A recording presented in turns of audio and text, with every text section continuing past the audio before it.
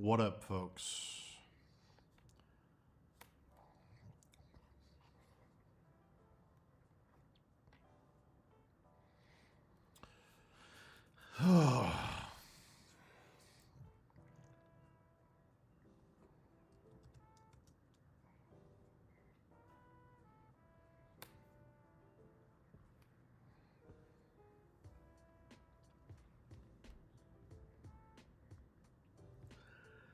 Don't sneeze immediately. Stream just started. Don't sneeze immediately. Oh.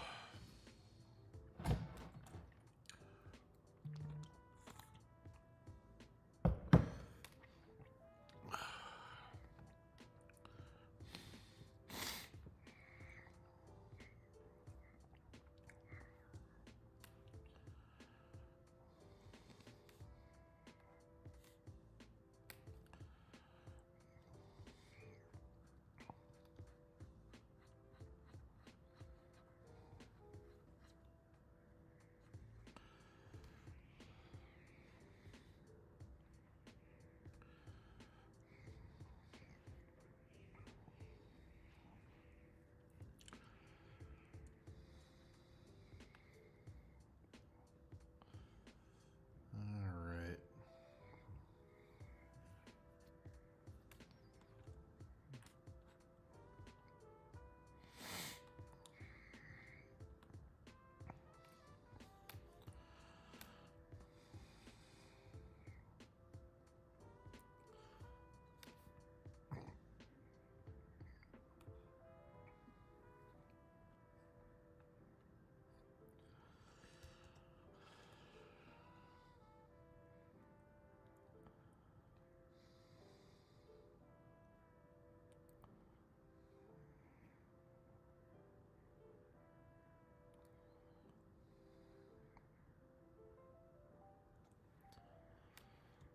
Sorry I didn't come back to stream last night. I got back from doing dinner and going for a walk, and got set up to work, and then I had some unexpected visitors. So I took care of that.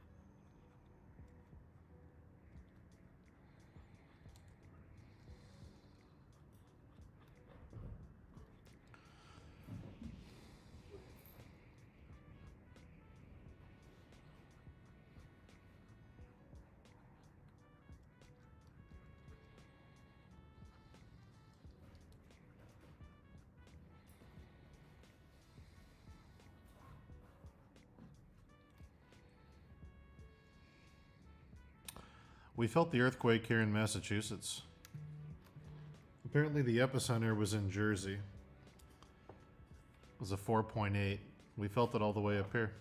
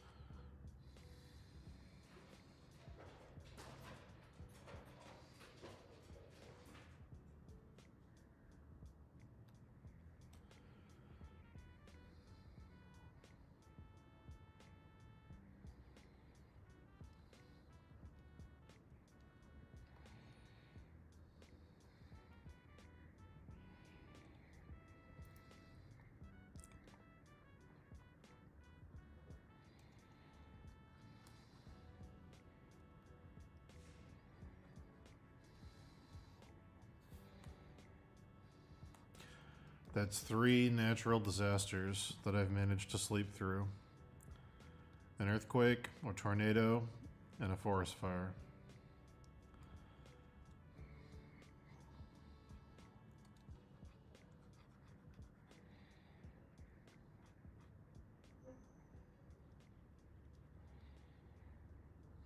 I just need a flood. Maybe a meteor. I don't know.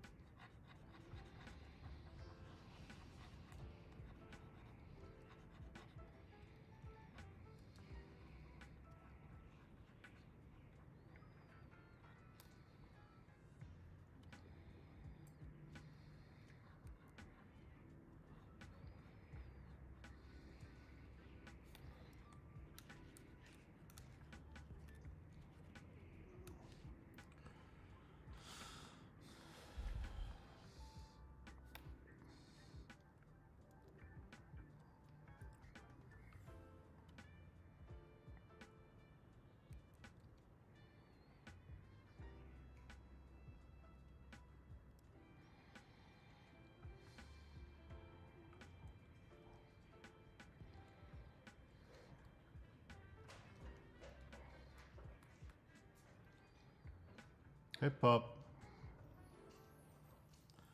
Hey, puppy, come here. Hey.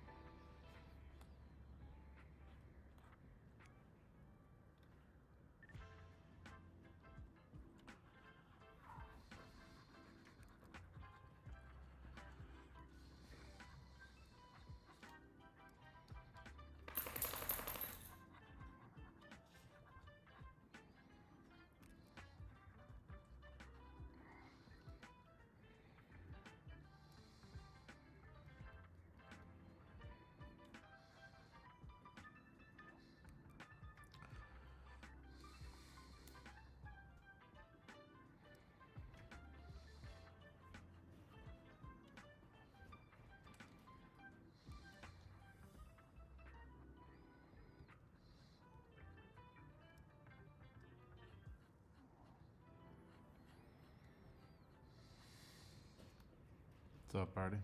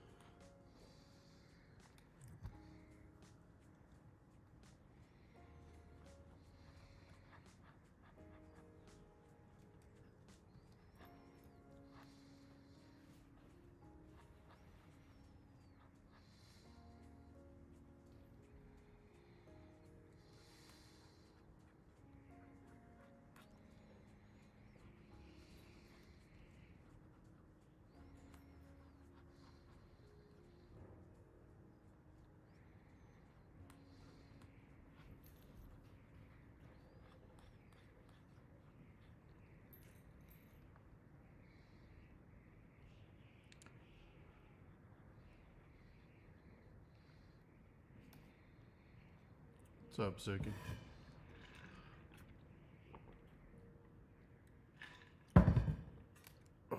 Oh,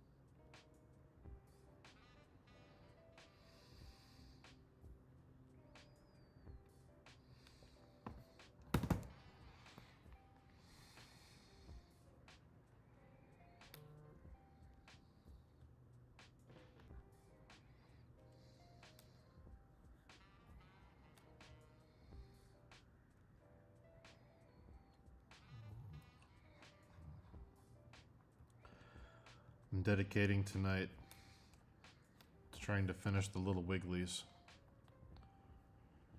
All these little wigglies gotta get done, guys. It's time. It's time to finish these little wigglies, okay?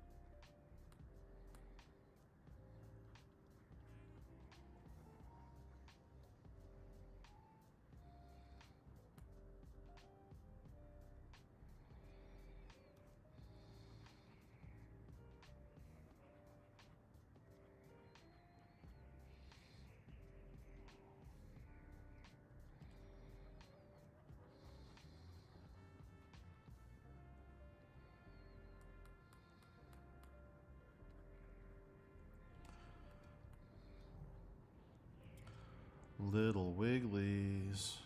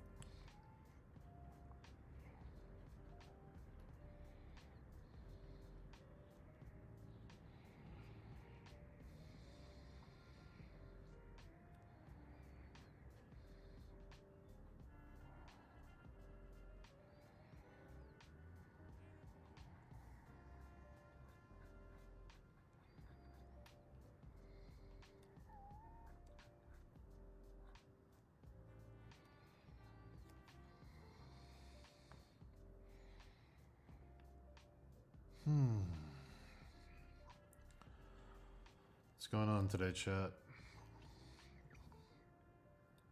What's everybody working on, or doing, or watching, or eating, or planning on doing, or avoiding,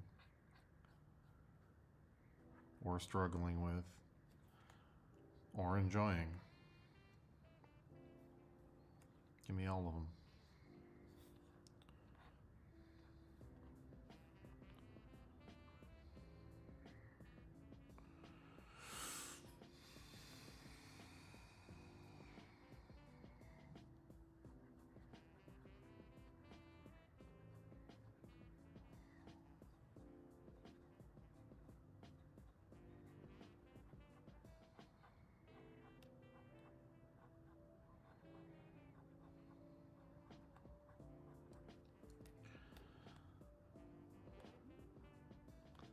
If you ain't made of jelly, I feel bad for you, son.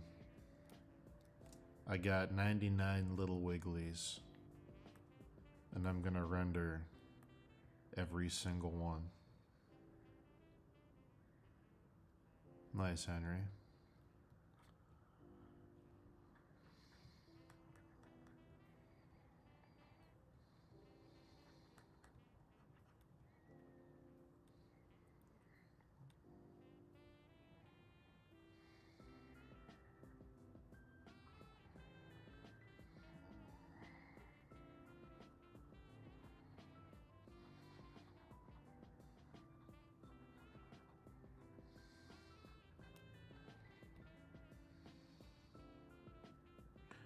Rage drawing. Tell me. What are you enraged about?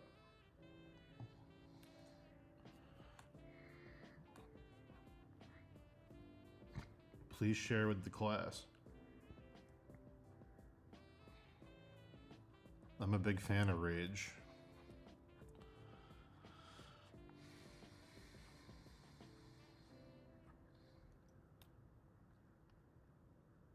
We love Rage around here.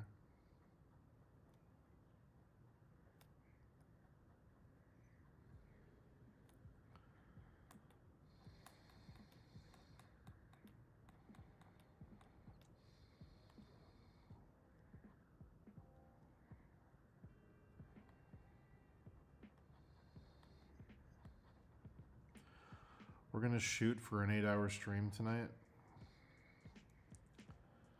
Unless something changes. But we're gonna shoot for 8 hours. That's the goal. Did about 2 hours of work before I went live. So if I can get a 10-hour work day, I'll feel pretty good. Tomorrow is gonna be probably not a stream day. Sunday will be a stream day though.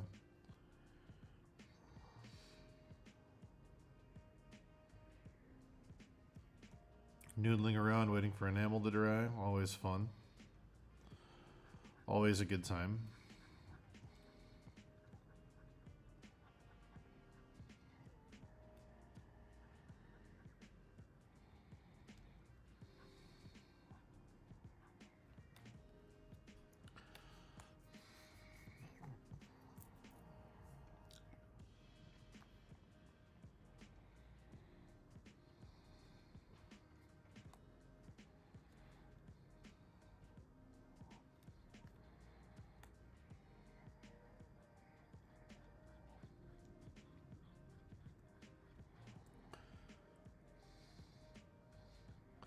Remember what Robert Frost said, guys. The famous American poet, okay? All that wiggles are not worms, okay? Not all that wiggles are worms, guys. Some of them just like to wiggle.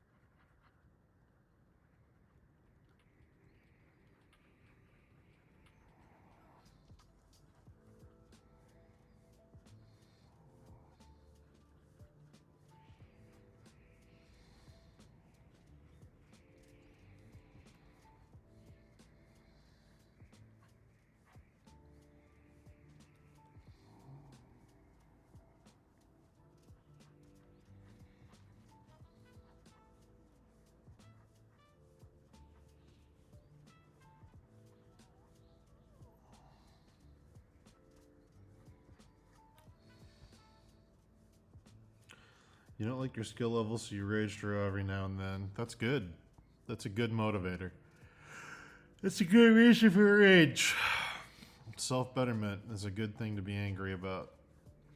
I approve.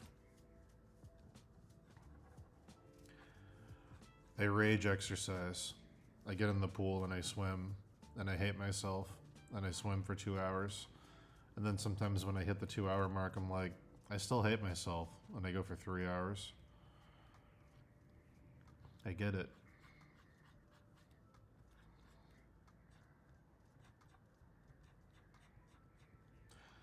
Suki, is it the middle of the night over there? Aren't you in like opposite time zone? Is it like 2 in the morning?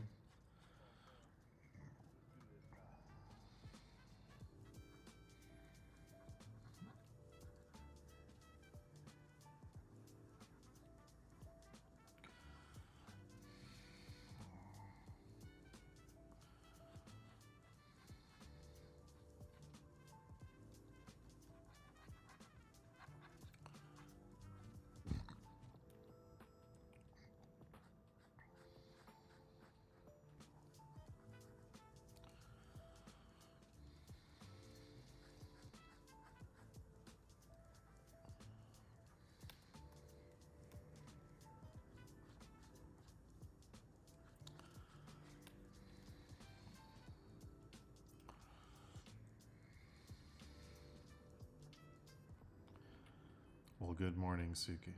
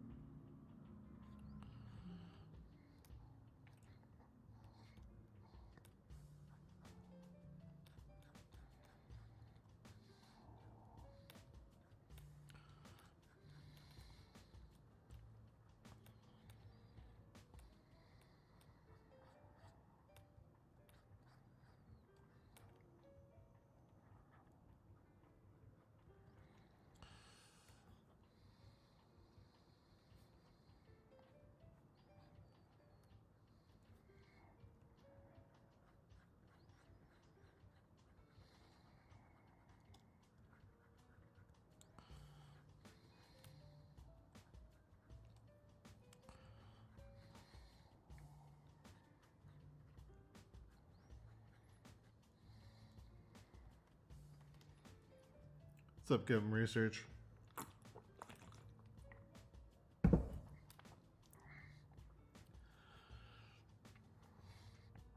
Just having a Friday, you know.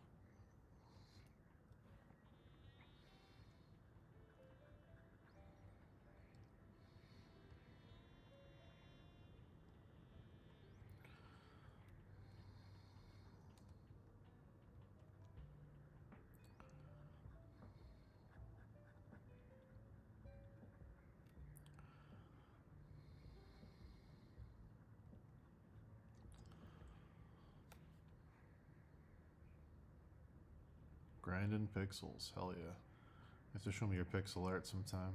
I love pixel art.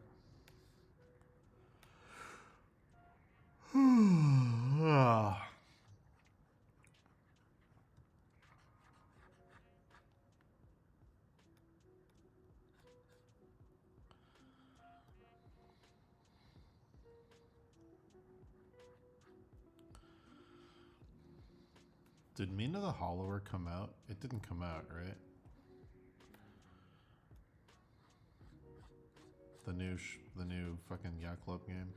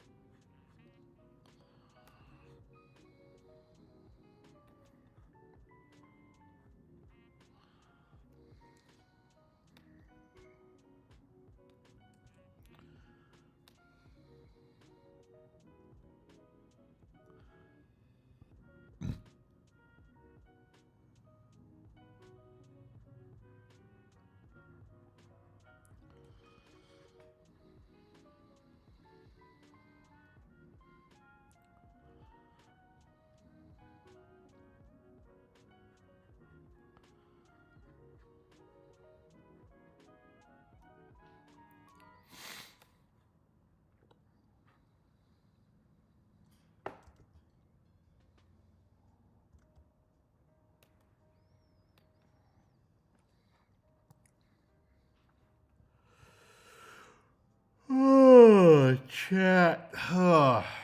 You know, just one of those days, am I right, chat?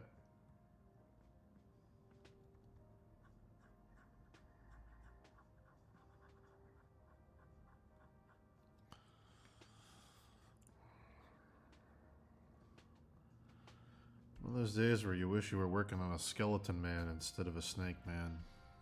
You guys know the ones. It's a classic snake man day.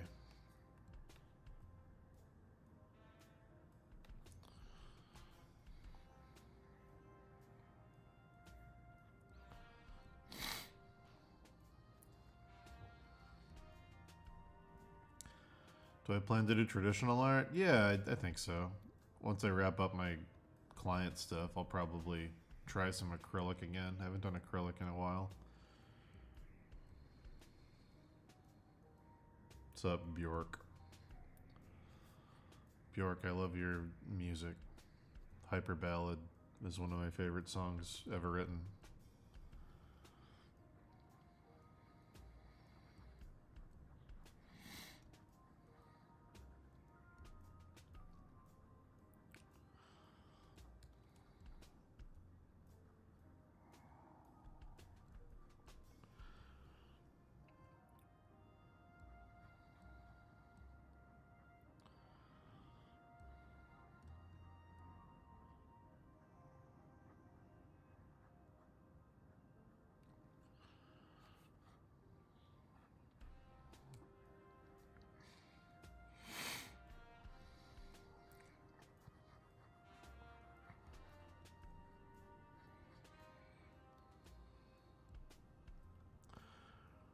Anybody else feel the earthquake this morning in America?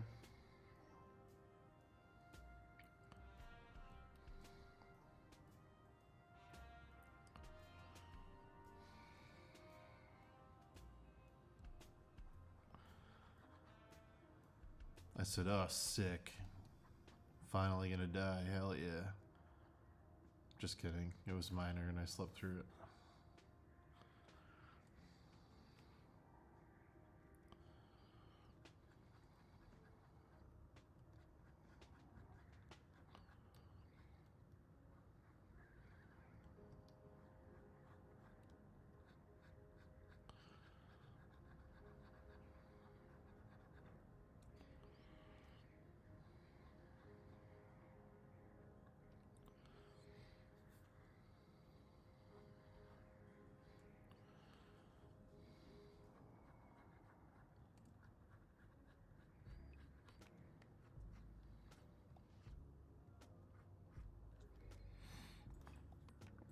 First earthquake?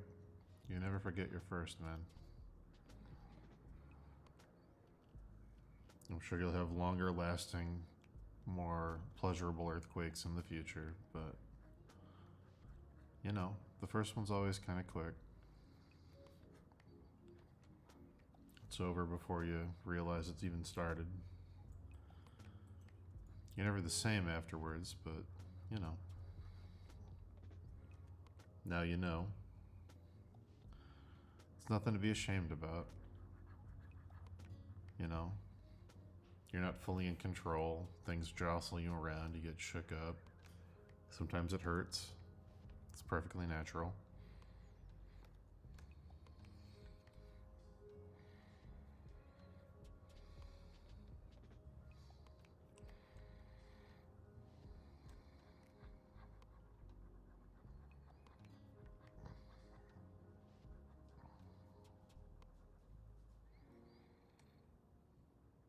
You see, sometimes when a tectonic plate gets really close to another tectonic plate, one kind of decides to get underneath the other one, and then they rub together.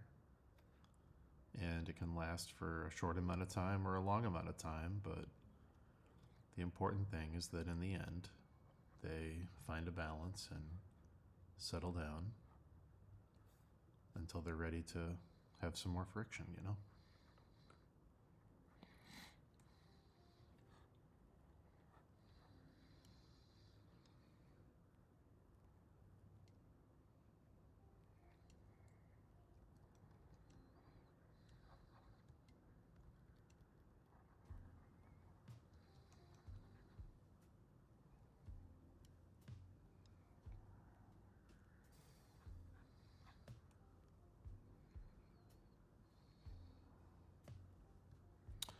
Shays, that's a personal preference. Some people are very happy to be the bottom tectonic plate, okay? It's perfectly okay if you want to be on the top, but plenty of people are willing to slip underneath the other one, alright?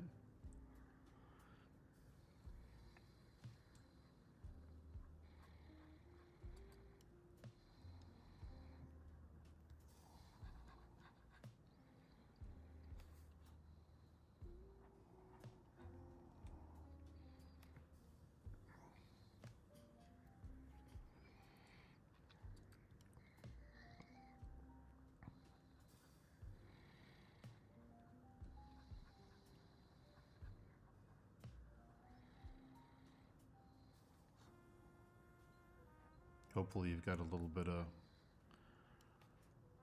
PQC, some post-quake clarity. You realize what's important, what you actually want to be doing with your time here on Earth.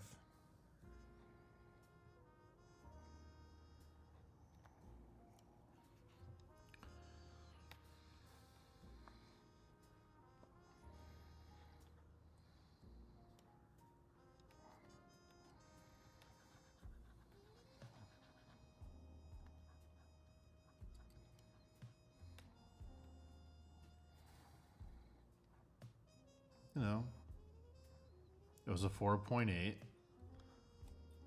Perfectly average. Nothing wrong with a 4.8. Yeah, there's bigger quakes out there, but it's not a super small one either, you know. I felt it. That's what's important. Not every quake has to be a 9.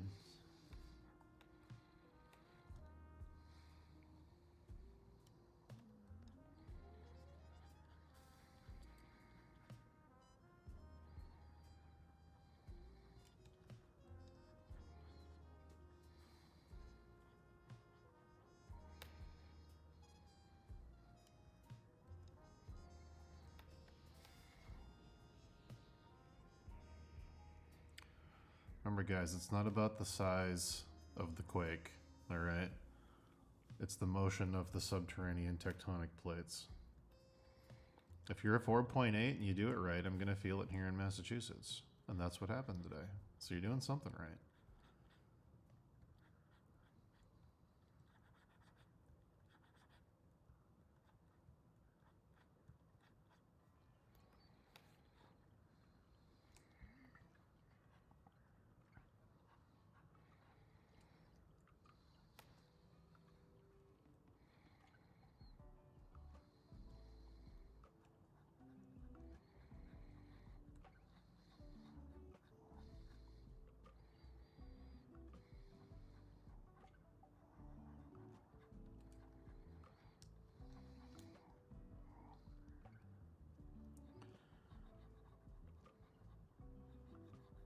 Now, if this is your first earthquake, like you're saying in chat, you might be looking outside wondering, where's all the lava? Now listen, not every time, okay? Something isn't necessarily going to come out every time, okay? Yes, it's exciting when it does, and yes, we love to see it, but stuff isn't going to squirt out every single time there's a quake, alright? Sometimes it's about just enjoying the moment.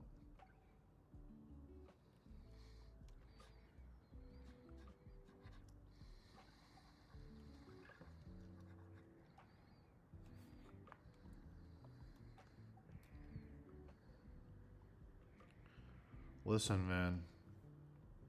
I'm a big guy, okay? And I've experienced a few quakes.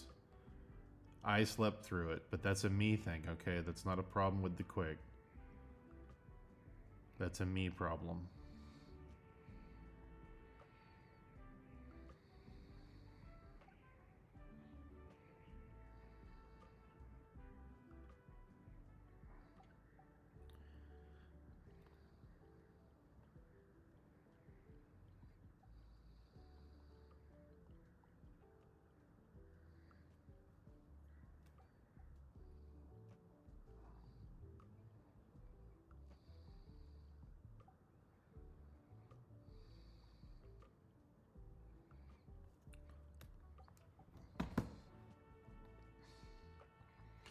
Oi, oi, oi.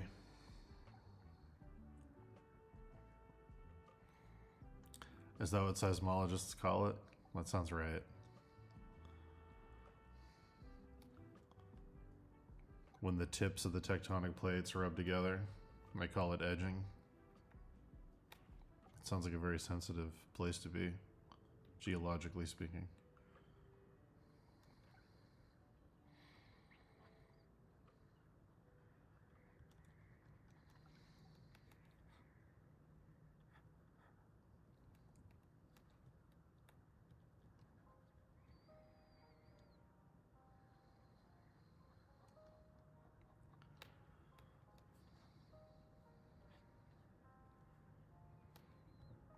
If I wake up and stuff on my shelf fell on the floor and the room's a mess, it's like, you did a pretty good job.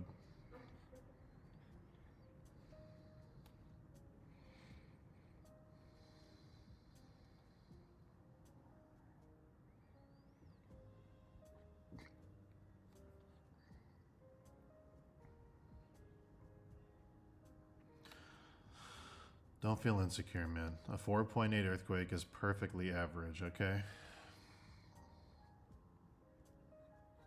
It's about the experience. As long as it was special and memorable for you, that's all that matters, okay?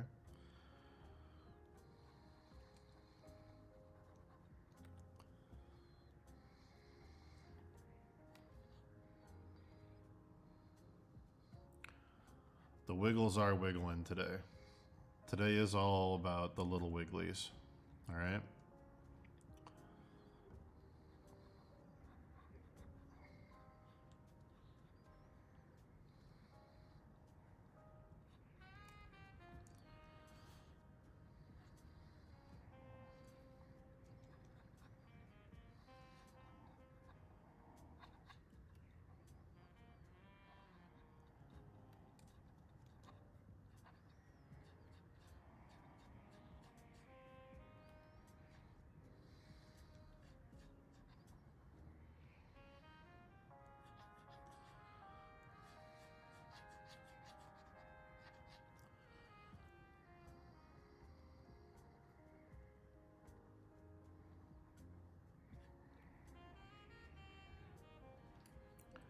Yeah, it's true. The average is a 3.0, so don't worry.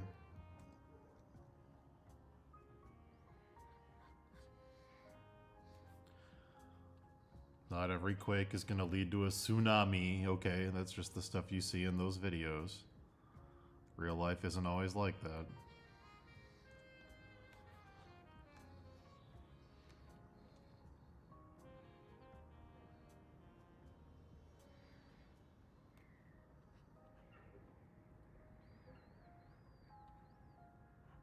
I know it looks good in those videos, and there's a big 9 quake.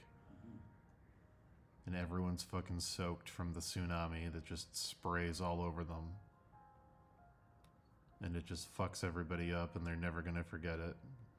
But not every quake is like that, okay? Most of them aren't, actually.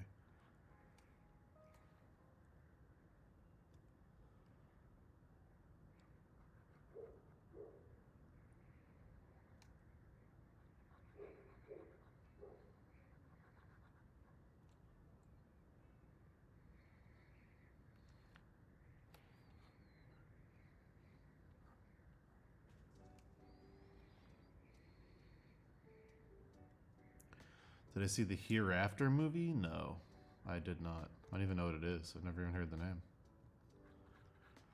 That's exciting. Something new to watch.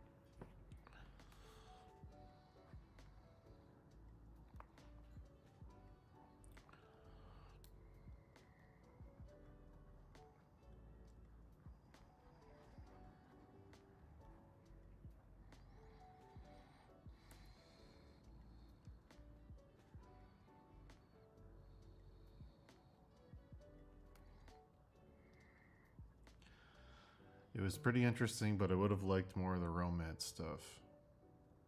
I can relate, buddy. I've had plenty of interesting with not enough romance.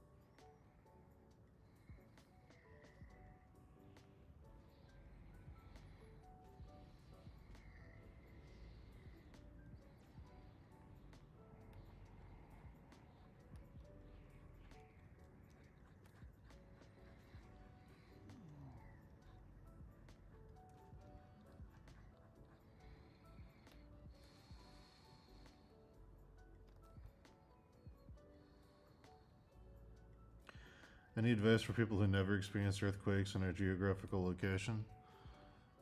You can move. Or, you know, it doesn't have to be earthquakes. That's not the only way. You can enjoy a good tornado, or a good meteor falling out of the sky, or a good wildfire, you know.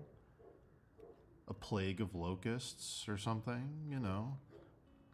A tidal wave. Yeah, there's all kinds of, you know. It doesn't have to be just because you see earthquakes, you know, doesn't mean it's for everybody. There's plenty of fulfilling catastrophes out there.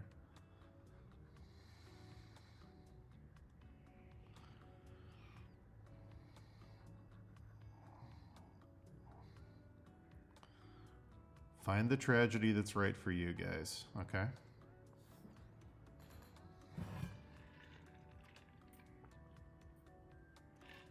It's true. There's a disaster out there for everybody. You just gotta find it.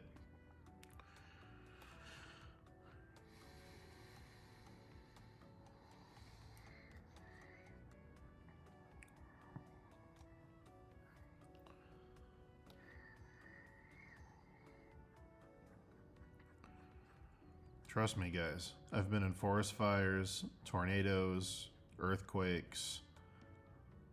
I still haven't found the catastrophe that's right for me, okay? You just gotta keep the faith.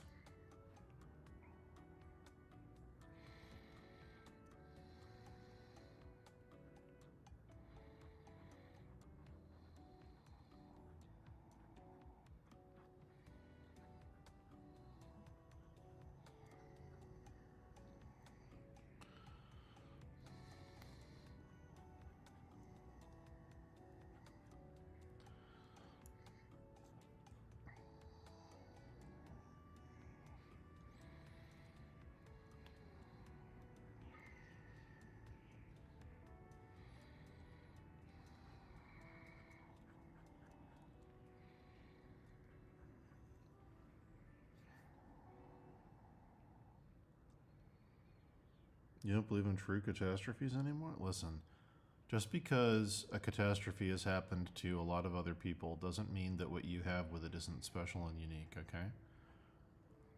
The body count of any given catastrophe, you know, it could be, if it's a really bad one, it could be in the millions, but that doesn't mean it doesn't mean something to you too.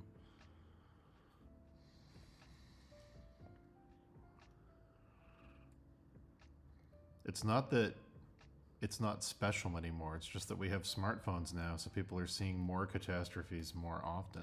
People are watching them all the time. Things haven't changed, though. It's still the same as it was back in the 1950s. It's just now people can watch catastrophes anytime they want, so it desensitizes you.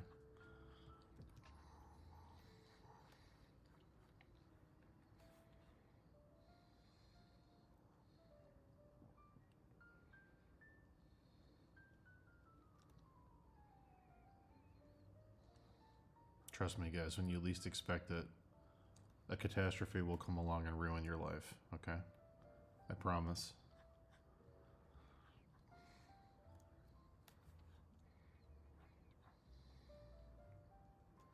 If you think it can't happen to you, you're on the right track. No one's ever waiting for a catastrophe when they happen.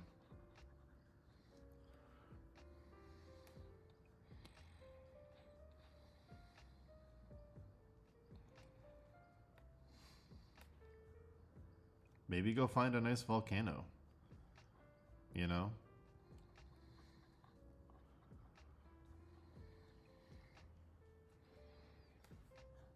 Yeah, exactly. Hot and ready to blow catastrophes in your area. 100%.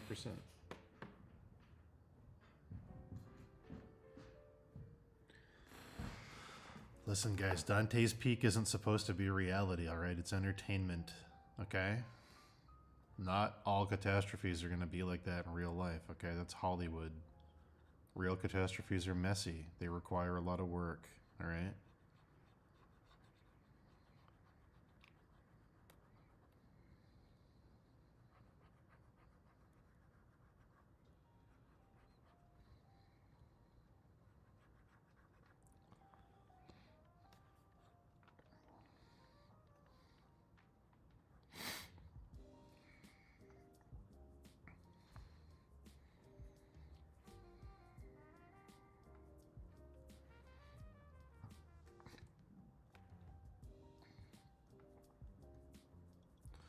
The frozen wave. Oh my god.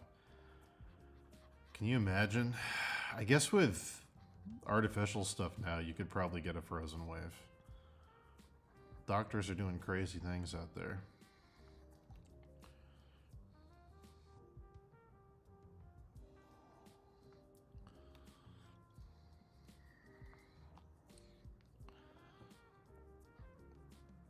And listen, guys.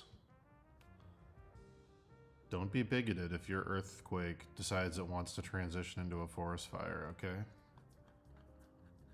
It's perfectly natural. Sometimes earthquakes blow and they realize that it's actually time for them to become a raging fire that burns down a whole region. And yeah, it used to be an earthquake, but it's not anymore, and you have to respect that, okay?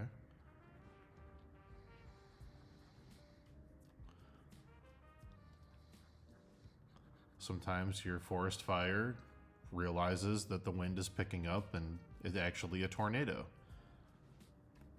And you know, that's kind of cool. You got to support its decision to become what it always was, you know? It was always destined to be that tornado. It's not weird, it's not shameful.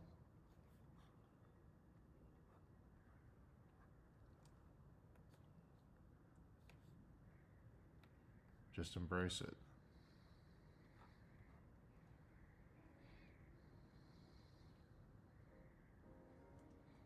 The important thing is that it's your catastrophe, okay?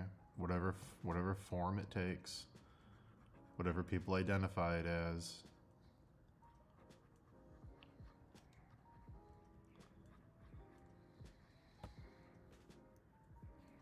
Those are all just labels.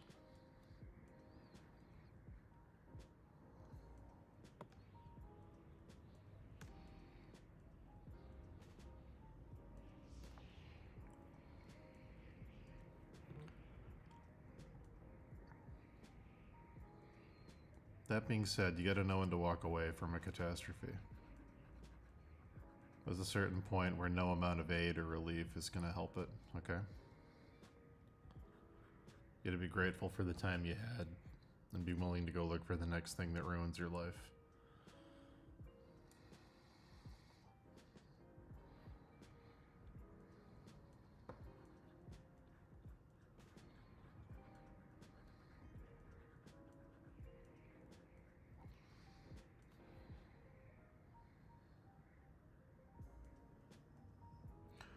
All I ever seem to get are polar vortexes. Is there hope for me too? Yeah, man, with climate change, of course. The catastrophe pool isn't static.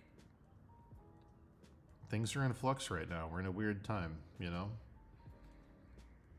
But trust me, eventually polar vortexes are gonna move on. They're gonna shift into other things.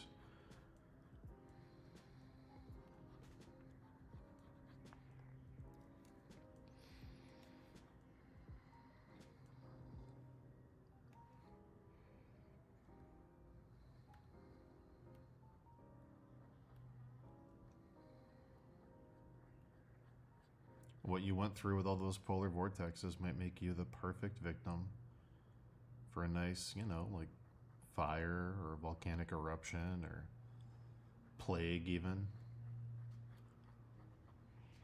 And you'll be grateful for the lessons you learned dealing with all those polar vortexes when the time comes.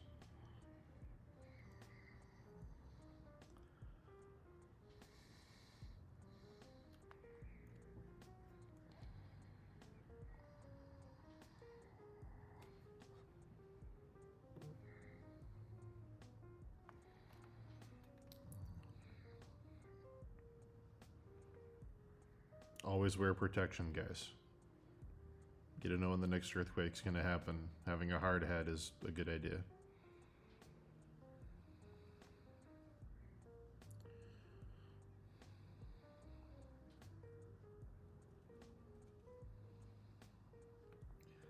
Yes, things feel kind of weird with a hard hat on. I get it. But trust me, it's better than the alternative, alright?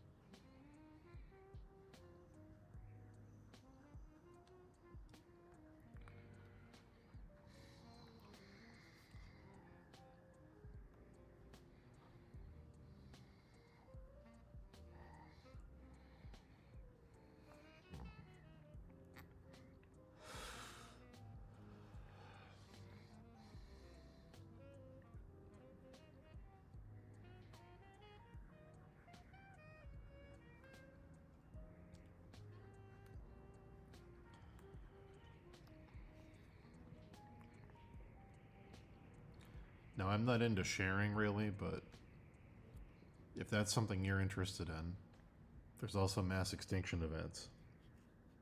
Maybe look into those.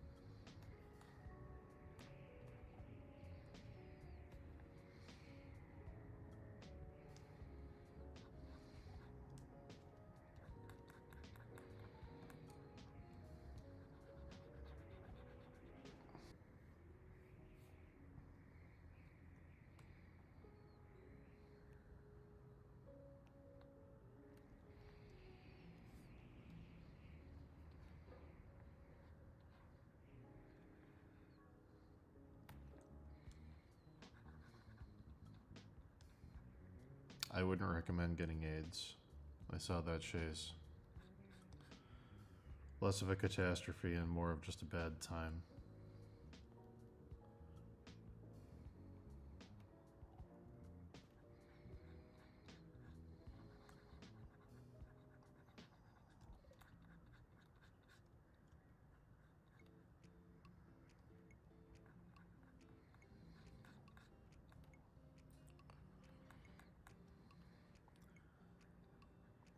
Question, chat.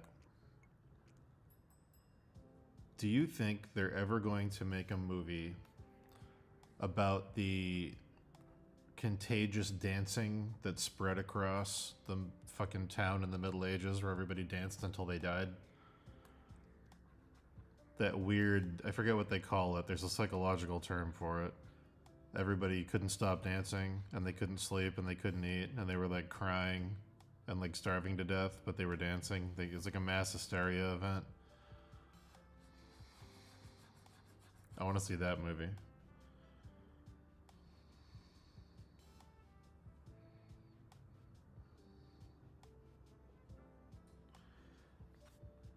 If somebody wants to learn to draw, my advice would be to start drawing.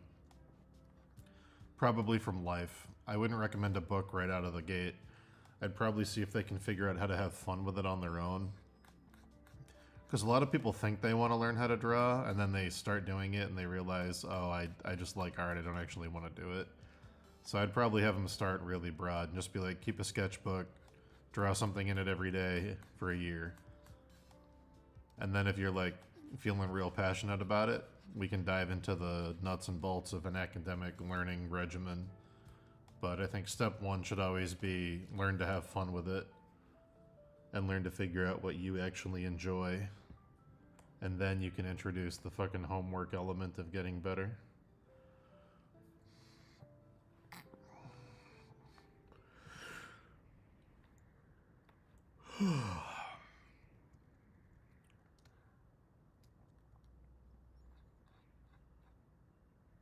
Like if somebody says, hey, I want to draw, go, okay, then why aren't you drawing? Like, draw. Do a bunch of drawings, and then we'll talk. I can tell you how to get better once you do a bunch of them, but first you need to do a bunch of drawings.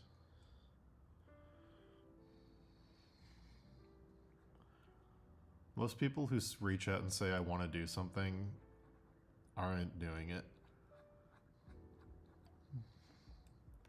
A lot of people, I don't know what this phenomenon is, but a lot of people feel like by asking for help on how to do something, it's a step towards doing it, so they never actually end up doing it.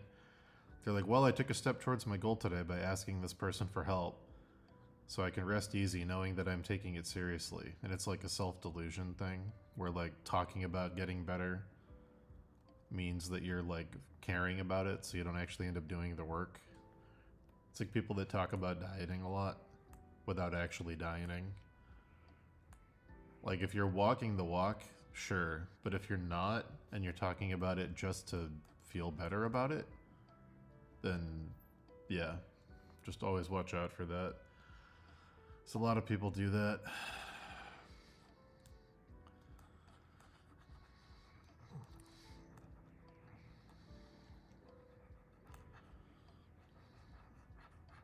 It's more about them having other people think they're taking it seriously than actually taking it seriously.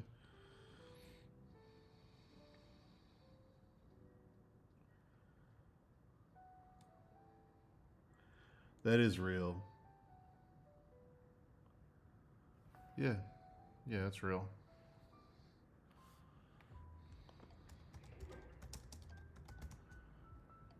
The Dancing Plague of 1518, known as Dancing Mania, also known as the Dancing Plague, Choreomania, St. John's Dance, Tarantism, and St. Vitus's Dance, was a social phenomenon that occurred primarily in mainland Europe between the 14th and 17th centuries. It involved groups of people dancing erratically, sometimes thousands at a time, uncontrollably, often until starvation and or death. In September 1518, in Alsace in the Holy Roman Empire, somewhere between 50 and 400 people took to dancing for weeks with no food or sleep. in Strasbourg. The Strasbourg dancing plague might sound like the stuff of legend, but it's a well documented in 16th century historical records. It's also not the only known incident of its kind. Similar manias took place in Switzerland, Germany, and Holland, though few were as large or deadly as the one triggered in 1518.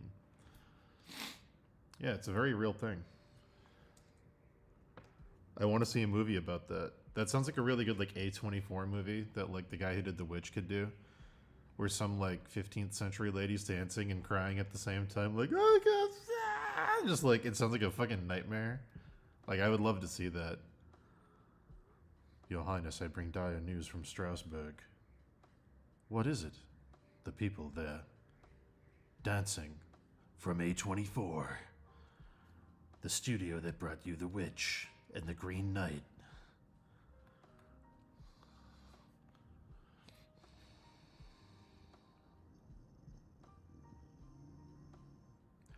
Otto's Irresistible Dance from D&D and the Dancing Pox in Dragon Quest are both inspired by that historical event.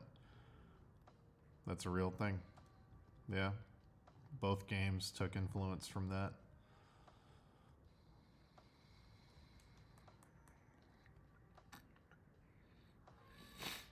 I have not seen that, no.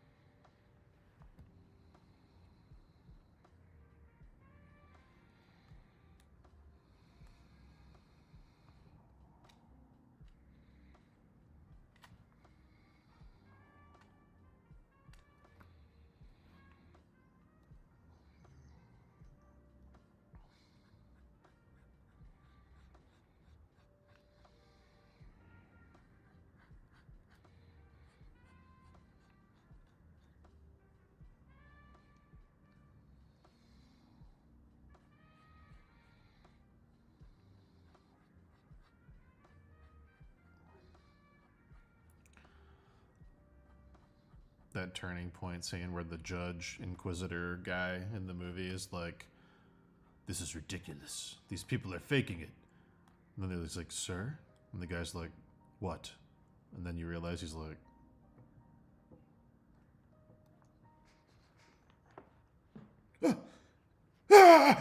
then that guy starts dancing too. It becomes a fucking nightmare.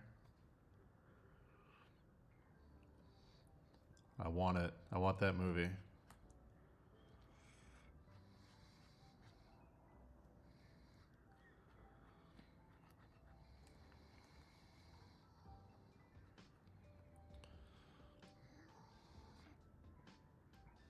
I've read some theories about what caused it.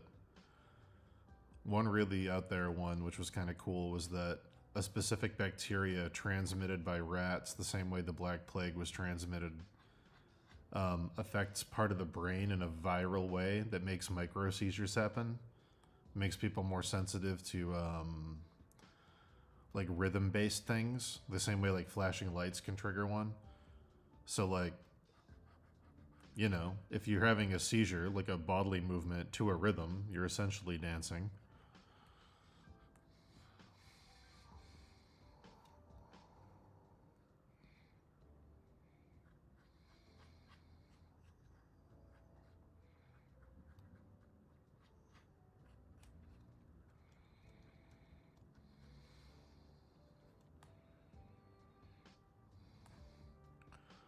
It is weird that no game or movie has really tackled that, though.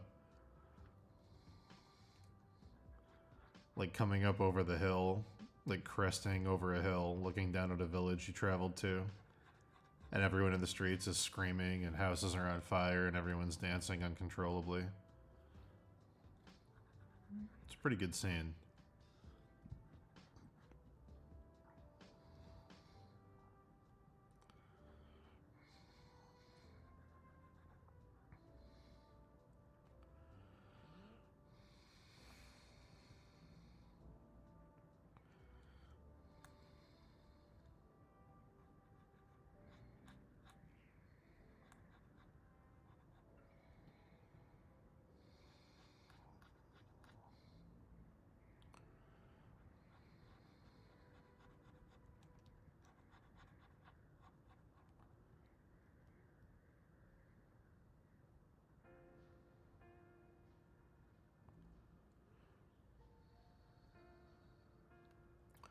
Yeah, the like maypole ladies that are dancing in Elden Ring.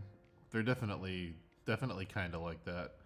That's more like a Wicker Man thing. They're like celebrating, but absolutely the visual is very similar.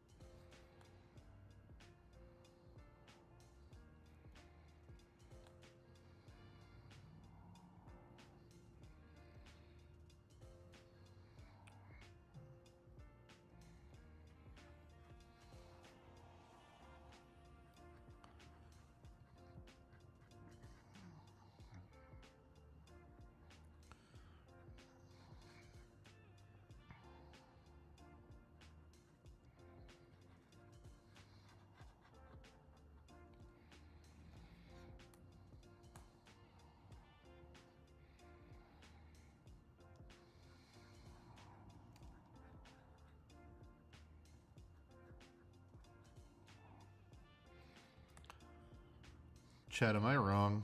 Is Ring Around the Rosie about the Black Death, or is it about something else? The Ring Around the Rosie was like a breakout on your face, right? Pocket full of posies was flower petals you kept in your pocket for like medicinal purposes to ward off the disease. Ashes, ashes was all the dead people. We all fall down. That's where that came from, right? Or was it some other sickness?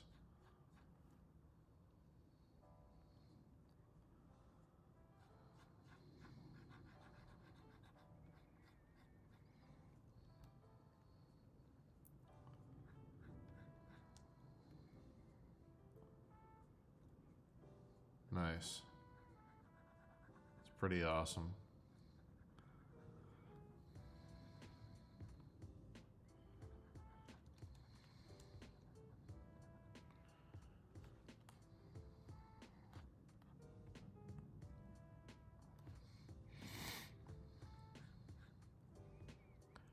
That's a very From Software thing.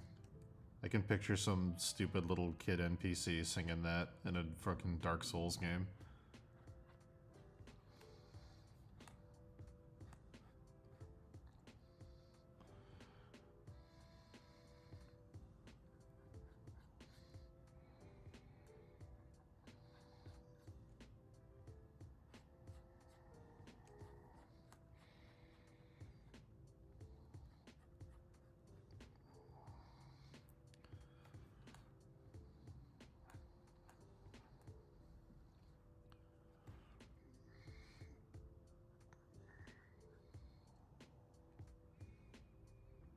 Yeah, I wonder how it became a kid's thing. I wonder how it became like a kid's song.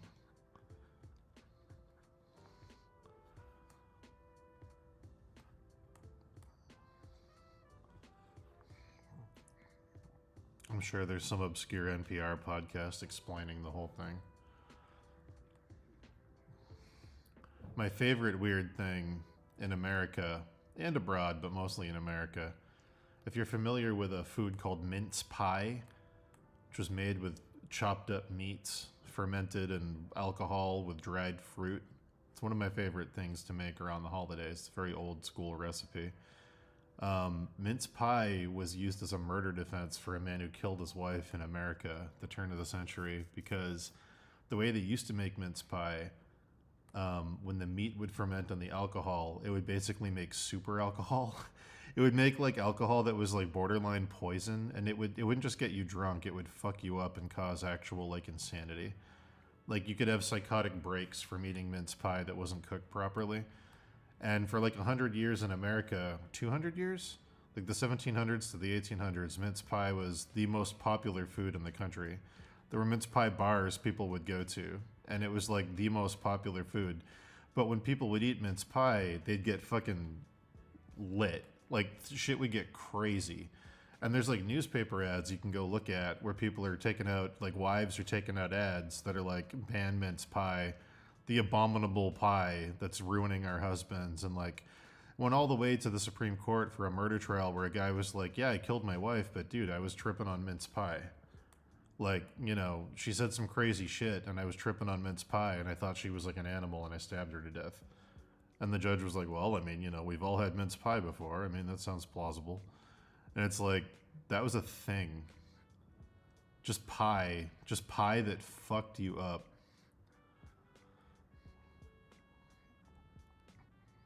If anyone wants to hear the full history, there's a great historical comedy podcast called The Dollop. They have a whole, like, 2-hour episode on the history of mince pie in America. All the crimes it was used as a justification for, all the crazy political action.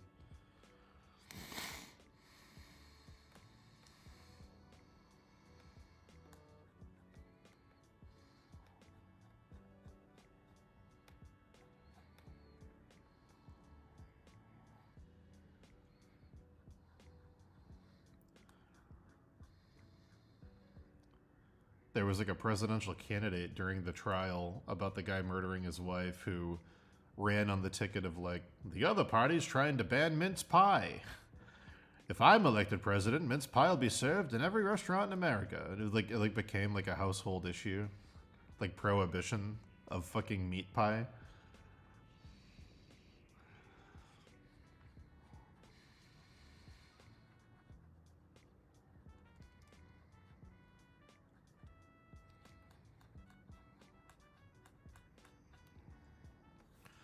That story, there's a lot of good episodes of The Dollop. That one and the one about Andrew Jackson's 400-pound wheel of cheddar cheese that he kept in the basement of the White House are my two favorites.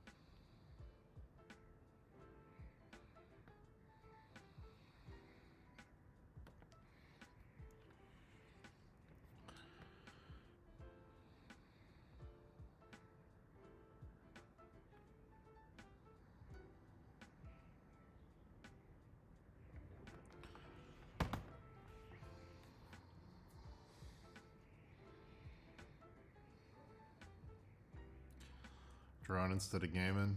Usually a good trade. Me too.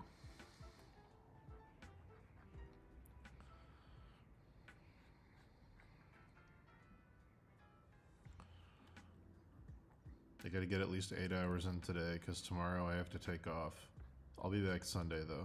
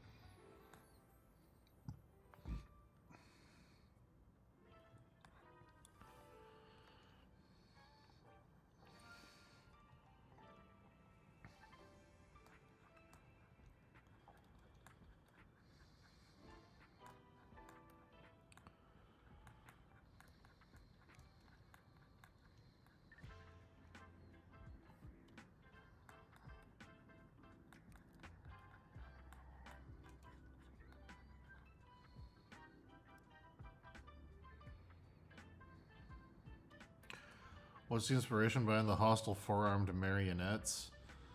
I believe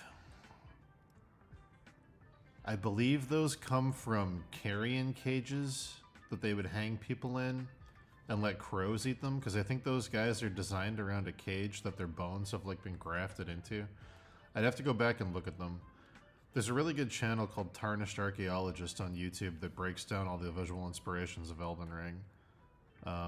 You can watch their videos. They might cover it.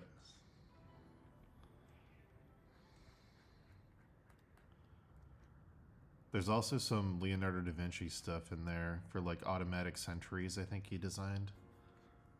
Like Leonardo, for all the inventions Leonardo made that were possible, he also had a bunch of just like, here's an idea. I don't know why I'm using my 1940s idea, but 1940s voice, but he also had a lot of like dumb, like impossible dumb ideas. Like, I've got an idea. Robot humans with weapons. We can use them to kill people. And they're like, well, how do we build it? And he was like, I don't know. Cool idea though, huh? Like he had a lot of that.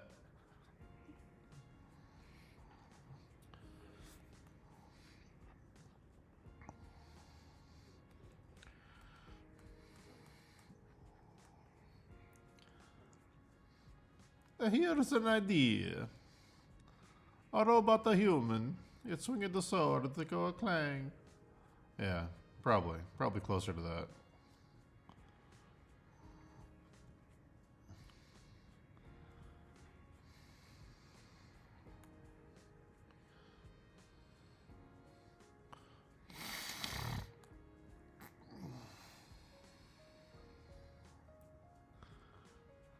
That's why, Sharks, I'm gonna need a $1 million investment for a 10% stake in robot soldiers. How did you come up with that valuation?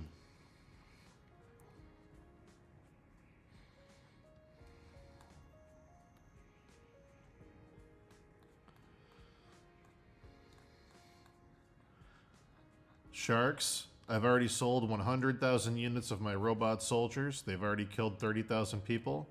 I have pending deals with Costco, BJ's, and Sam's Wholesale. How'd you get those? The product speaks for itself. We're very confident.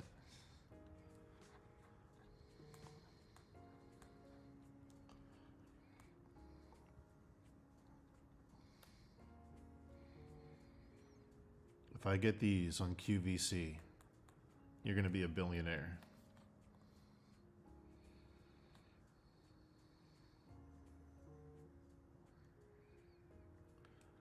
That's great, but how do I make money on robot soldiers?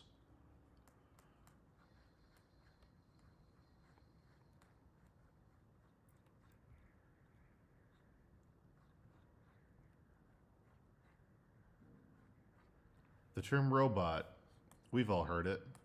It conjures scary images, metal arms coming for your children, monsters with guns in the Terminator franchise.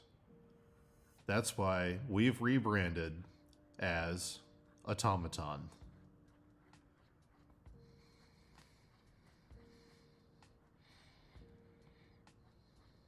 With Automaton, you're not killing anybody, but they're still dying. A simple one-night charge is good for 72 hours of slaughter. And coming soon, our patent pending solar-charged automatons. Now you can be environmentally conscious and kill everyone you disagree with.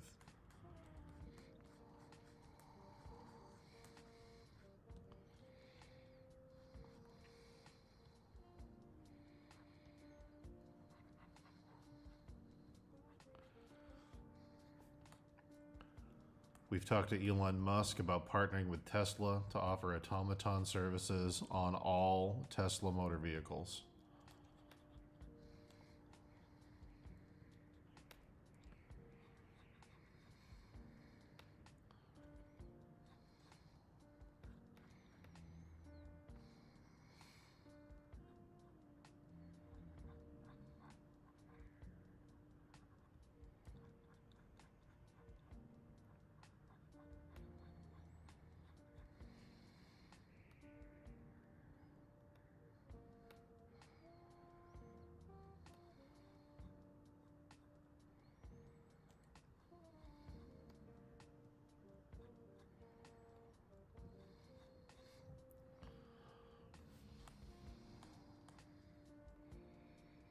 Hey, Mike.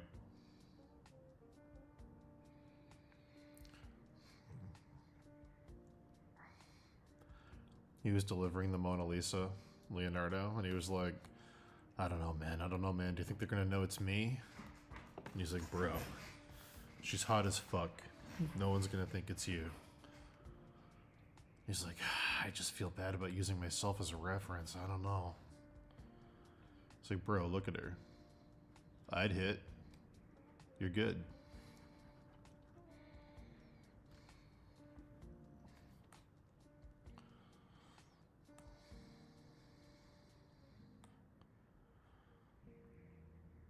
I think my favorite reel of all time is Michelangelo getting the job to paint the Sistine Chapel.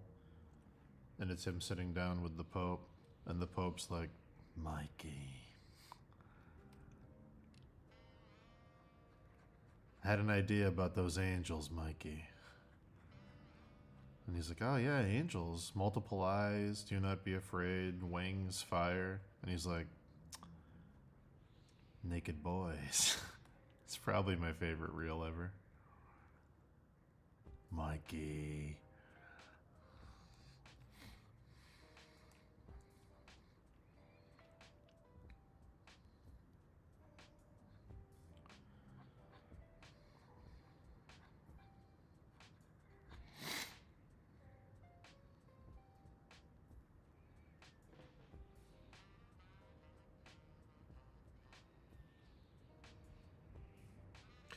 Well, you don't just need to be good and fast, Eric. You also need to be easy to work with. That's like the Neil Gaiman freelance Venn diagram.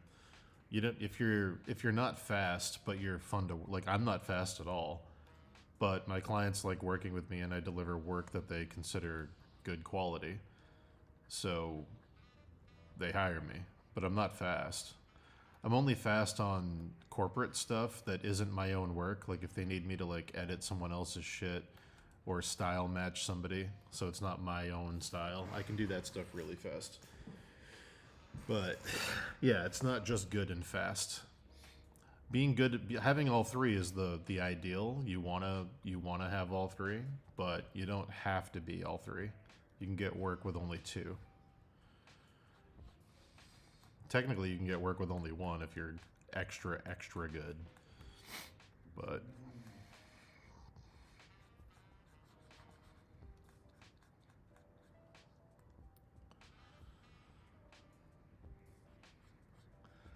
typically, in terms of gauging how fast you are, a client will give you a deadline, and if you deliver well ahead of the deadline and the work is good, you're probably considered fast. Like, back when I was working for Pathfinder, they'd give me, I don't know, anywhere from 2 to 10 character portraits, plus like 12 items, plus some full body pawn illustrations. It would be like 20 images total. And they'd be like, you've got like 6 weeks to do this. And typically I'd deliver within 4 weeks, with 2 weeks to go in case they had any feedback or changes. And that was considered very fast to them. Even though it was a month, for the work that they gave me, it was considered very fast. Because most people, I guess, from what I was told by an art director there, a lot of people uploaded stuff the night it was due, like on the final day of the 6th week. And then, you know, if you're an editor there and anything has to change, you're just fucked. But yeah, your deadlines are going to be set by your clients almost always. So if you're ahead of schedule, you're fast. That's essentially the answer. Doesn't matter how fast, if you're ahead of schedule, you're fast. Obviously, the more ahead of schedule you are, the faster they're going to consider you, but anything ahead of schedule is fast.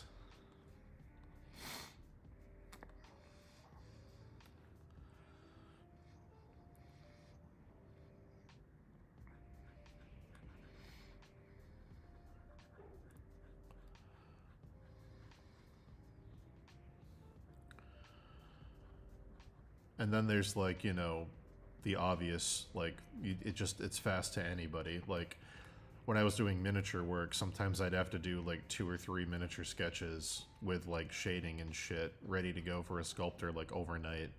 Like they'd reach out to me at like 7 p.m. and they'd be like, "Is there any way we can have this by noon tomorrow?" And it's like, "Yep." I'm gonna, put on a pot of coffee, stay up all night. Like that's considered fast because overnight is fast for anyone.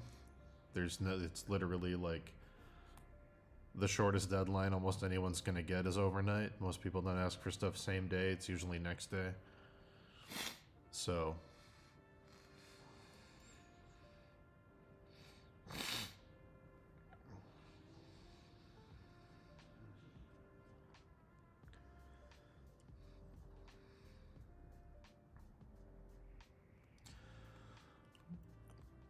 my favorite court painter story is when Henry VIII was dying, and I forget who his guy was, who his painter was, some famous British painter you can look up. And Henry was like, "Paint me the way I am," and I guess he painted like a sexy portrait of him.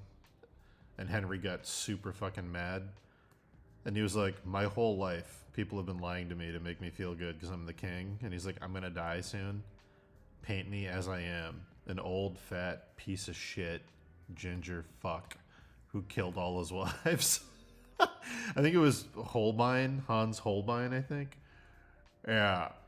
And that's where the famous portrait of Henry with his hand on his hip and he's like just like busting out with like the double chin.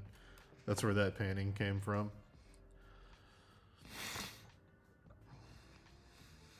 There's a really good scene of that, and I don't love The Tudors as far as being a historical adaptation because the guy they cast as Henry is not a good actor to play Henry at all. But that scene in The Tudors is very good. They nailed that at least.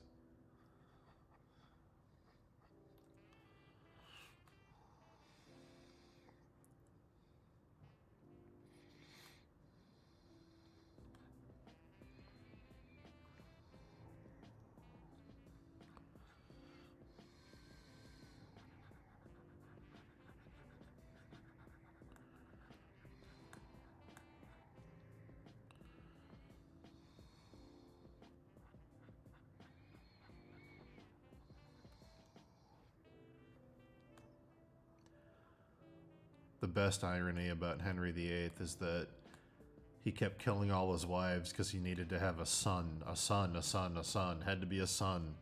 To secure the lineage of the Tudor dynasty and cement his place in history, it had to be a son, a son, a son, a son, a son. He had a son and two daughters.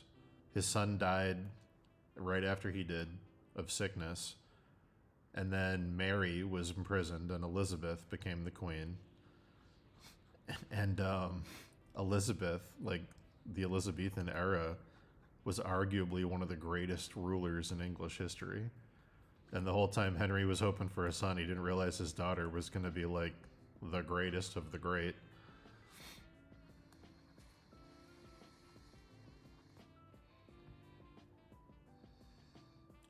What about Carnival?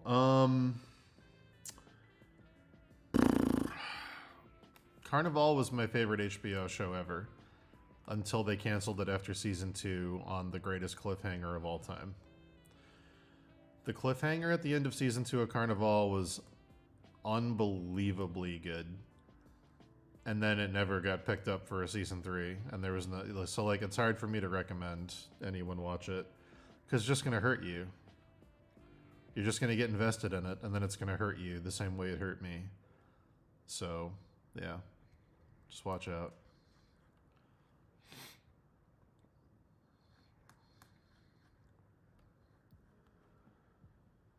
God, that fucking cliffhanger in Carnival, though. Fuck me, it was good.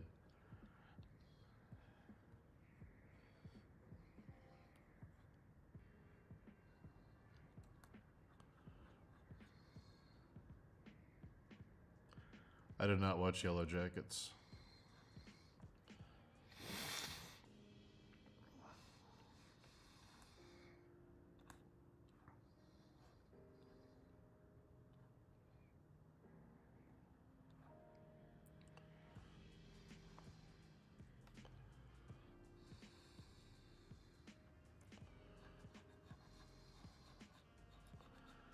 It's a really cool sentence, Chase. Thank you for typing that. Shay said, I guess it was alright. I just watched it for the incest. Nice. Based and George R.R. Martin pilled.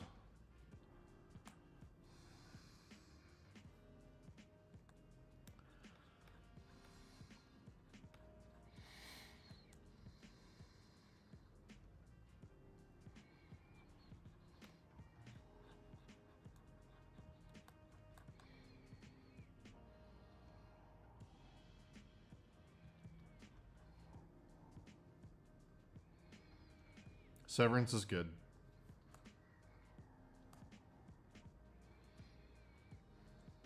Severance is great.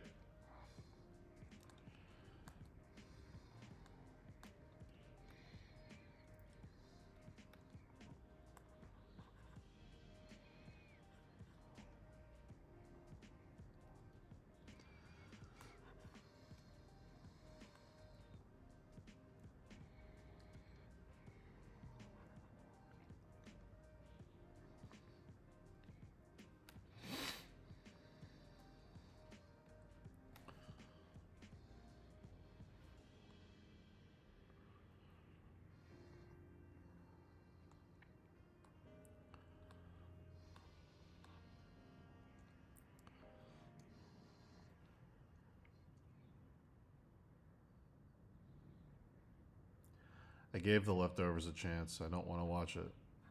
I watched the first season and then I found out it was made by the dudes that made Lost. And I said, oh, there's not going to be a good resolution to this story. It's either going to get canceled or they're going to phone it in. And I stopped watching immediately. I'm all set with the J.J. Abrams crew's mystery box bullshit. Never again. Never again.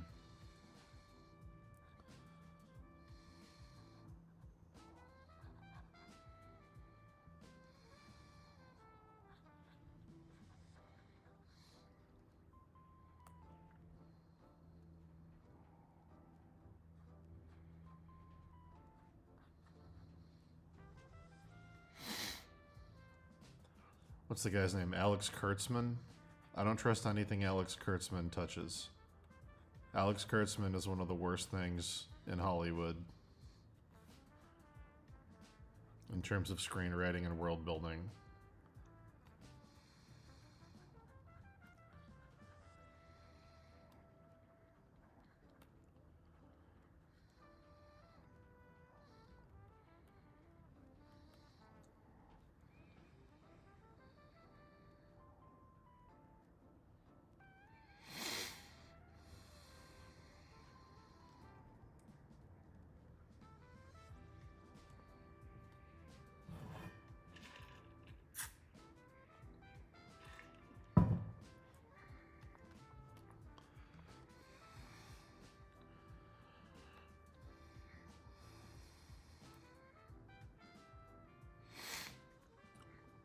I haven't heard anything bad about Yellow Jackets. I'm sure Yellow Jackets is probably pretty good.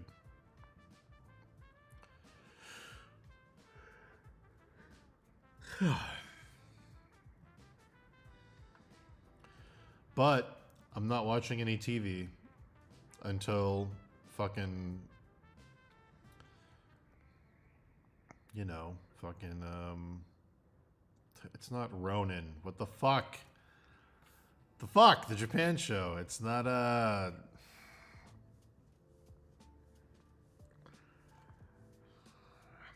you know the one.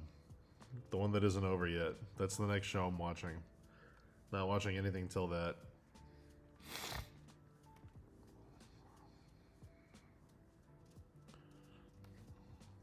Shogun. There we go.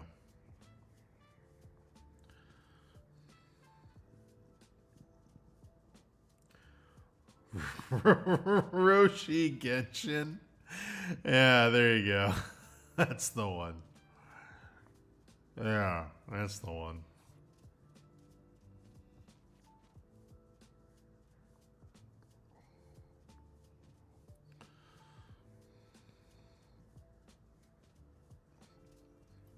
Roroshi Genshin Impact.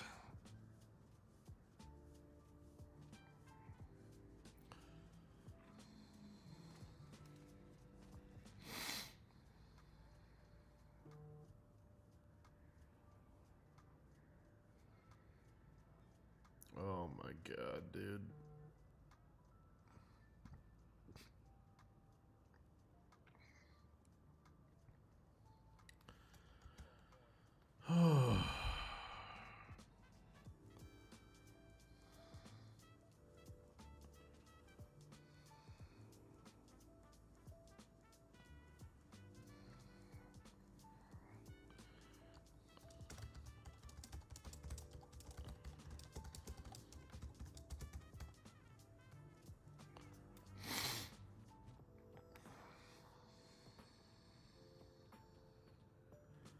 Takeshi's Castle.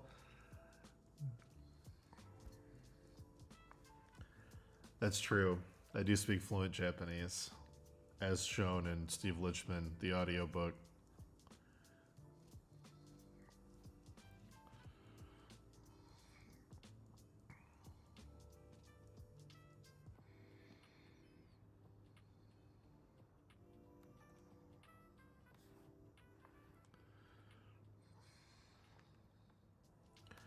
Katana means Japanese sword. Everyone knows that.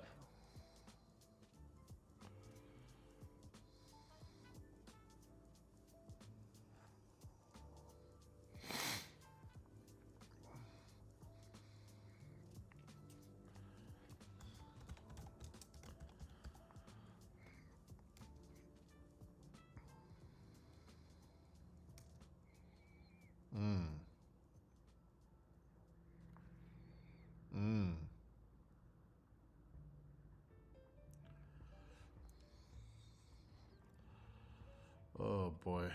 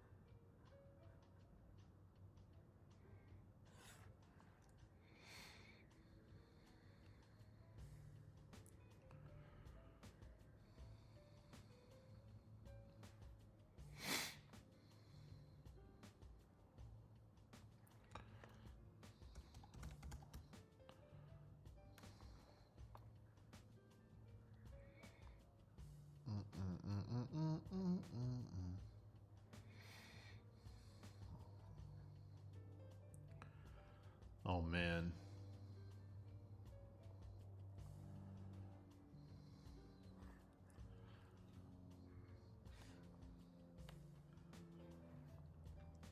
You guys want to hear me speak fluent Japanese?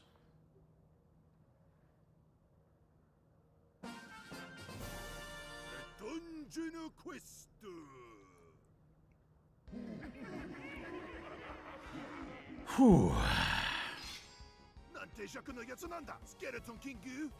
So good at Japanese, dude.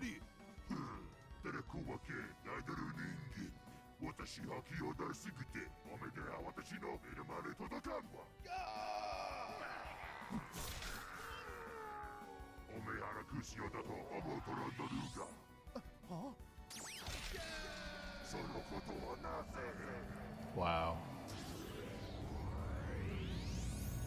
I'm so good at Japanese. 何ケタロンのスティーブさん僕たちのドゥジンシユセトなのスティーブさん見せて見せて母いつかこの強いイケメンになりたいなでも僕はまだ必殺グルシモンストの目玉を刺すなんてできるわけないやいつか絶対早出なイケメンにならだよこれを翻訳してる人ごめんなさい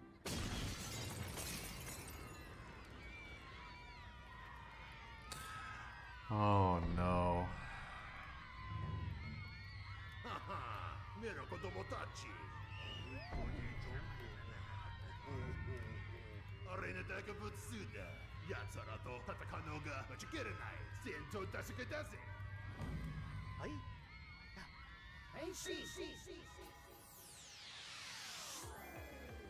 わ奇跡だ完全に大人で寝てるおめえも死んだも当然だぜ気をつけな今心してやるかなお前らどのダタンなら教えてくれよ死ねたら来なかったのね僕たちの仲間はまだ子供ずっとそのまま見てありえくそ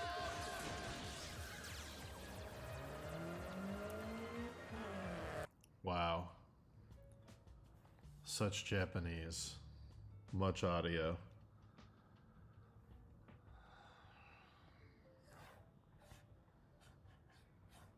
That's how you do it, guys. When you're a professional voice actor. Like me. Sativa-san. Misete, Sativa-san. Shout out to Tim Rogers of Action Button Reviews for translating our script into phonetic Japanese so I can read it. You're a wonderful man.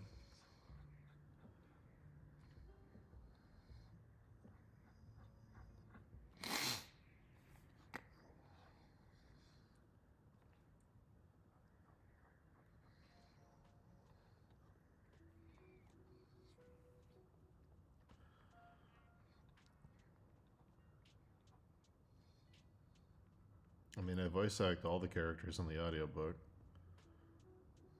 The second audiobook is literally all me. Dave's not in it. No, that was entirely me. Dave's not in the audiobook for the second book.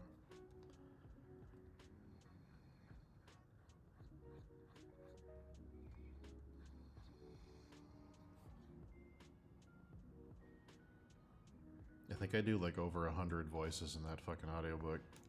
Holy God. For Hollywood or a game, what character would I want to voice act? Dude, I don't know. I have no idea.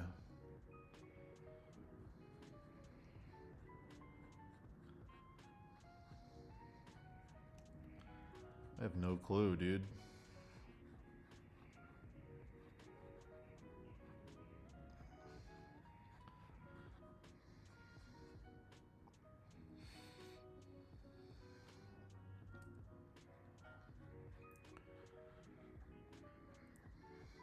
For Hollywood, I'd want to voice Steve Lichtman in Steve Lichtman, the animated series. Because in this alternate reality, it got picked up and was fully created and was not canceled due to COVID pandemic related reasons. There you go. There's the sad real answer.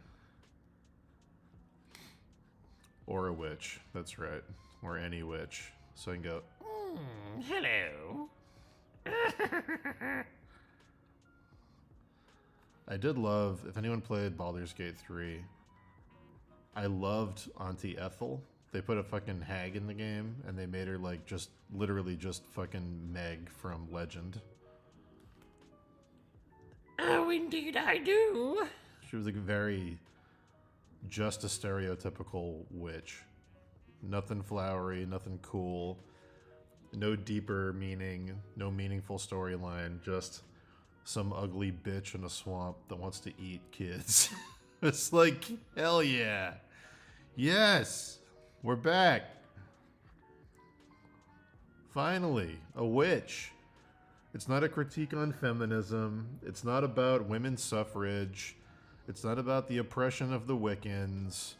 It's just some ugly fucking hag who wants to eat kids. I was like, yes, dude. Thank you.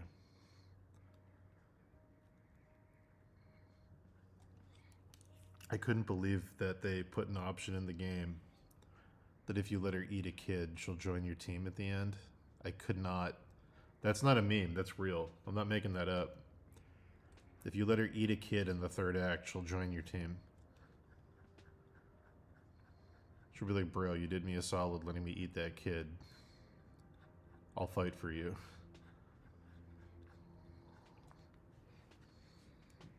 Oh my God.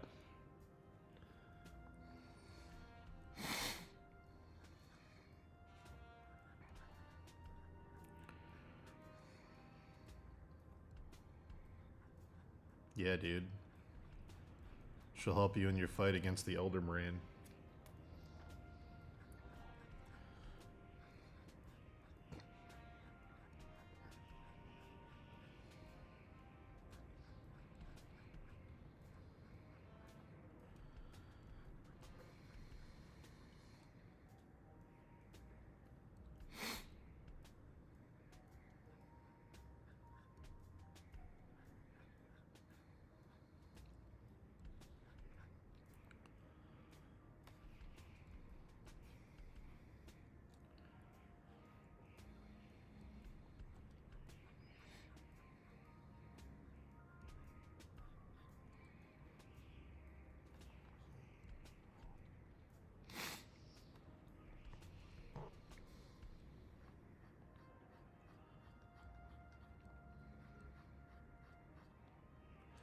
Turns out Baldur's Gate is a really good game.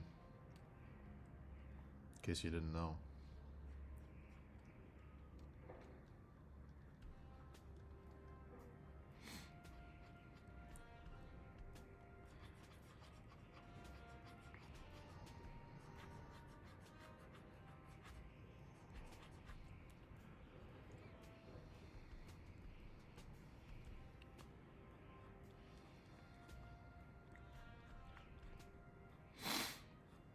It's a bummer that Larian's not going to do more D&D stuff. But I mean, based on what they said publicly, it sounds like Hasbro were kind of being not great to them, so I guess I can't really blame them. Would have been cool to see their take on like Neverwinter Nights or something, but or fucking, oh my god, fucking Forgotten Realms would have been great. Dragonlance, ugh, would have been so cool. But once again, Hasbro doing Hasbro things.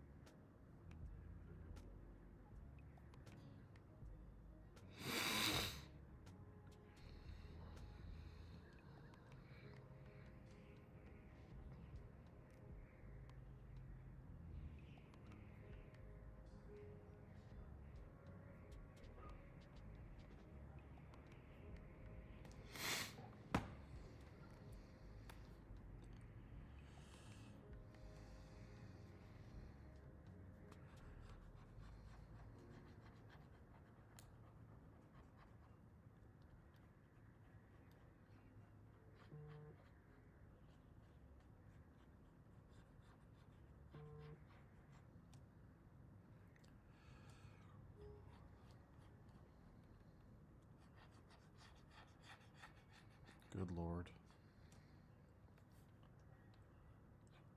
Little wigglies.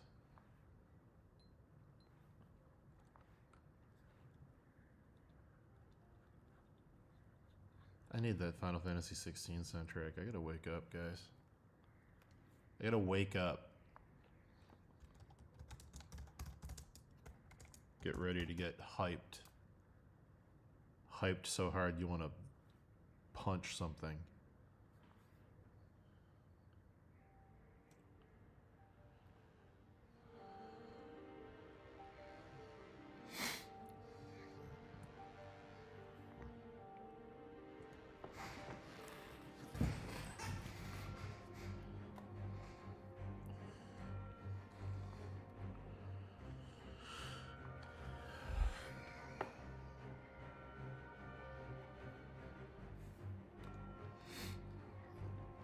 Well, now you can finish it, because the DLC's coming out in a week.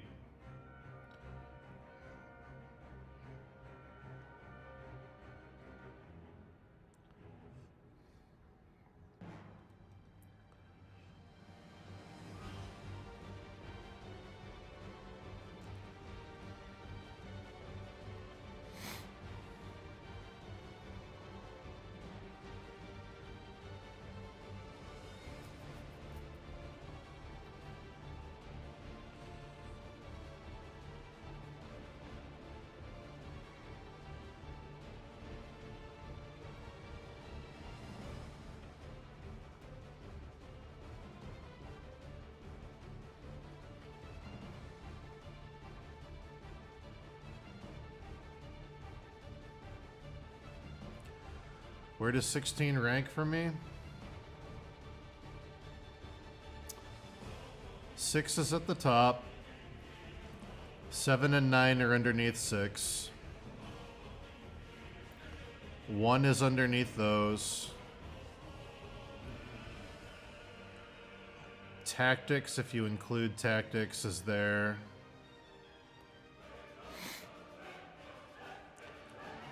I like 16 more than 2, 3, 4. 4 is a classic, but it's not something I'd replay. It's like a classic for when it came out, but in terms of like where they are now, I'd put 16 above. I'd put 16 above 4. I'd put it above 5. I'd put it above 10-2. I'd put it above 12. Only because 12 was kind of compromised. 12 wasn't really, like, finished.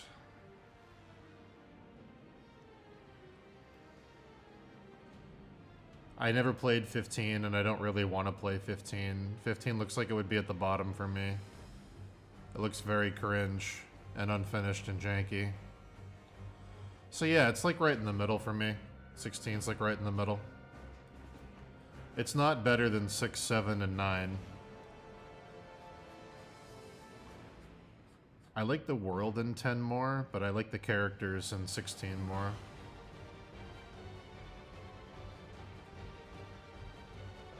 Like the design of Spira in 10 is really, really cool.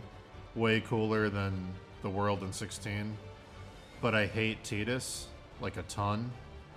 He's the worst part of that game, and he's the main character, so he ruins a lot of it.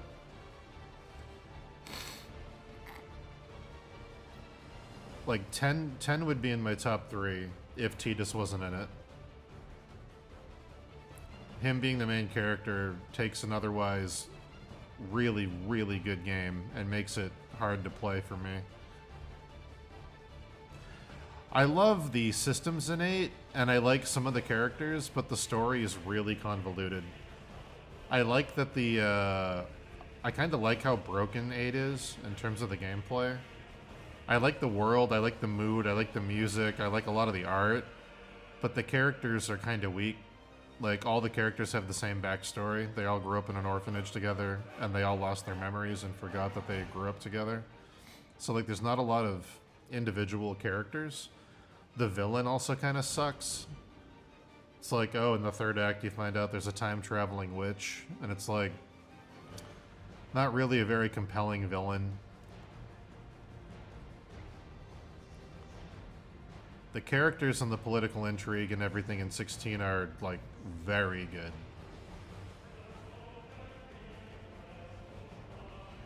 There is a third act villain reveal that kind of feels like classic Final Fantasy, but it's a bit more than like a Deus Ex Machina villain.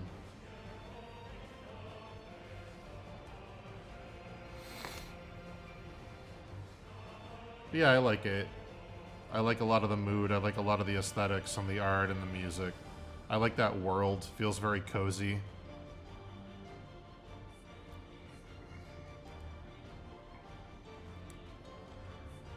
I think if 7 had 8's graphics, it probably would have been like, I don't know. 7's already an all-timer. It's like, you know, it's FF7. It is what it is. It has a legacy for a reason. But the different graphical styles in the game make it kind of janky to replay.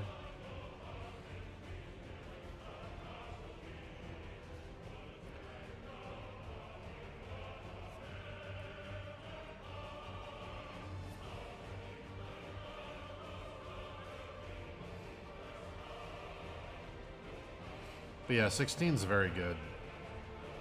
16's a very good game. People just didn't like it because it was more of an action game.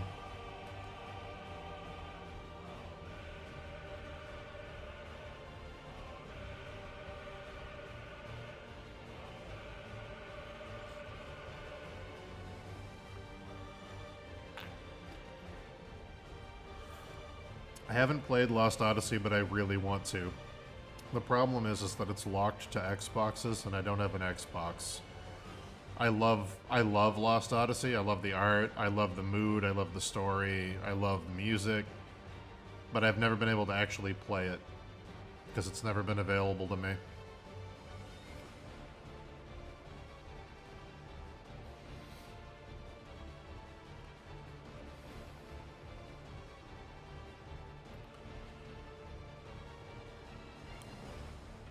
For anyone in chat that doesn't know, Lost Odyssey was the game Hironobu Sakaguchi made after he got fired from Square. It was a script for what he wanted Final Fantasy XIII to be that he reused.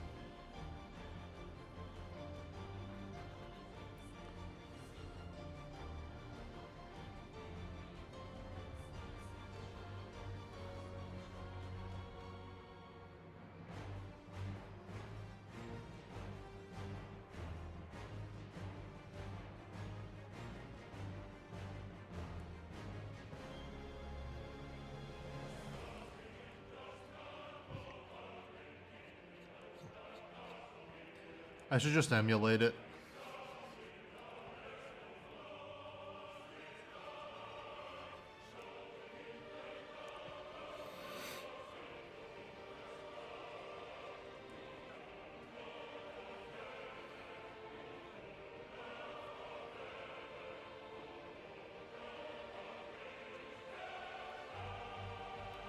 Could I do a painting like this in oil and acrylic? Yeah, it would just take a little... Actually, it would probably go faster. Oil and acrylic doesn't have a zoom tool, so I can't zoom in and do these obsessive details. So I could do it in oil and acrylic. It would just be a big canvas, and it would probably not take as long.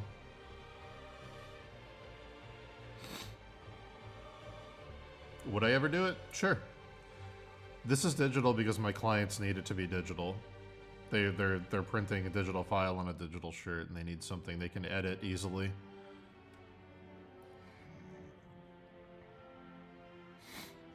I don't have a mega camera. If I had like a mega super good camera and I could take high quality photos of oil paintings or something, then maybe. If I played any Tales games, the only Tales game I've played is Tales of Fantasia for the Super Nintendo. I know that Tales of Symphonia is like the GOAT. I've never played it though.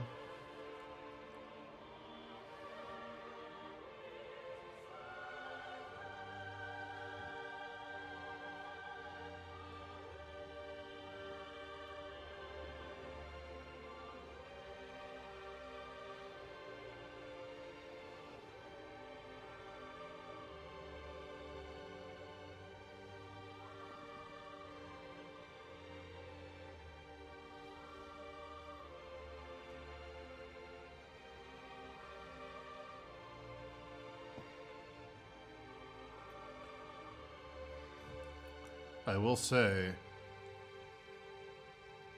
if the ending of FF7 Rebirth was not what they chose to do, it probably would have been the best Final Fantasy thing they've released in like 20 years.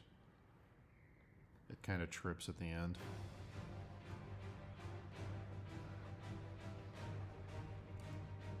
Really, really good game, though. Really good game.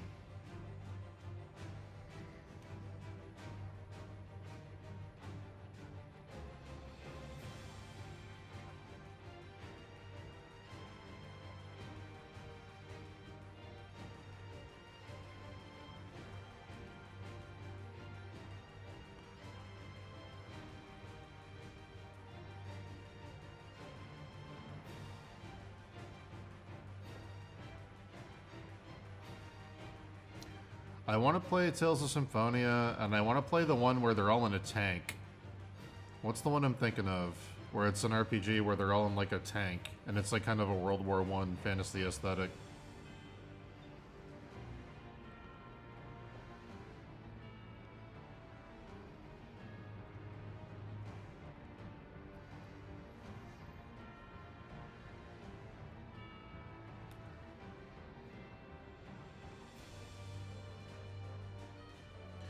I am familiar with Shadow Hearts.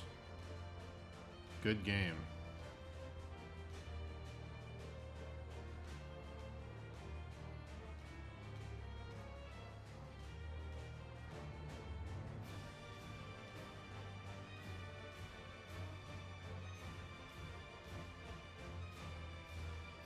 Valkyria Chronicles. There you go. That's the one. That's the one where they're in a tank. I've heard really good things about that game.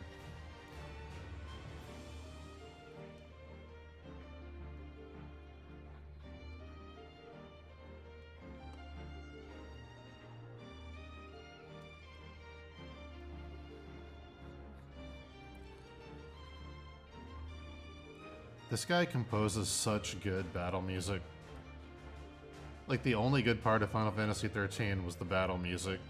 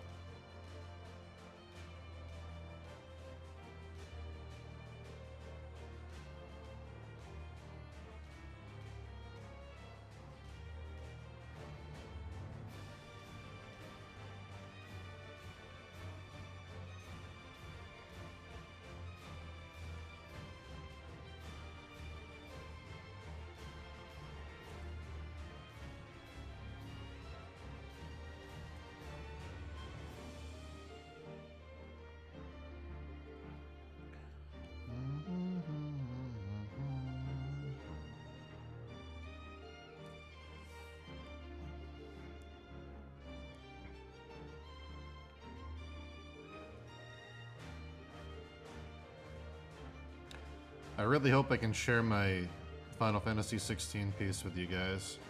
I should find out by the end of the month, because FanFest is coming up and I have a meeting with them.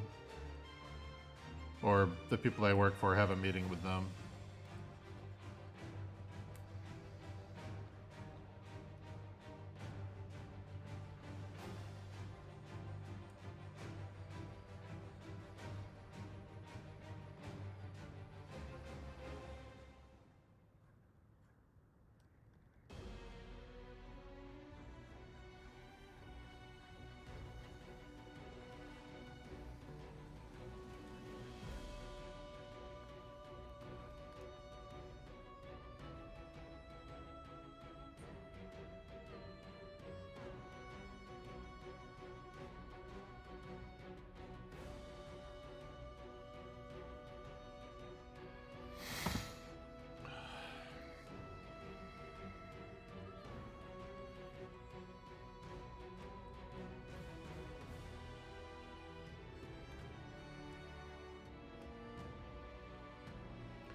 The 16 piece is through Square Enix through Meat Bun.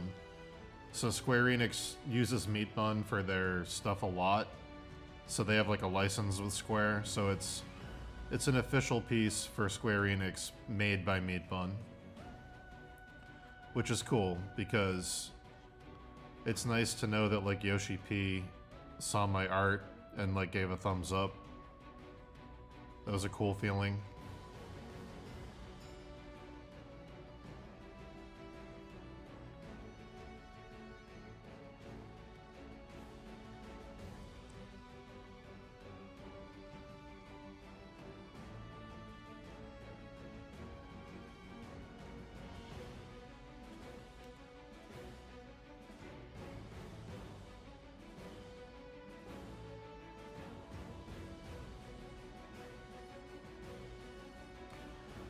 He was at one of the recent talks he did about the 16 DLC. He was wearing one of the Meat Bun shirts that my buddy Dan DeSalt did, and I was like, it's fucking awesome. Creator or the guy who saved Final Fantasy 14 and made 16, wearing your stuff is pretty fucking cool.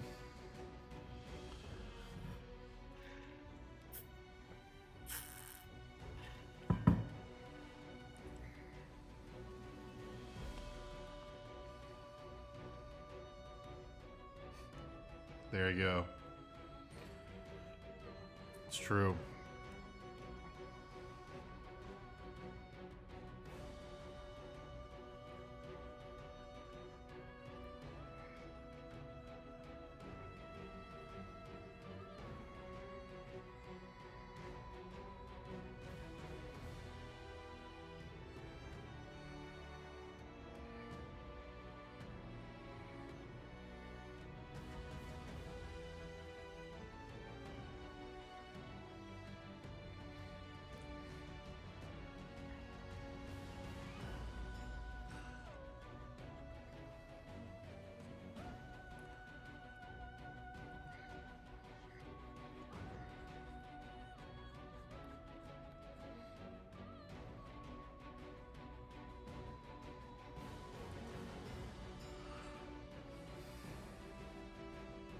If the 16 thing does go through, or gets resumed, I guess I should say, it's got one of the most detailed frames I've ever designed. I'm very excited to render that.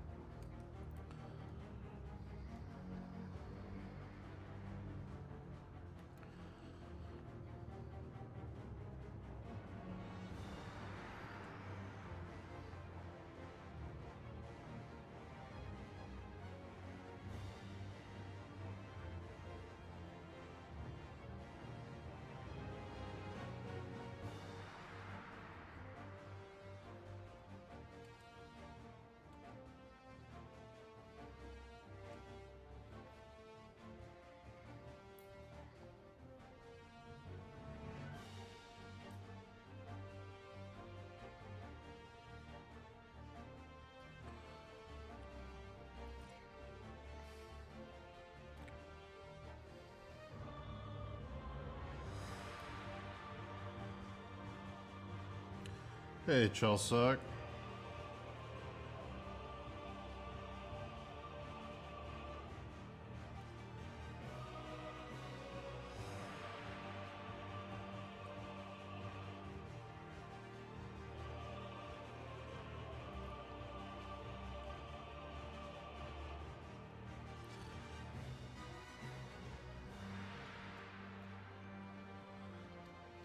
This one's actually a little... I forget that some of these are arms. Weird little human arms.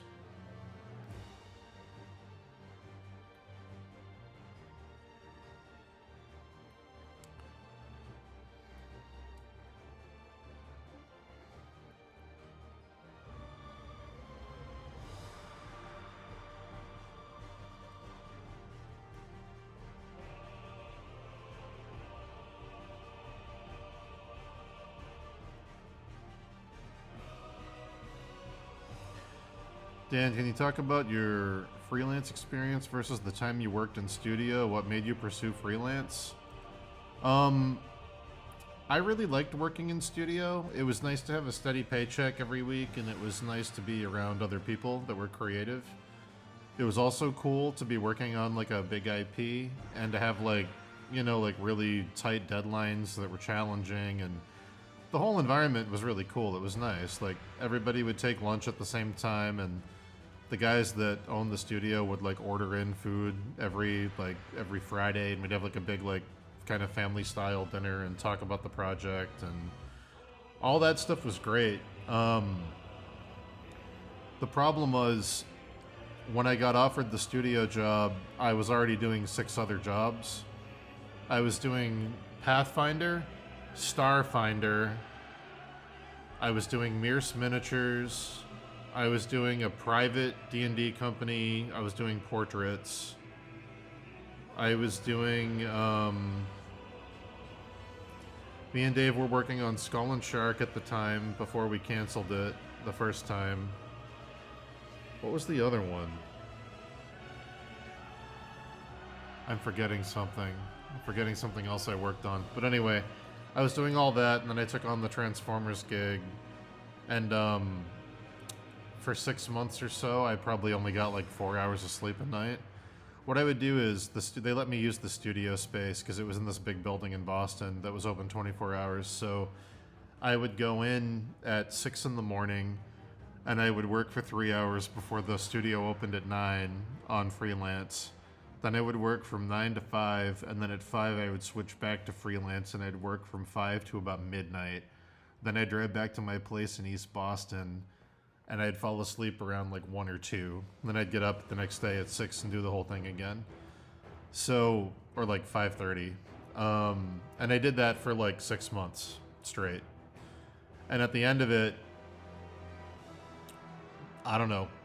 At the tail end of it, Dave had just met Kim, and he had decided to move to Colorado, and our plans to open a studio in Boston fell apart kinda, and we had started to work on Steve Lichman. We had just done our first like issue of that around the same time, and there were just a lot of other things I wanted to do because me and Dave wanted to start making books, and I got some other high-profile client work around then, and it was like, if I stayed in the studio and did the hours that I needed to do to hit the Hasbro deadlines, I would not have been able to make the Steve Lichman book. I wouldn't have had time.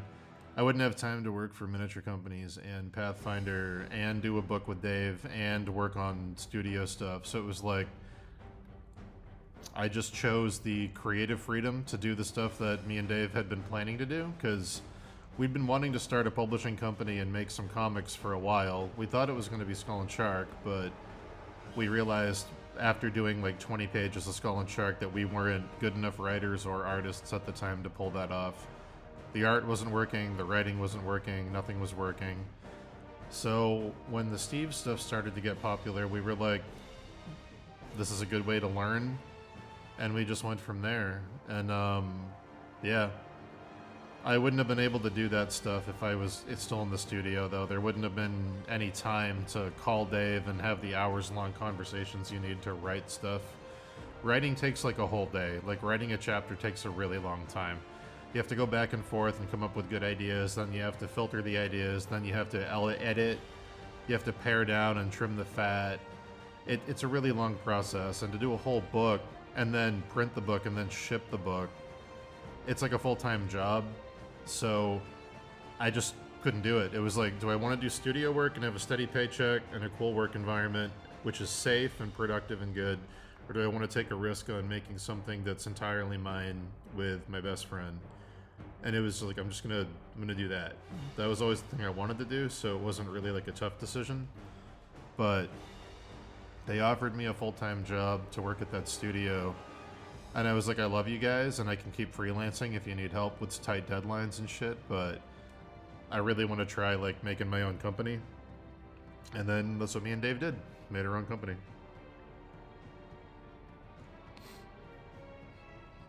Chelsock, this is a piece for Elden Ring. I'm gonna sneeze.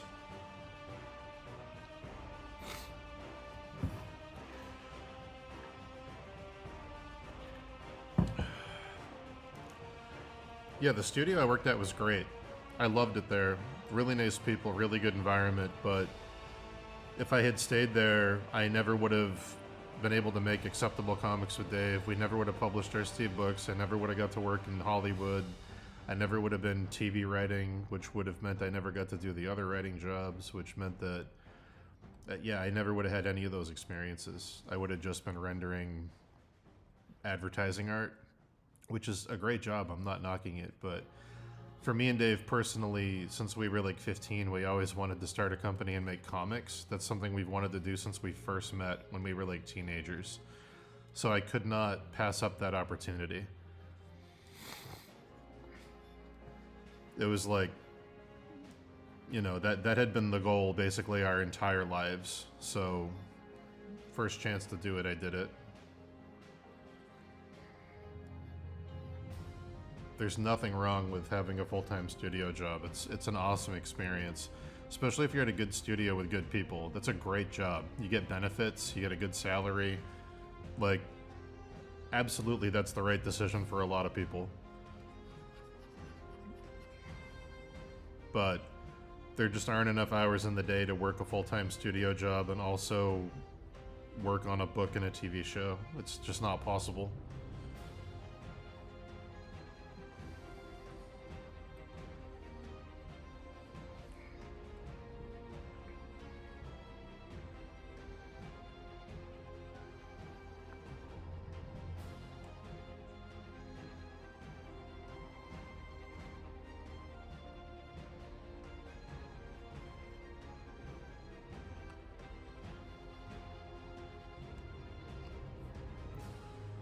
The other side factor that I should mention in the interest of honesty and transparency is that Hasbro has a very specific corporate culture about the art people do for them, where you can't really put it in your portfolio and say art done by me for a studio. They wanted to say Hasbro art done by Hasbro, who had employed me at the time. Like, it's not... I can't show the Transformers stuff in my portfolio and be like, this is my work that I did.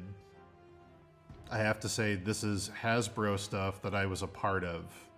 It's like very...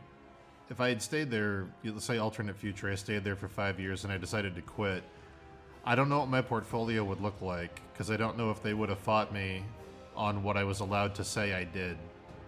It's very... It's just a very Hasbro-specific thing.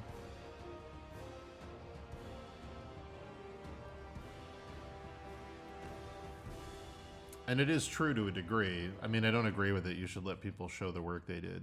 But it is true that, you know, like Greg Titus at Hasbro, great artist, he came up with the marketing pitch for the Transformers stuff for the whole team. And then we all were working from his sketches, essentially. He would draw like rough poses of the characters, and he's like, we're all going to do the same pose for every character. We're going to have the same background. We're going to, you know, like, he came up with the whole thrust of the marketing campaign, and then we just rendered the stuff that he came up with, because he was essentially the AD. So, like, there's a bit of his art in everything I did for them, and it would be kind of misleading to suggest otherwise, even though I rendered it.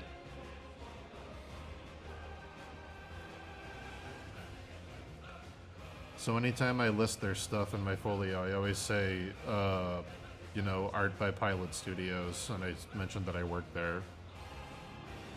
or art done for and with Pilot Studios. But yeah.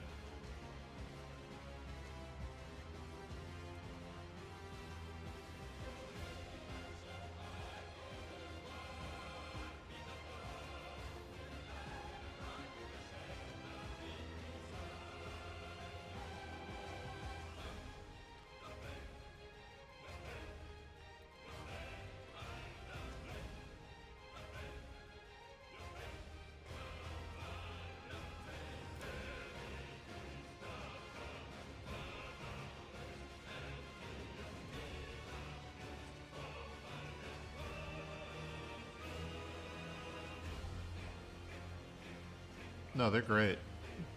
It's a really great studio, really awesome people.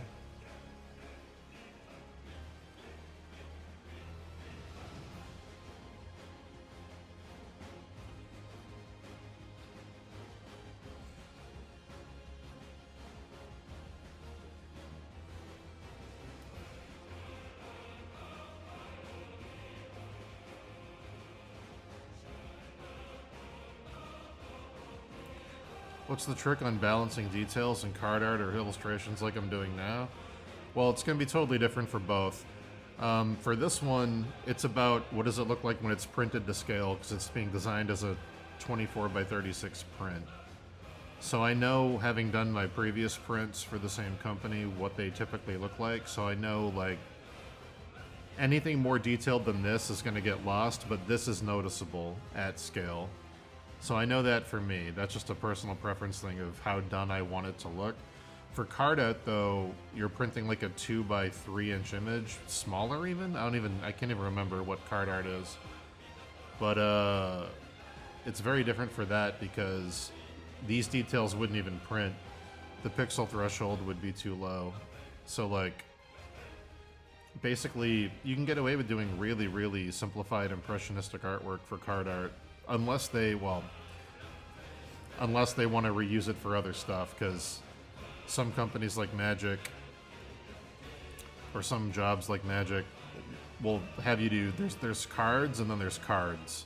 Like if you're doing a Planeswalker, they're going to want like a more detailed, more finished, more advanced looking piece, because they're going to want to reuse it on advertising and stuff, because it's got a main character on it. But for standard cards, you can do a fairly loose painting, and as long as you shrink it down and it looks done, it's probably done.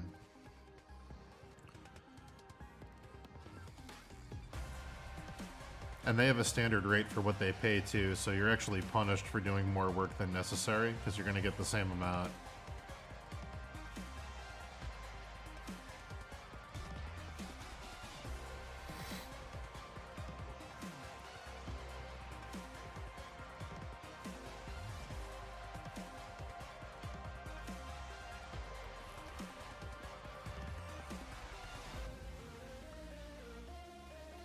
A good rule I used to have for doing illustrations like card art was, it was the 1-1 rule. So this is a good trick.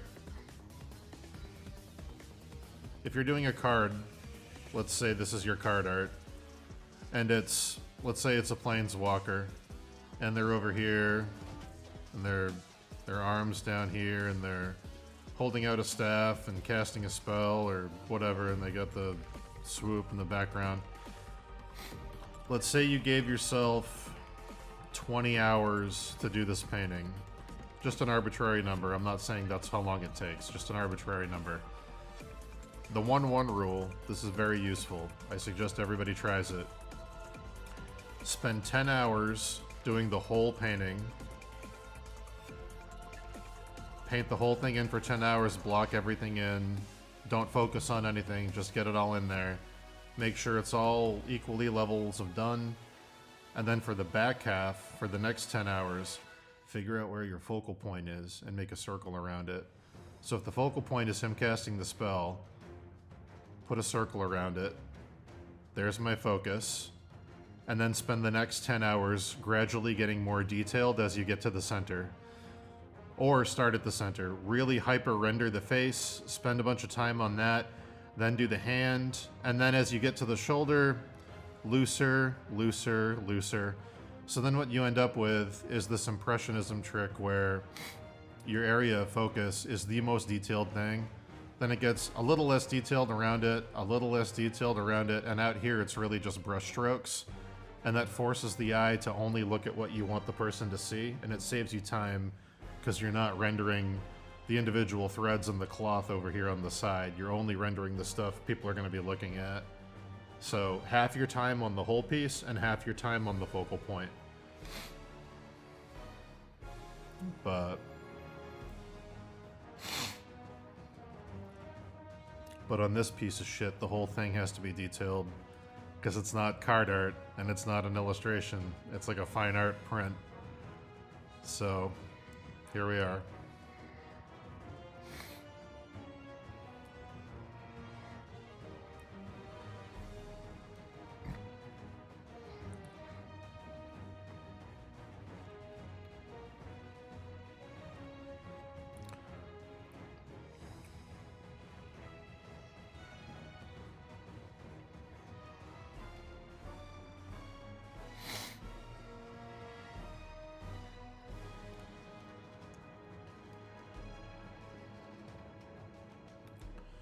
Be right back, chat. I think I'm gonna sneeze. Be right back.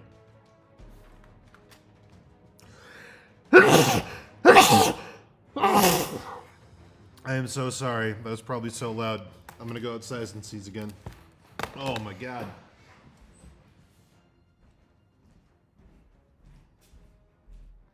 Puppy and dying.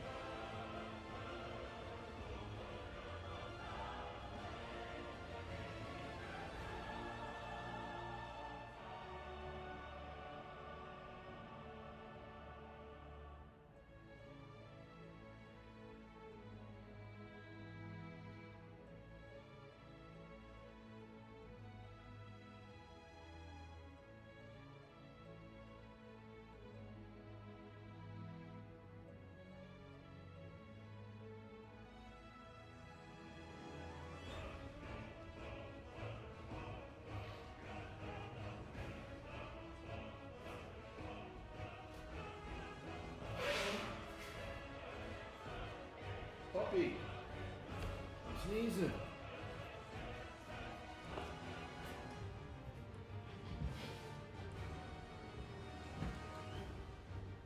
Sneezing, puppy.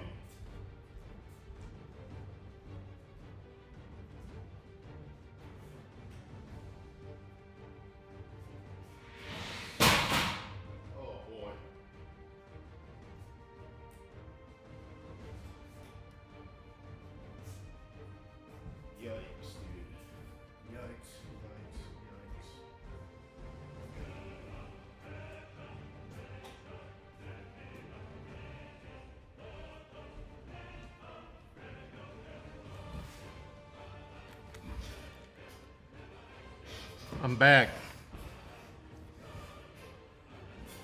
Whew. I made it. I'm here.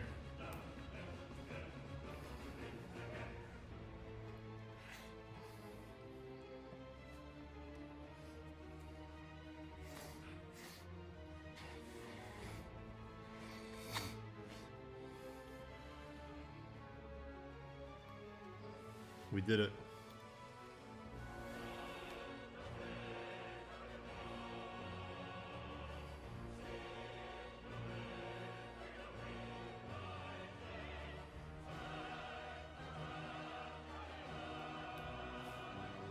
I knocked over a huge thing in my studio space.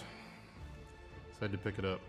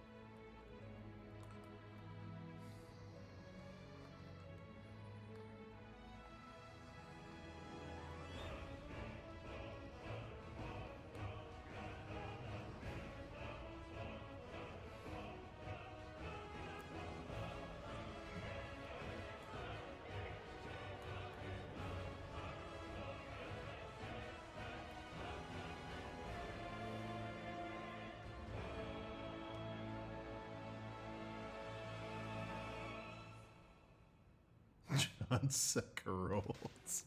That's a great name. That's a very good name.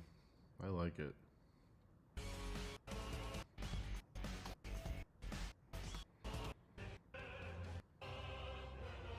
There we go.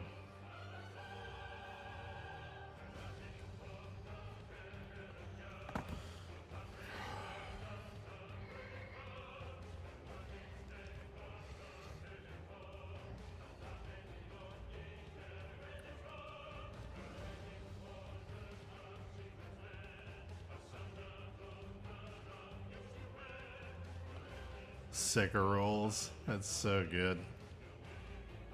I love that name. I'm surprised more reviewers didn't use that. Sekiro, or as some might call it, Sekarols, is From Software's newest foray into... I can see that. I can definitely see that.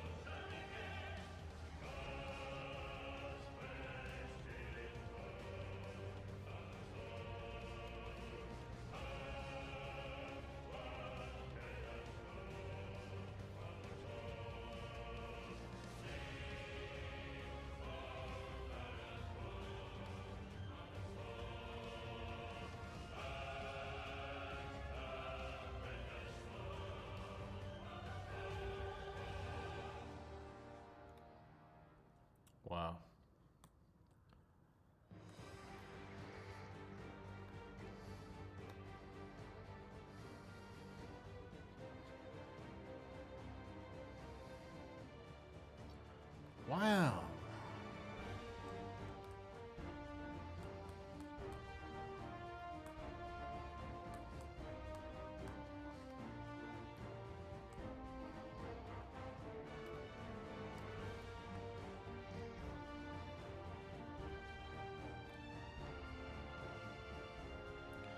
They're singing the language of Final Fantasy. I have no idea. I have no clue. Latin? I have no clue. Probably Latin.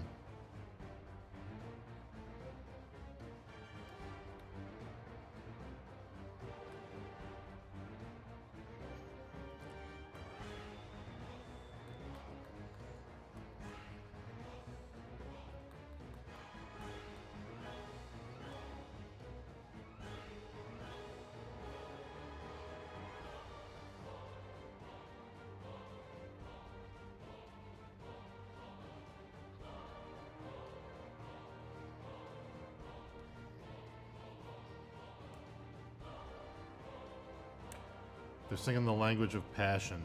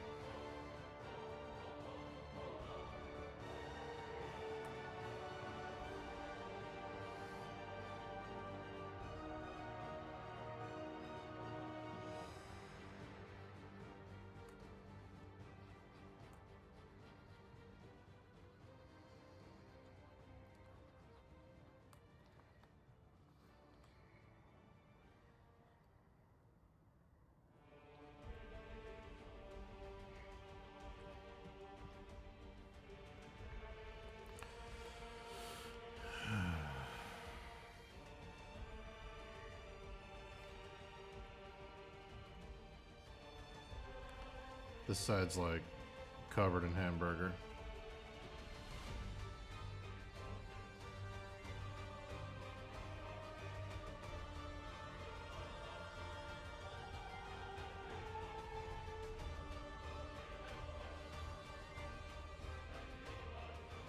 Yeah.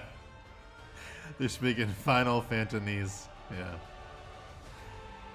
There you go.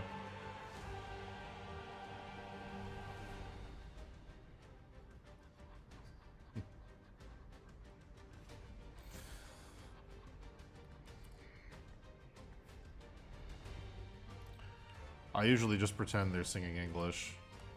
And I go, burning things because I'm Ifrit. I'm so mad that I am Ifrit.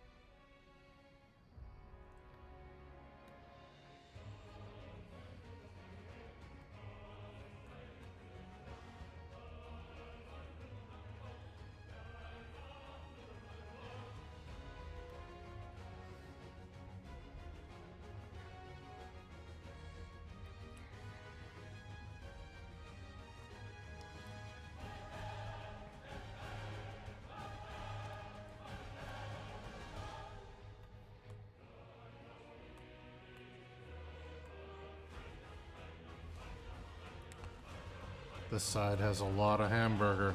A lot of hamburger.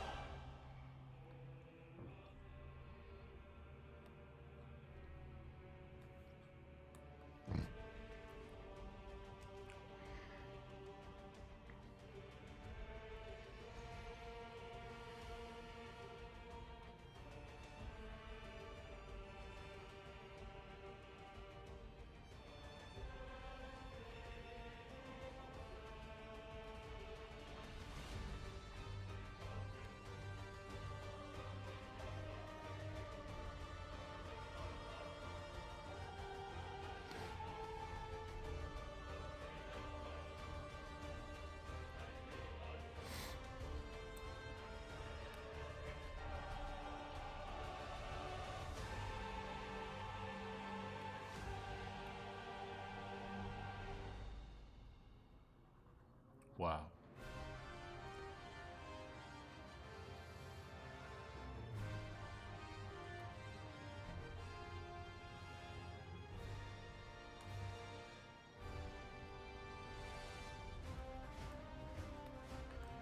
I hope all of you have something fun planned for your Friday night.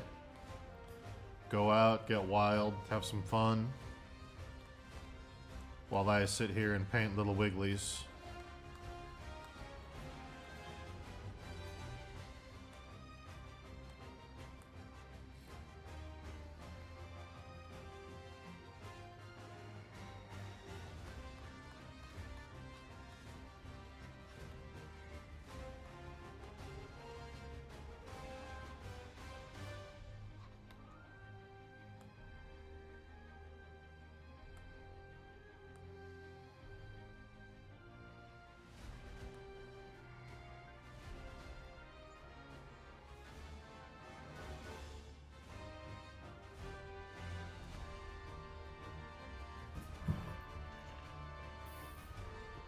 Is it your first time seeing Across the Spider-Verse? It's a very good movie.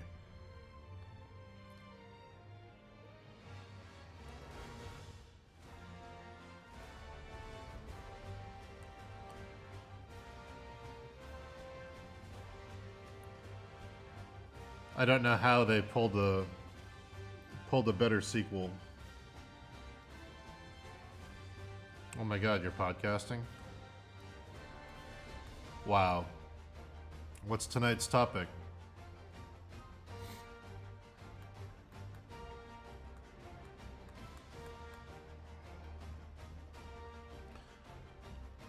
Spider-Verse is a really good series. That twist at the end of Across the Spider-Verse is so good. That was like a perfect twist where like they breadcrumbed you all the information so you should have been able to see it coming, but you still don't. So then when it happens, you're legitimately like, oh, like it's not an out of nowhere twist. It's like, of course this is what's going to happen.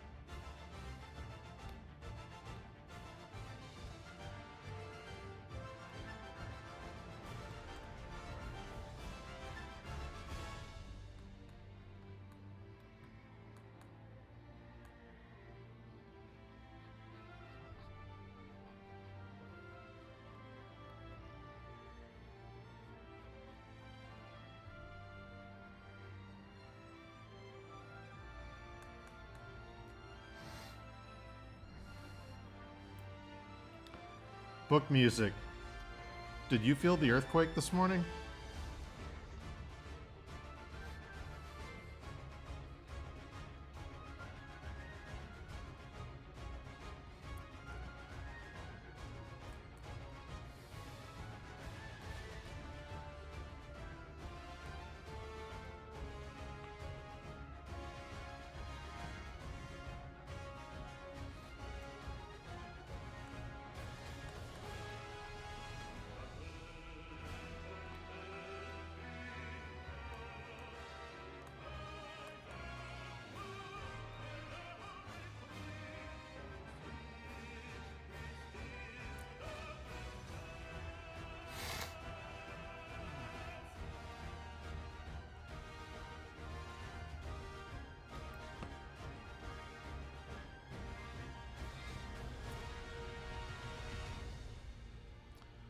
Cool, cool. Very cool answer.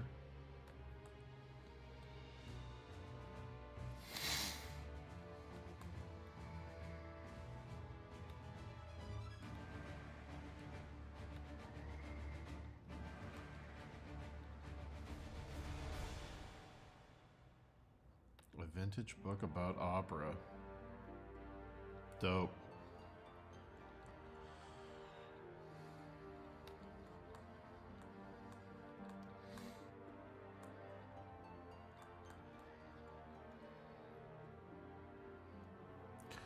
Piece is going good. Trying to finish up the sword tonight.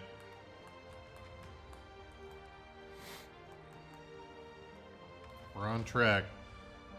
We're upping up the hilt, and then we're gonna go back up into the blade and do the rest of the wigglies. There's a few more at the very top.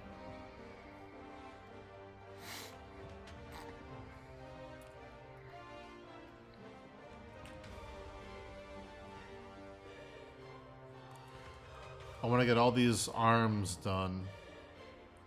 There's some more on the snake body, but they're easy. They're not, like, open. The hard part was all the open flesh.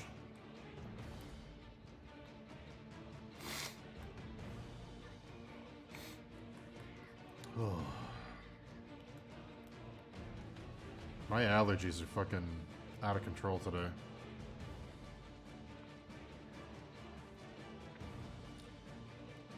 Oh.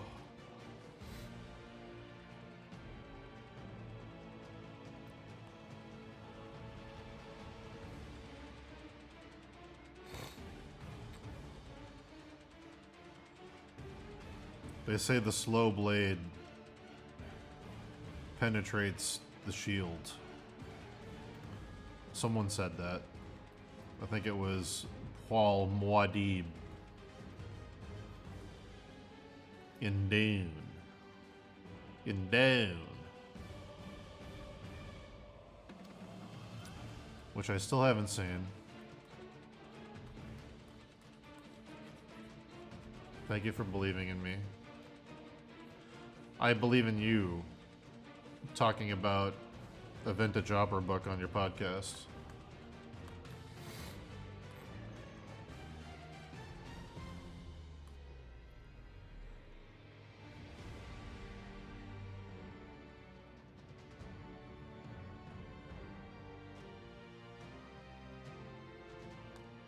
Plug your podcast.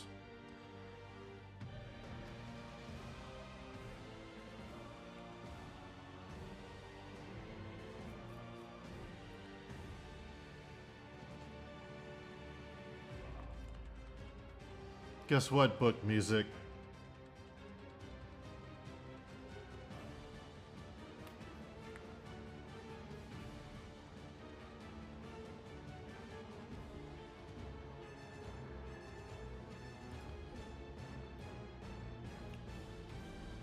Book music, you've been promoted to a moderator. You can now post links. Congratulations. I know it's a huge honor. Probably the biggest honor you've ever had in your whole life. You get a blue name and everything.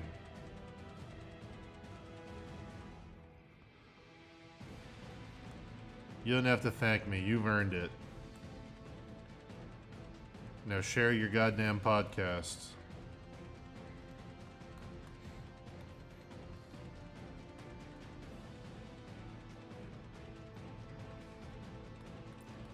Post a damn link.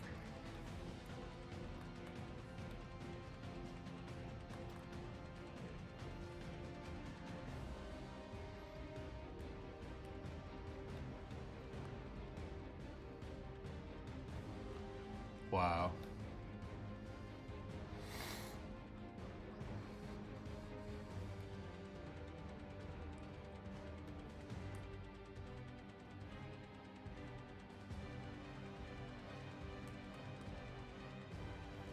Just an idea.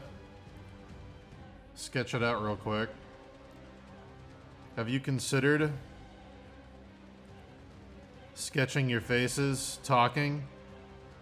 Like, you know, here's a hand over here, and here's an open book over here with someone else, and this is gonna be a very bad sketch with like a cherub or a devil or something, and then like do all gilding, do like a gilded clock base, and have it be the base of a Victrola, and have that be your logo for the podcast. Have you considered any of this?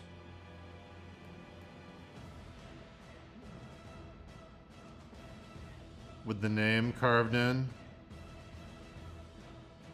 Have you considered this?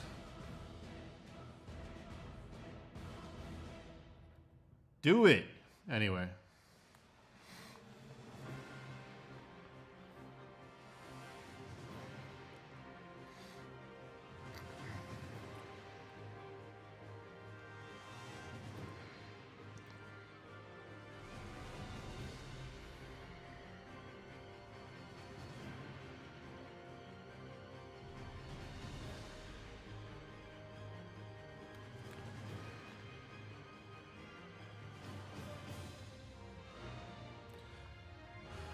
How do I make this but sci-fi contemporary?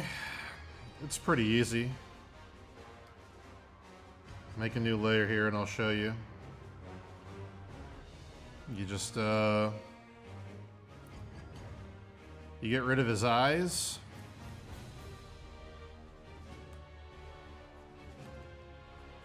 And you do an angular mask, like this.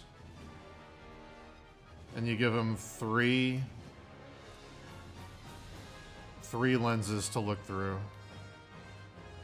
And you take that gold and you bring it back in. There you go. He's sci-fi now. He's got 3 eyeballs. Now he's from outer space. There you go. You make it all angular. There it is. That's how it's done, guys. Check it out. He's from space now. There you go. Done.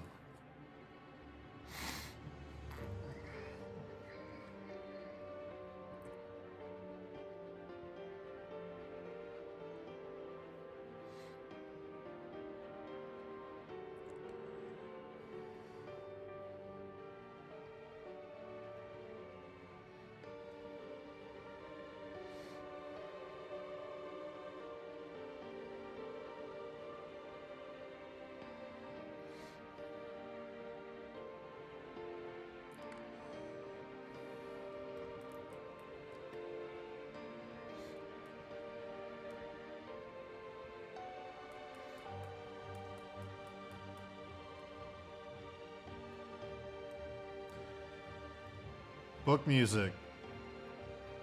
Memorial Day weekend, my house will be open for all. Tell all relevant mutual friends. There will be food and drink, and fire, and fun, and dogs.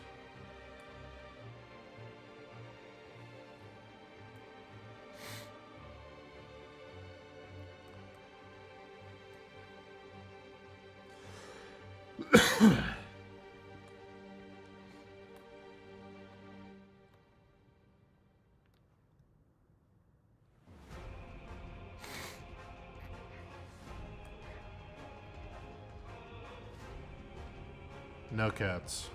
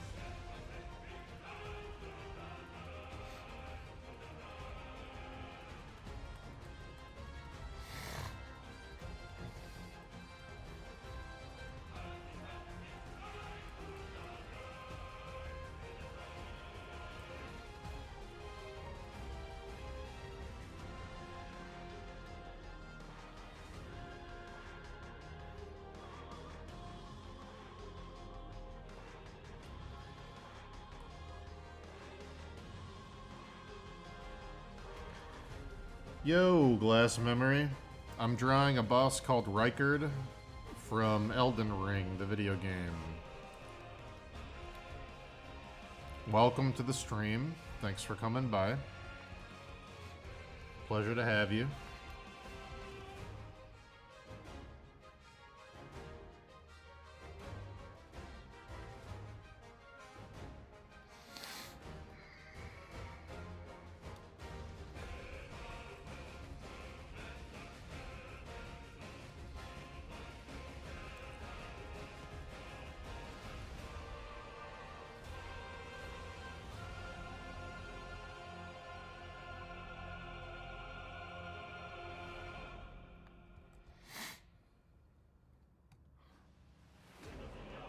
Wow. How cute. How cute to put the victory theme at the end of your battle music compilation. I thought it was cute. You guys think it was cute? I said, that's a pretty cute decision, actually. That's the cutest thing I've seen all day.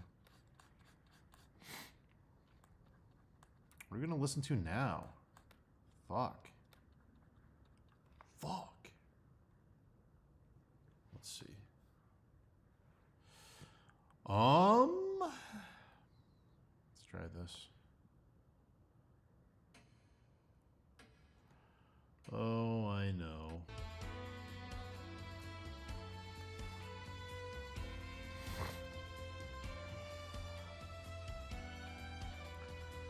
Then Wiggles you shall have.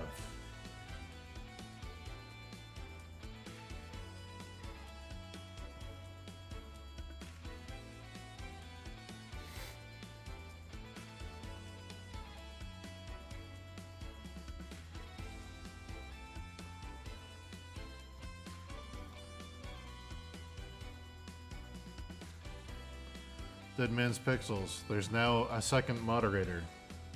We have added book music to the elite ranks, which you pioneered so many years ago. Mostly because book music deserves the ability to share links to the podcast.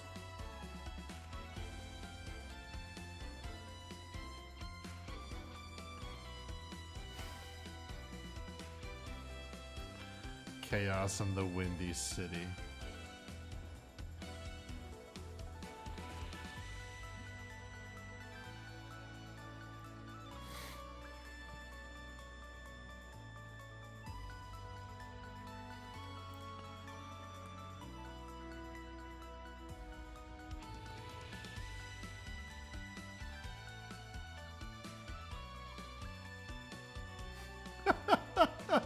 Brother in arms.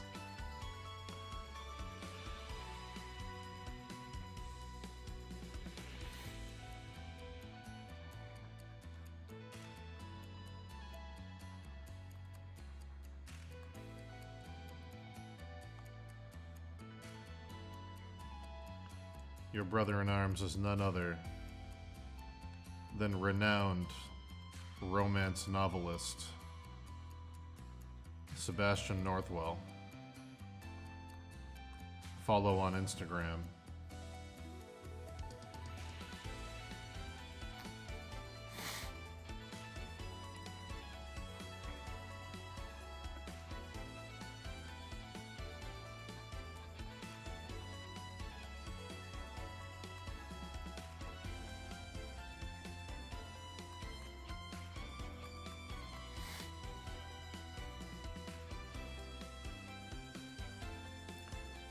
Is it Northwell or Northwell?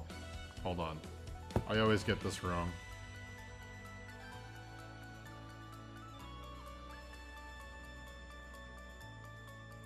This is a me problem. This is one of my many problems. Northwell. N-O-T-H-W-E-L-L. Northwell.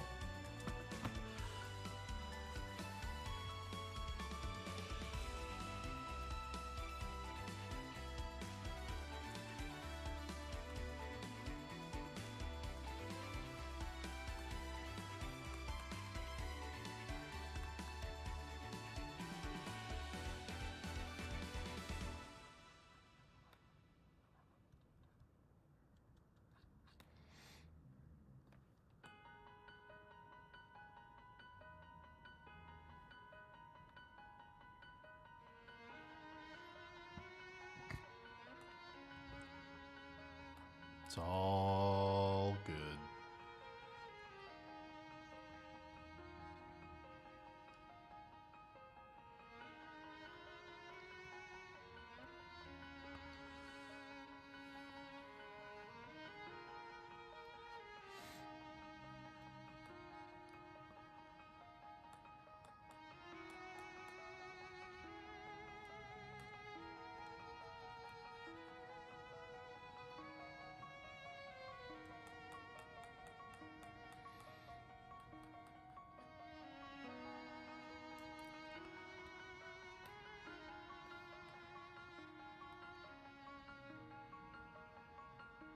Wow. Moderators helping moderators. It's a beautiful thing.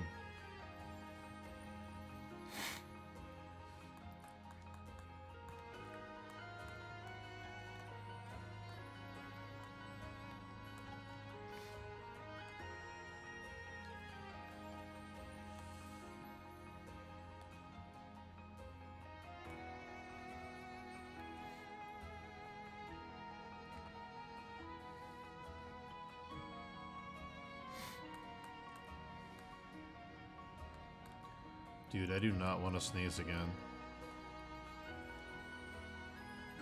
What is going on?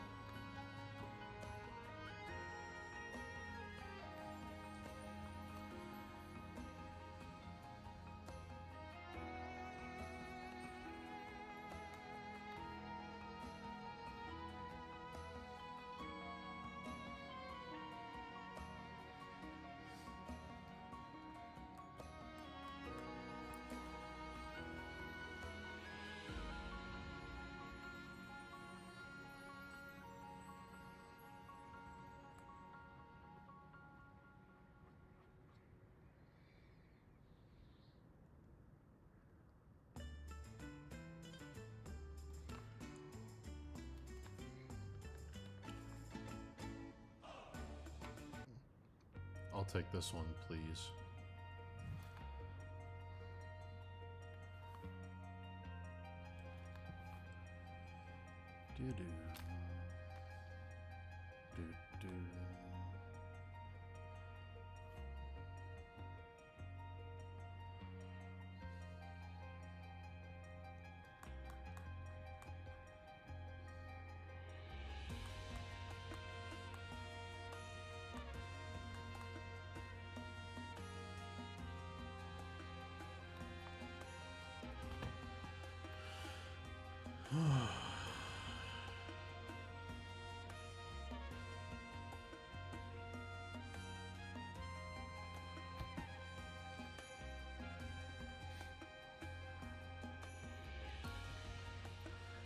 So in the reference, this thing is so covered in wigglies that it's almost impossible to see.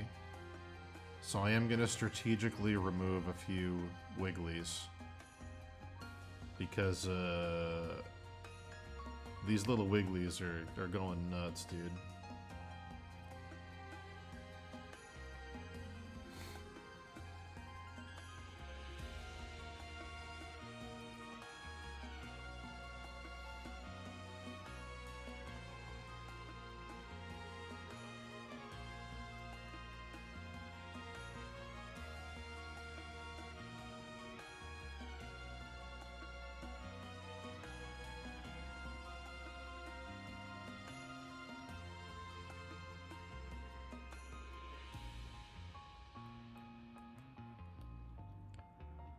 This thing basically, in the reference, looks like a corn dog stick that got stuck into a tub full of ground beef.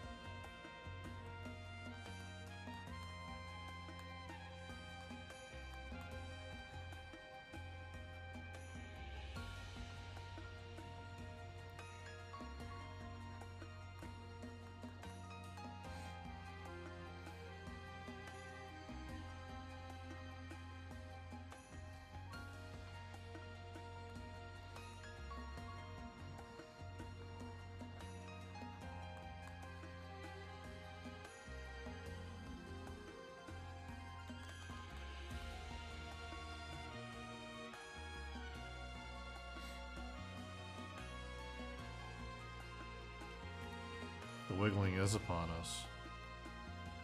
We took the liberty of sharing your podcast whilst you were away.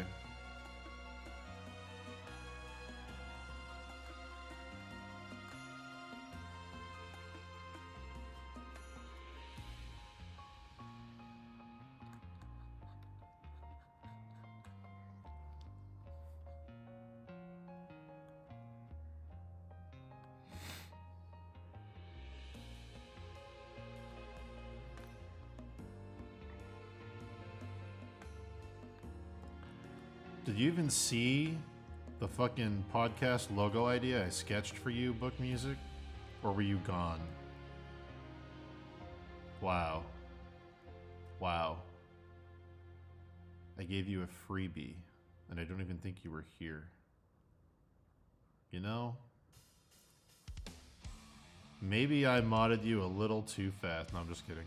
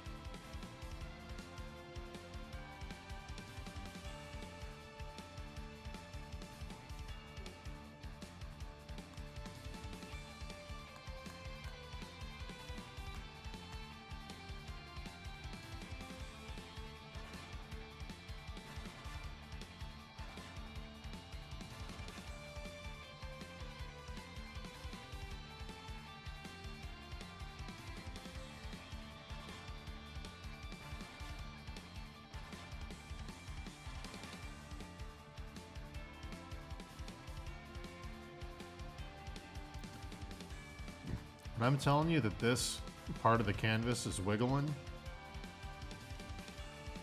bro.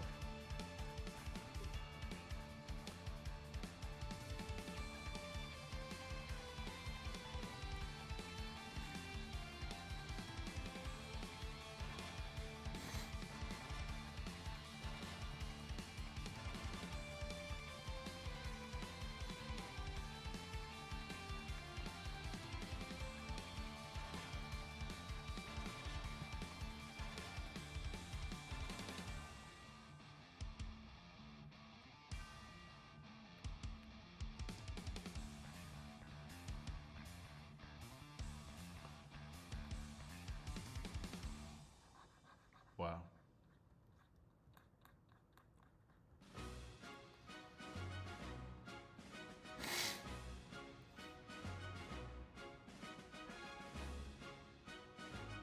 Do you ever find some of the best stuff or stuff you love the most is the one you were just messing around with and just like, dang, I love that piece?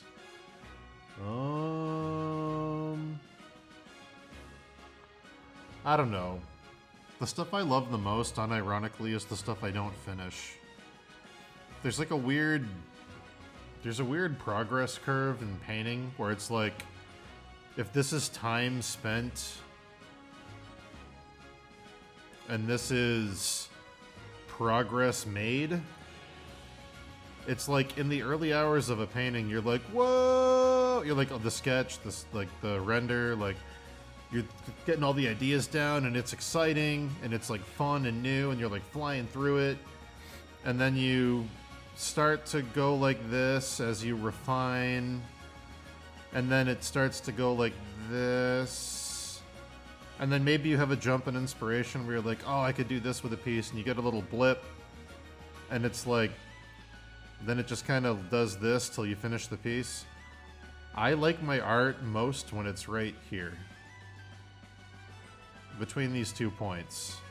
When it's done, I don't ever want to look at it again. And when it's not done, I want to get it to a point where I can look at it.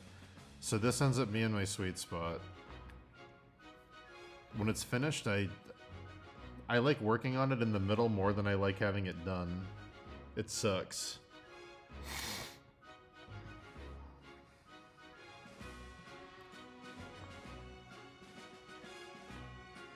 Like, where we are right now is the part that I like a piece. Like, unironically. When this is done, I won't like it as much as I like it right now.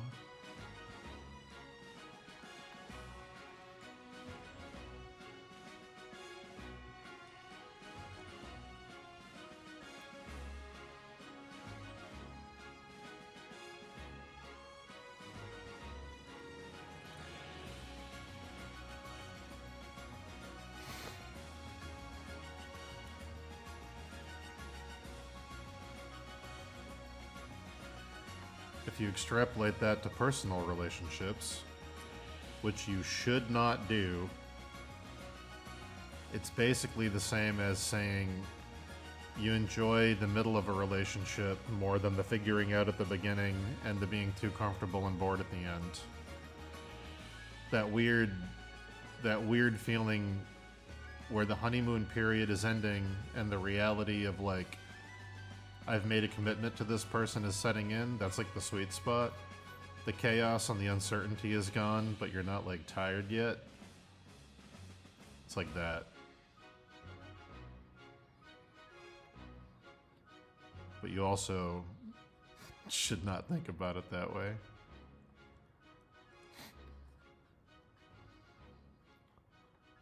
I haven't divorced this painting yet, is what I'm trying to say. I just put a ring on this painting, okay? The future's bright. When this painting's done, it's alimony time.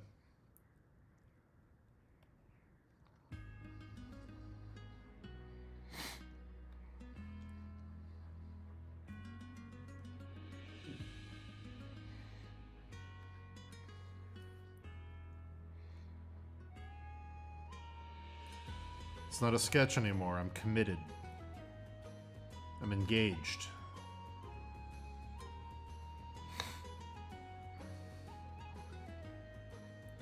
I think a big part of it, unironically, is like when you're starting a piece, the future could be anything. And when you're rendering a piece, you're making it better constantly. And when you say a piece is done, you're admitting this is the best I could do. And that part sucks. Because as a creator, most people always want their work to be better than it is, because you're always looking at your faults instead of your strengths. So finishing a piece sucks, because part of it is going, I couldn't do any better than this in the time I gave it.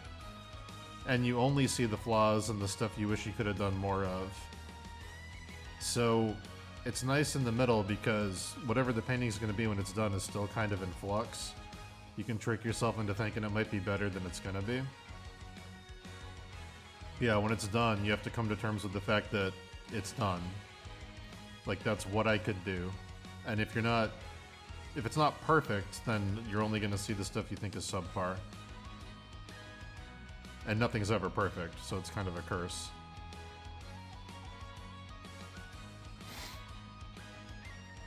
I try to hit a spot where I can say I did the most I could do with where I'm at. And that's like my cope. I can sleep at night. Like, yeah, it's not as good as I wish it was, but I literally did everything I could do. And that's my cope.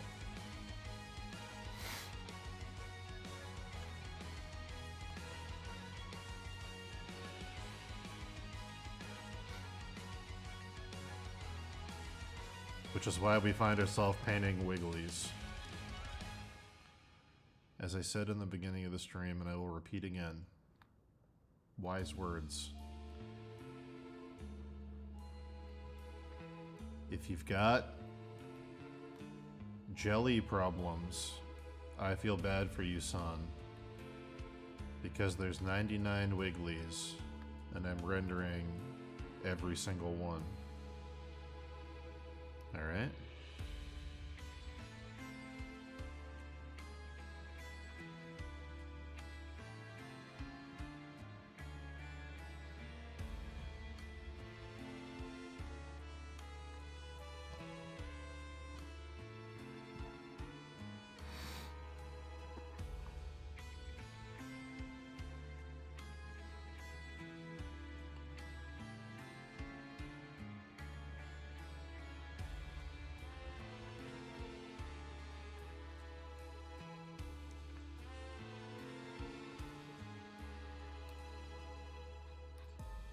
Remember, guys, to wiggle is to live.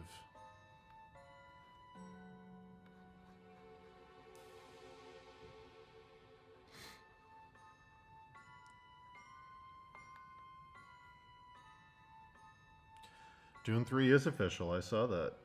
So what happens in Dune 3? Is someone gonna turn into a worm? That's all I want.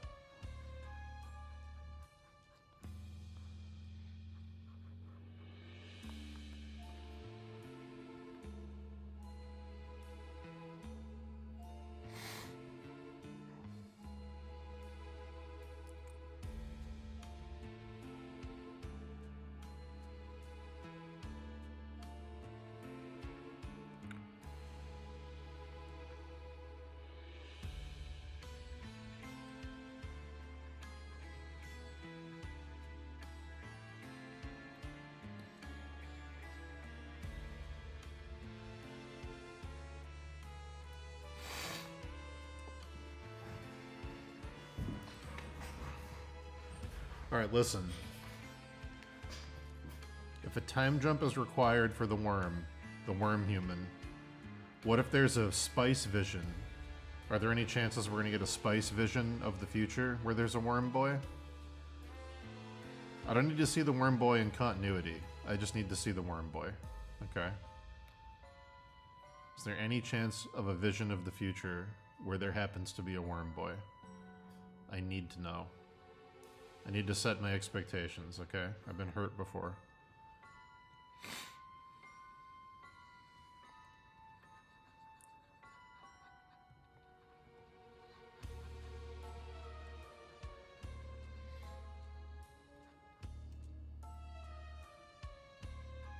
If you wiggle without rhythm, you're probably a worm.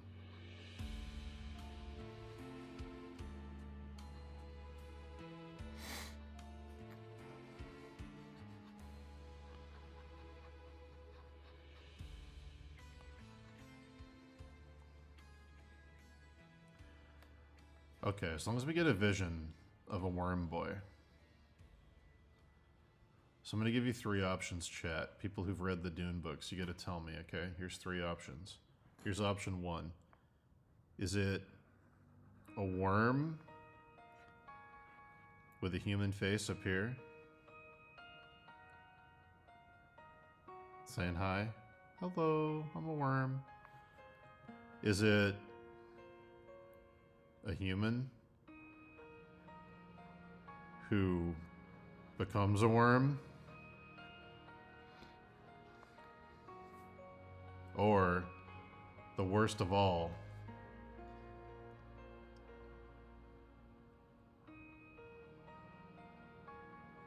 the worst option.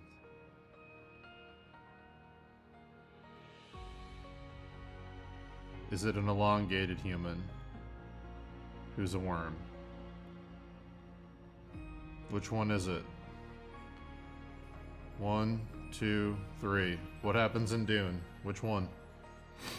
I need to know. Which worm? Oh, sorry, hold on. They're not lore accurate. Let me fix it.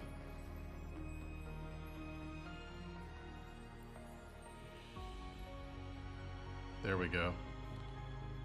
Which one is it? I need to know.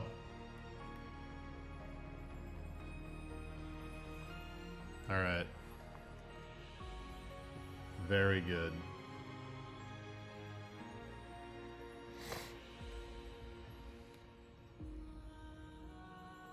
Remember, if you buy this print when it comes out, that was always part of the painting. I just deleted it.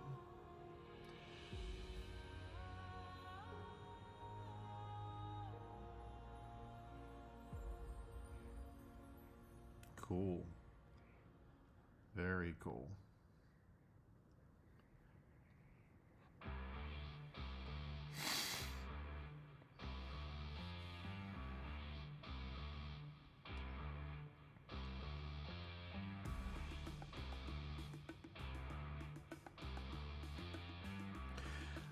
Is it intentional design that all of the deities in Elden Ring are androgynous? Just realized how masculine and Elenius portions are. It actually is intentional, because the lore of Elden Ring is based on alchemy, and in alchemy there's what's considered a perfect being, which is called a rebus. And a rebus has the traits of both a male and a female. I can't remember the specifics, but everything in Elden Ring is based on the medieval practice of alchemy. The achievement of immortality and, you know, staving off death and stuff through alchemical magic. So all the androgyny in Elden Ring is extremely intentional. It's also why the main deity of Elden Ring is a man and a woman. You find out that Marika is also, what's his name? It's not Radon, it's another R name. But the final boss with the hammer who shatters the Elden Ring, you find out that they're the masculine and feminine side of one entity because they split in half because of alchemical magic. But yeah, it's extremely intentional. It's also why Rykard is a snake, because the snake blasphemy represents it's a symbolical meaning in alchemy. Radagon, yeah. But yeah, it's not a random thing. It's a very intentional play on androgyny.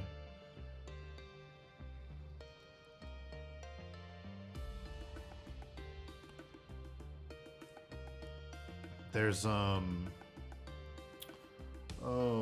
let me see.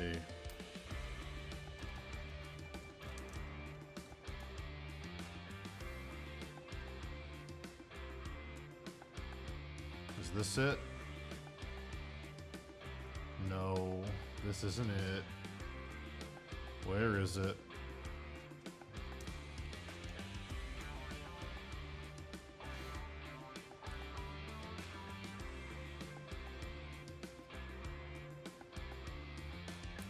Am I really not gonna find this?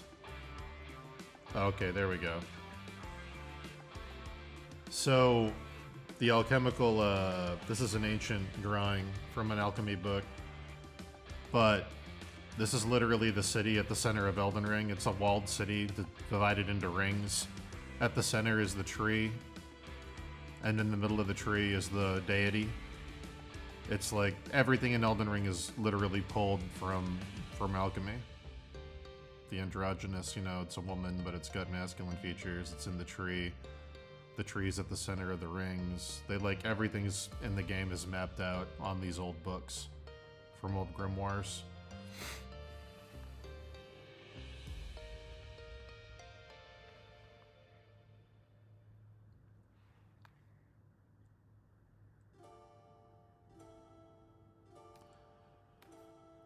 When you say we see James McAvoy turn into a worm, is it like the lazy version, like in the old Conan movie when James Earl Jones has a puppet made of him? The face just pushes out slightly, and then it cuts to him as a snake? Are we going like that implied? Because if that's the case, sign me up! No, not interested. I need to see a full worm transformation, please.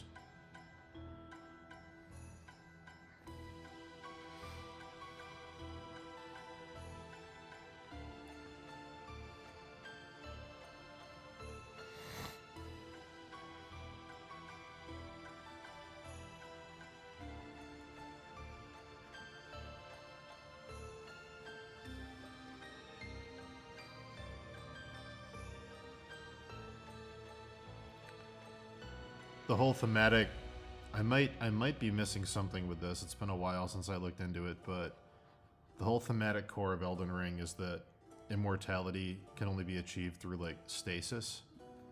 So like there's all this thematic stuff where like Radon stops the stars and the stars don't move anymore and the heavens are frozen. And there's this whole concept of like destined death, which is a thing in the Middle Ages. They thought that there's this belief that as you got older, death was a physical entity that was invisible that gathered around you, and as you got older, the death would consume you. So Elden Ring plays with it. Destined death is like, you're supposed to die, but because the experiments of the Erd Tree and everything broke reality and broke physics, stuff isn't dying anymore. So as a result, the death is like surrounding stuff eternally, and it's becoming sentient, and it's like gathering into big masses. That's why you get those like death birds that come down and fight you randomly, and there's like a black particle effect for stuff that's covered in death, because like stuff is supposed to be dying, but it's not. So death is essentially like a mold that's just like becoming a superorganism in the world, because so much death is accumulating, but things aren't passing away. It's a really cool idea, but it all came from those old alchemy books.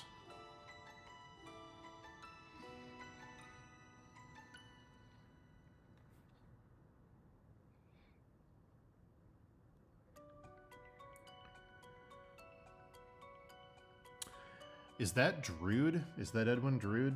The Dickens character who draws skeletons to cope with the Victorian horrors? Yeah, I can't remember. Book music. If you haven't read Drood by Dan Simmons, I highly recommend it. I think we talked about this at that party we were at. Same guy that wrote The Terror.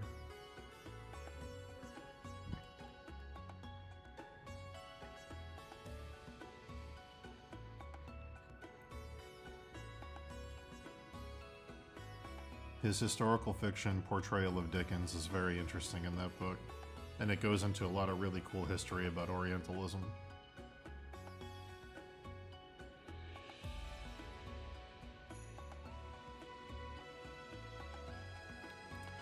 Yeah, there's a whole bunch of stuff about stealing death, destined death to control it, and then everything goes into stasis, and then Rani wants to die because she doesn't want to be an Empyrean. She wants to break fate and like be back in control, and yeah, there's a whole thing. The only thing in Elden Ring I don't really understand is the fingers, the two fingers, the symbol. I know it's a thing that like people do, and it's like a holy thing. Like I don't know if it's a metaphor for the church or the papacy or something, but like the fact that they chose to make it two giant actual fingers that are just there in the world is kind of funny to me. I don't really understand. Are they supposed to represent like God or something, or I don't know.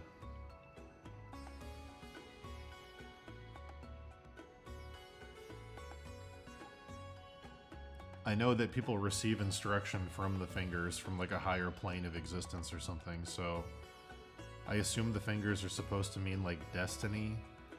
But then you find out there's a 3 finger, which is like, it's like, what? It's like this? And those are like chaos. So together it would make a whole hand. So I don't know what that's supposed to be.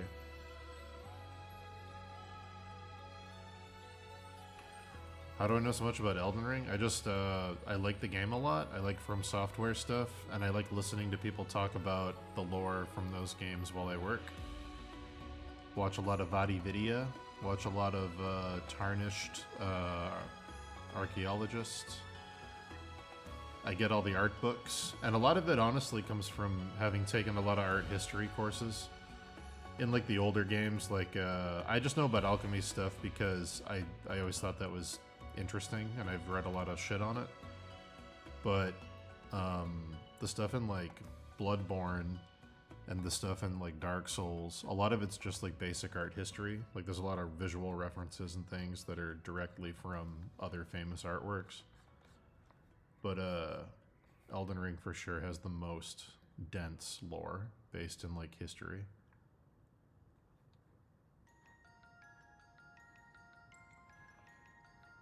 But yeah, a lot of it's just from watching YouTube videos, leaving stuff on while I work.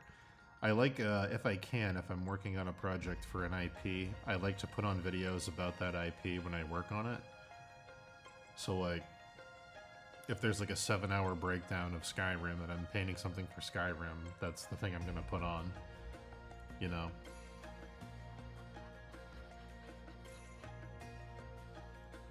It helps you stay inspired in the world and stuff.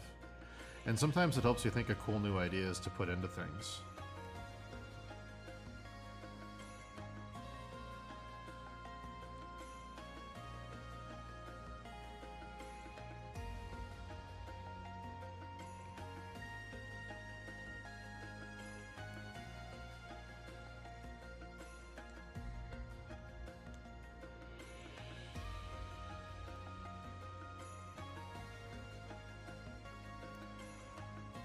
Yeah, Vadividya is great. Tarnished Archaeologist is great. Smotown is great. Ronnie the Witch I think is a YouTube channel. I think that's or Zully the Witch. Sorry, Zuli the Witch is the name of the YouTube channel. They're all really good.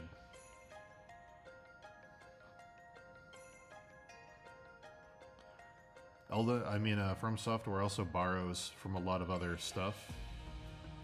So like, if you've read Berserk or you've seen certain movies, Bram Stoker's Dracula or things like that, they pull from a lot of other media, like pretty directly. So sometimes you just see things pop up that you already recognize.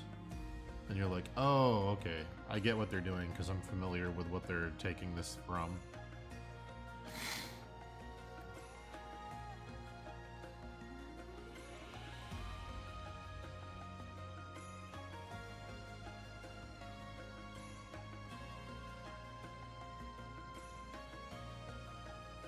No problem. Happy to recommend stuff.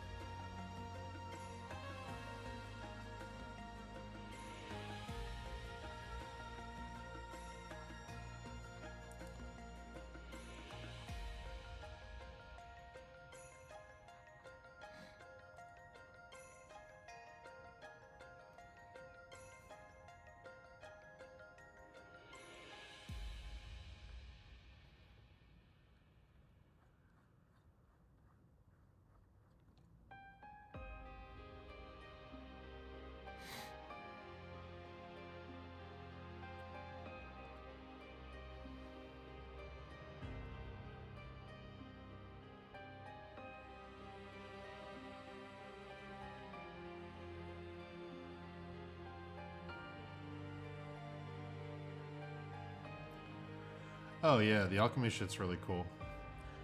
The second I saw the giant tree with the rings around it, the main logo of Elden Ring, the actual rune, is a thing from alchemy. It's a thing about I can't remember the name of it. It's a graph that has the tree on it, and it shows like the underworld, the overworld, heaven, and the trees like going through the three of them. That whole symbol was taken from that. You can just Google alchemy influences Elden Ring, and you'll probably find a ton of visual breakdowns of stuff.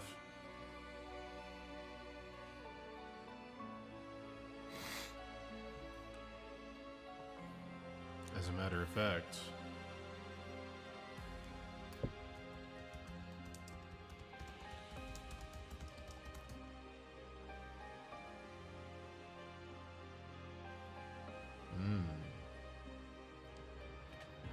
yeah, here's a good one.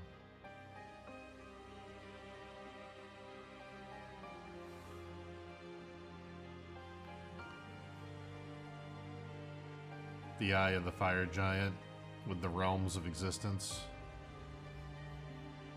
That symbol is taken from this, with the crescent moon on top. The thing up here is the thing in the center. There's a whole bunch of thematic motifs and design motifs.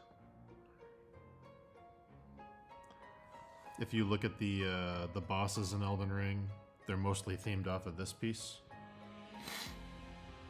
It's like the thrones around the tree. Male and female, and then you got the monster, and then you've got the serpent. So the serpent in the tree is obviously biblical, but it's also part of alchemy. So the serpent that Rykard serves is trying to destroy the tree.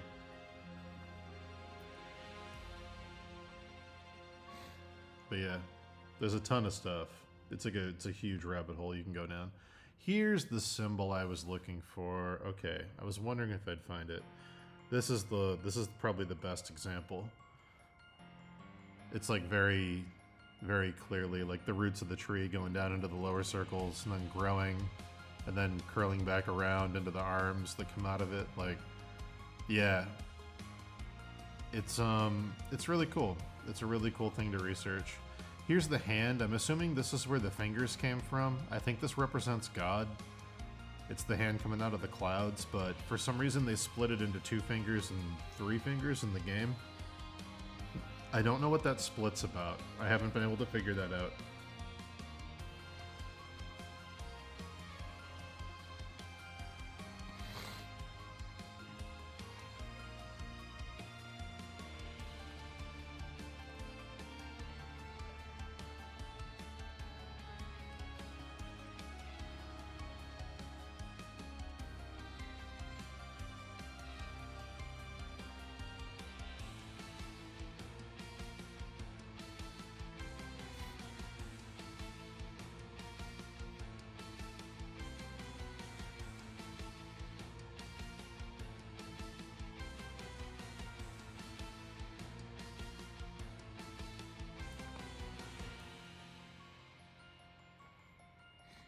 Yeah, there's a lot of cool stuff that they pull from that.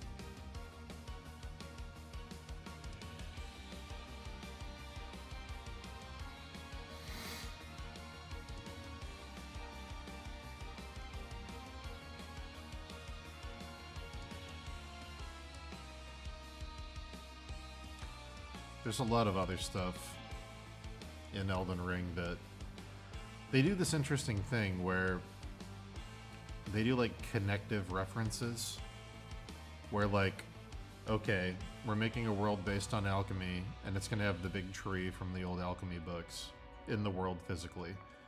And then they go, okay, what else has a huge tree? And they go, well, Yggdrasil is the most famous huge tree. So let's bring in some Viking themes too, and we'll do some like Norse design on some of the characters and make it feel kind of like that, because visually a big tree doesn't connect with alchemy, but thematically it does. So visually, let's bring in some Viking stuff. Let's make Melania kind of look like a Valkyrie. Let's put some wings on some helmets. Let's do some Nordic stuff. And then they go, okay, now that we've done that, what did the Vikings do? Well, they invaded places, they were famous warriors, they conquered lands, so let's bring in some themes of that. And they do this like connective lore that's really cool, where like they know that your brain makes connections between certain things. So they bring in those things your brain's gonna go to and they work them in a way so everything, even though everything's fantasy and made up, it all feels familiar in a weird way, or like expected. Like Melania having a metal arm doesn't seem jarring, because in the back of your mind somewhere you know that in Irish legend, seafaring invaders invaded Ireland that were probably Vikings, and there was a warrior named Nuada who had a silver arm that was grafted onto them, and like all these references from all these things that go back to Big Tree. Like it all spawns from there. And they just go in crazy directions. They end up in crazy places with things that feel like they shouldn't fit, but they do, because your brain knows the path to get there.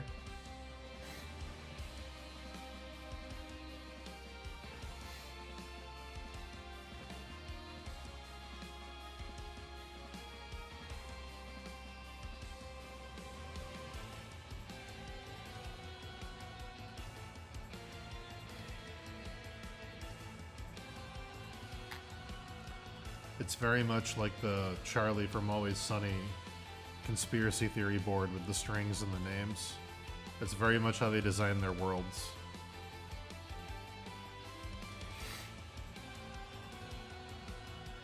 Even to the point that there's like giant ants in the underworld, and it's like hinted that America might be an insect, and it's like the only reason that's there is because it takes place inside a big tree. And what kills trees? Well, termites. So let's put giant ants in the game, and maybe they're a foreign species from another plane of existence, and maybe they're eating the tree. And, you know, America's a queen, so maybe she's the queen ant. And it's like, there's all these crazy things that all come from Big Tree, but they all work.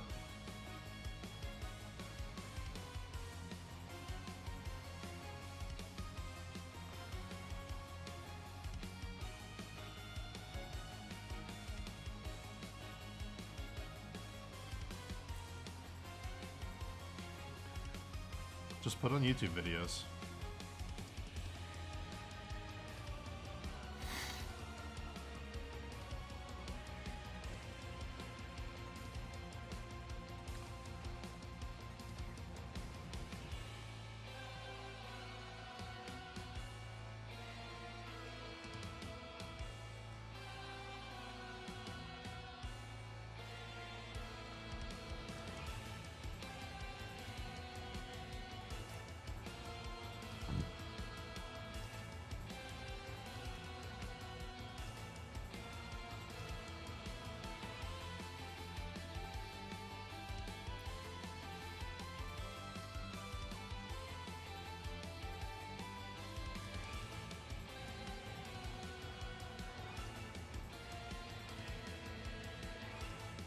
Oh my god, you're one of them, aren't you?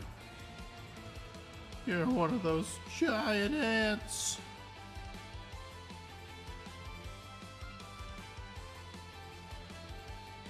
Dylan?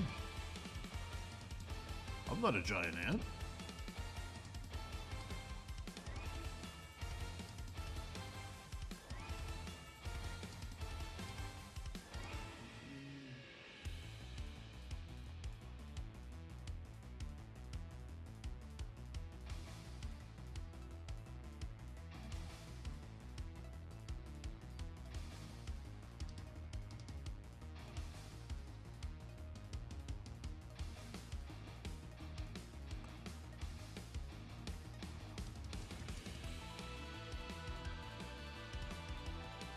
sucks already.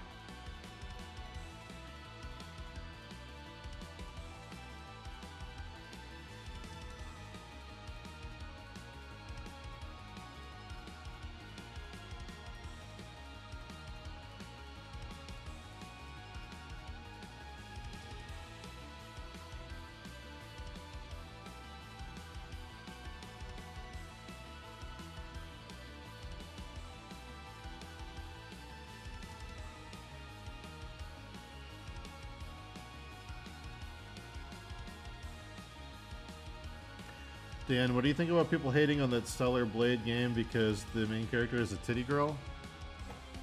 Who fucking cares, dude? It's so crazy that we're still in this discourse. If people want to make a game with a girl that has giant tits, buy it if you like it, don't buy it if you don't like it, but don't fucking bully and shame people. Like, come on. It's so fucking dumb. It's not hurting anybody. There's plenty of representation of different kinds of women now. Maybe like 20 years ago, maybe even 10 years ago, I could have been like, yeah, it's kind of weird that all women in video games are like hot chicks with huge tits. But that's not the case anymore. Like, there's just whatever. Just let people do what they're gonna do.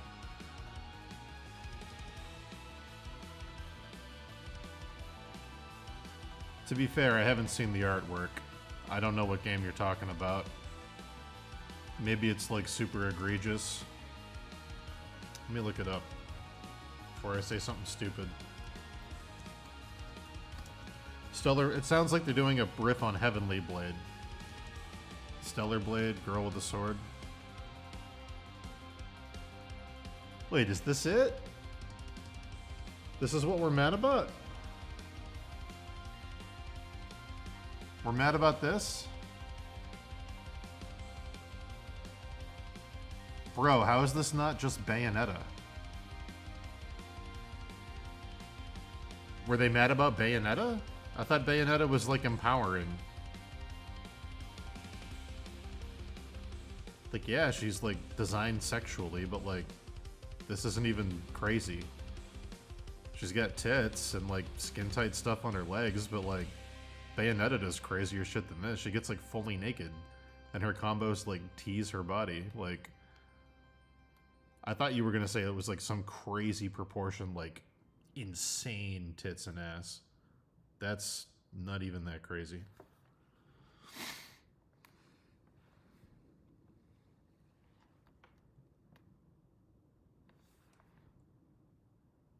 Yeah, I mean, maybe the point is that they don't want the game to be about a real woman. They want it to be about some superhero girl with a sword. Like, it's so funny. Like, have you seen a real woman? It's like, yeah. Conan the Barbarian's not a real guy. Like, I'm not reading it to read a book about a real dude. I'm reading it to read a power fantasy about some jacked, insane dude killing people. Like, I don't know. I don't get it.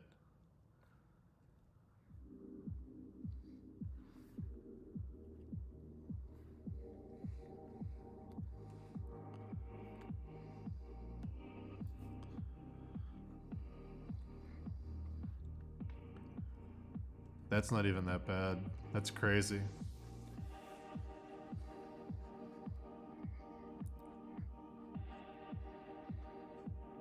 Probably not a game I would play. Like, I'm not the target demographic for it. But, yeah, whatever. If people want to buy it and play it, I don't give a shit. Like, like, when Dragon's Crown came out, and they, and, you know, the witch had tits that were so heavy they were, like, spilling out of her dress. And Vanillaware does the animations where when she walks, they, like, inflate and rotate to the sides. Like, when Vanillaware does stuff like that and it's so gratuitously over the top, I personally find that funny.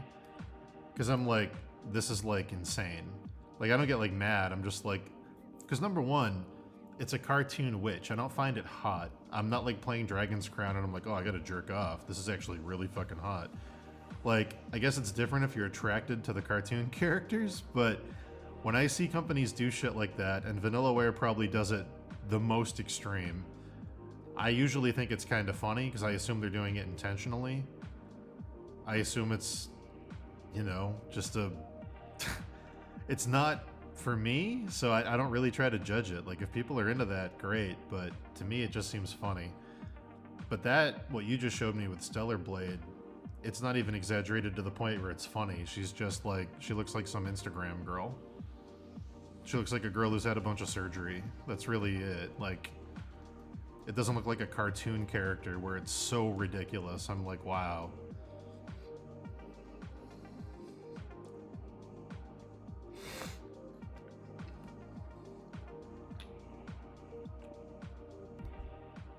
Later, Glass. And again, if you don't agree with my take, that's totally fine. People are allowed to disagree. Just don't bully the developers for, you know. Also, is it a Japanese game? Because this weird, like, I don't know, like, sexiness shaming thing isn't really a thing there. It's like a Western thing we project onto games developed over there.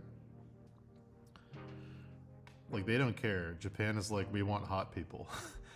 Like, they're like, yeah, we want them to be hot. It's weird to use a Western lens to judge something they're making. I don't know if it's a Japanese developed game or not, though, so it looked Japanese. I'm making an assumption. It looked like something Namco would make.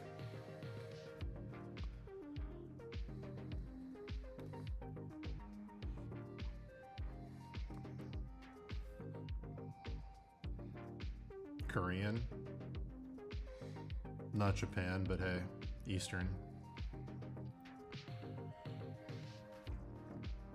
Yeah, the very like kind of puritanical sex stuff we think over here doesn't translate to a lot of other places in the world.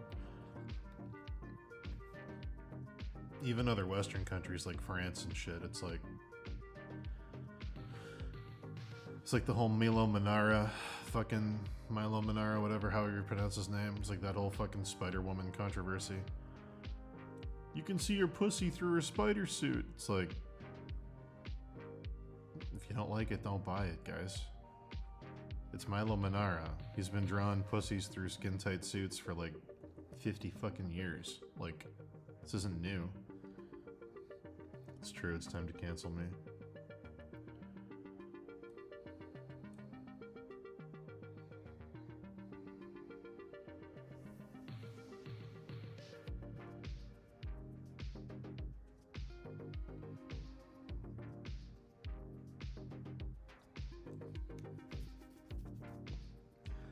In general, my opinion, this is in general, it's not for all cases, but in general, my opinion is if you don't like something, make something to counteract it. Don't tell people what to do with their creations. Create something of your own that has the opposite effect.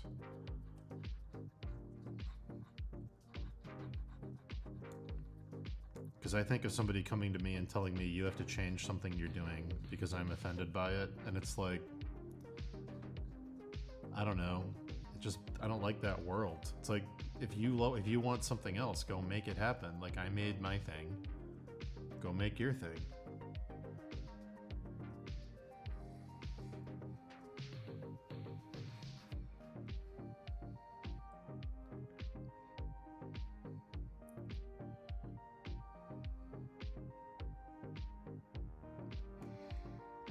Yeah, the Vanillaware guys are unhinged with sexuality. Their drawings are unhinged.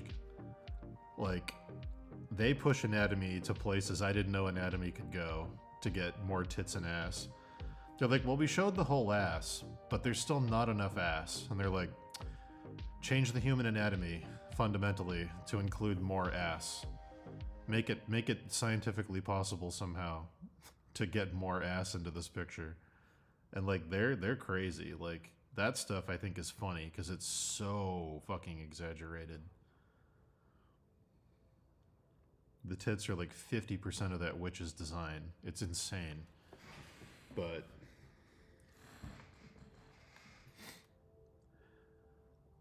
I really like respect the Amish I wish people that thought that way would do what the Amish do.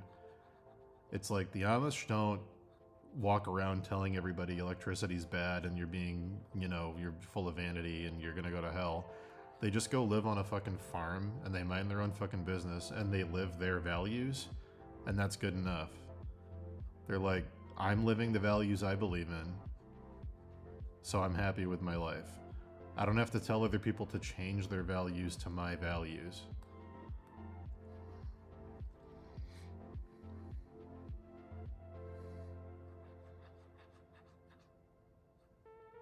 What I can do is make really expensive handmade furniture, though, and sell it to them in an Amish conspiracy.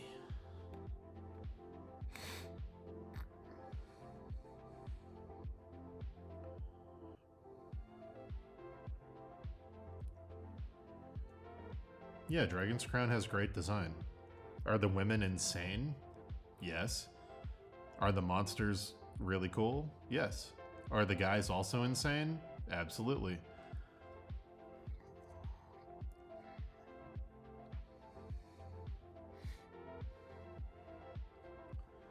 But yeah, I don't know. That shit never bothered me, really.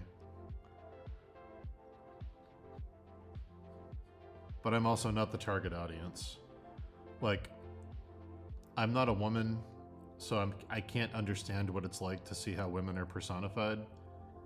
I can imagine it's not super comfortable for some people, for sure. Like, I have the sense to know that, but like, I can't pretend I know how that feels. I'd be lying to you.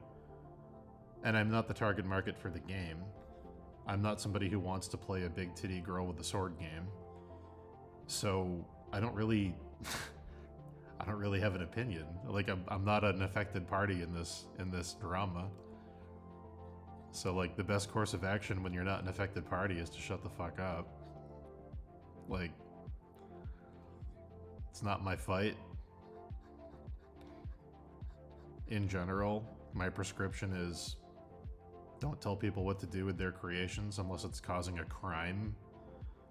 Just go make something else that you feel represents your desires and put it into the marketplace and, yeah, regulate it that way.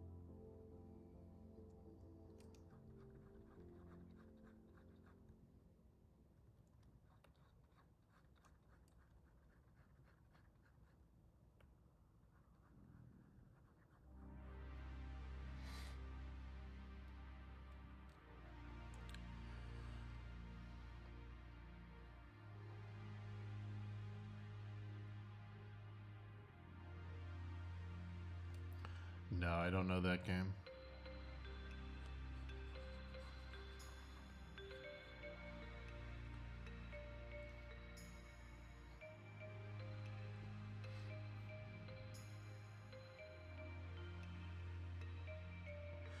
Dan, if I may ask, where does the passion for classic games come from? Is it a combination of conscious choice to make a living / a keen interest from childhood?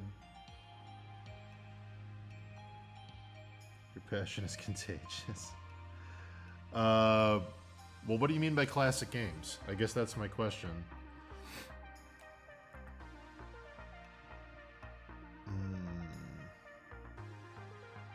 It's not about making a living.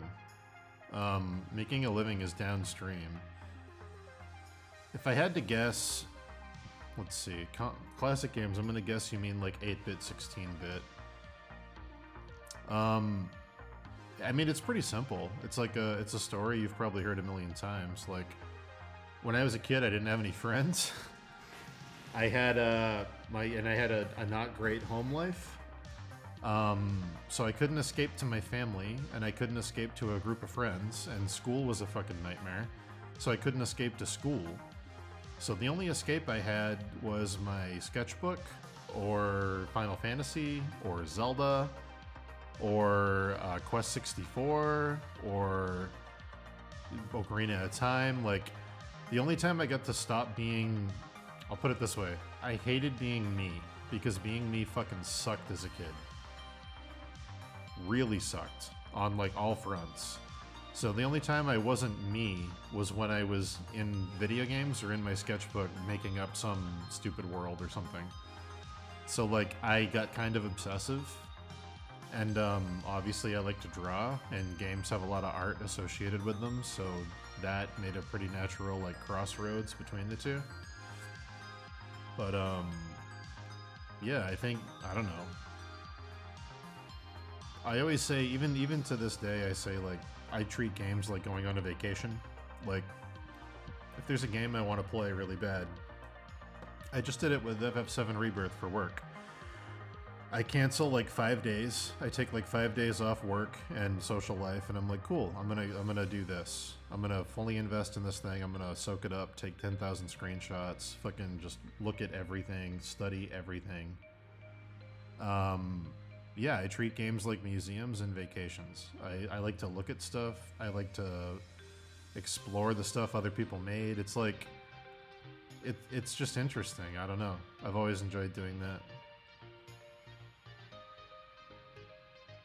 Because number one, it's made by other people like yourself. It's other creative people that are interested in the same kinds of things. So it's a sense of camaraderie to see what they made. And number two, you're learning more about your chosen field of creativity, because there's so much art that goes into those games and so many creative decisions you can learn from. And number three, I think it's a pretty legit art form. Interactive storytelling, I think, is a pretty underappreciated art form. But yeah, the passion comes from the fact that basically when I was a kid, video games were like...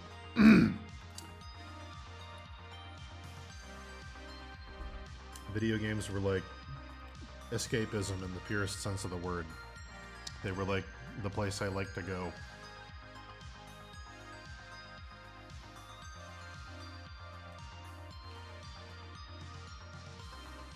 I like escaping my own mind to be something else. I like art, I like storytelling, and all those things kind of converge in video games.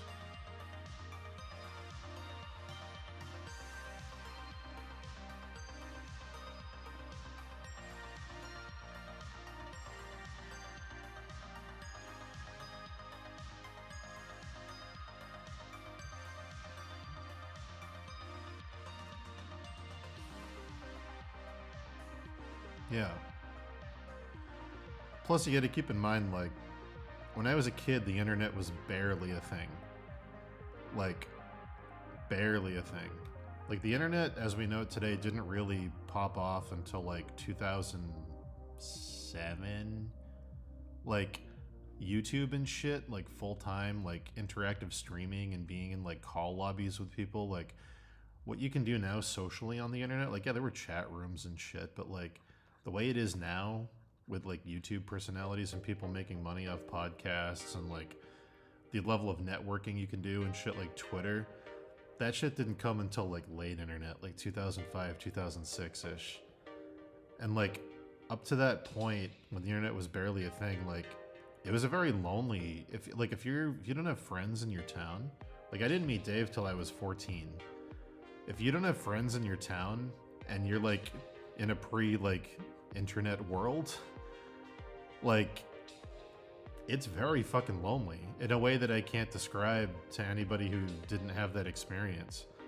And video games were a weird, like, it was almost like a weird like message in a bottle or something, where like you'd play something and you'd identify with it and you'd be like, okay, somewhere out there in the world, there's people like me because they made this thing. And I don't know where they are and I don't know who they are, but I know they're out there. So I'm not alone. Even though I feel alone in this place I am, I'm not. There's other cool people out there because they made this thing I'm playing. And someday I'll find them. And someday I'll be a part of that sphere that they're in. And I can get the fuck out of where I am. And it was like a very weird lens into the fact that there were other weird creative people in the world. And it wasn't all just the people you grew up around.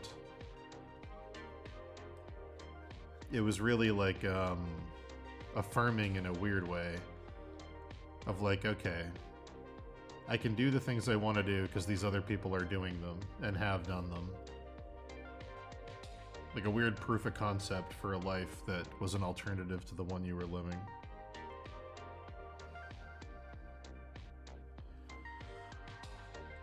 I don't know if I could get on Epic Name, bro, but Dave might be able to. I'm not like a huge name. Maybe if I had my Twitter account back, my follower count would let them bring me on or something, but I don't know. Right now, I'm just a guy with an Instagram because my social media is gone. But yeah, I'd love to talk to Epic Name, bro.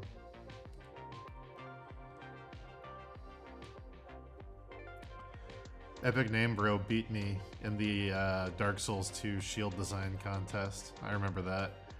I designed this really cool cathedral shield that was like a face with stained glass in it. And you could light a torch behind it and it would like cast light out of it. And I was like, I'm totally gonna win this and my shield is gonna be in Dark Souls 2. Then Epic Name Bro made his pig shield and I was like, I'm fucked. Everyone's gonna vote for Epic Name Bro.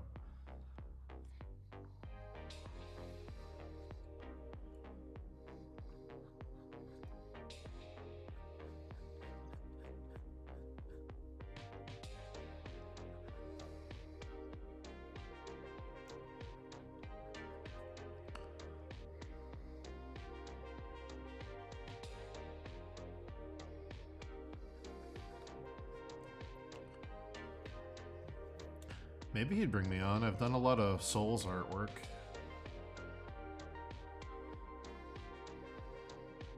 It's possible.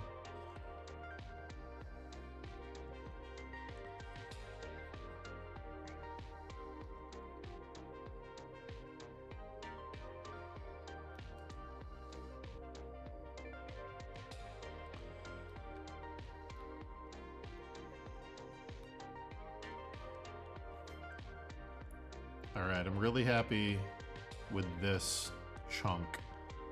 Specifically, these folded arms are feeling good. This corner's a little too bright, so I'm gonna knock that back a bit.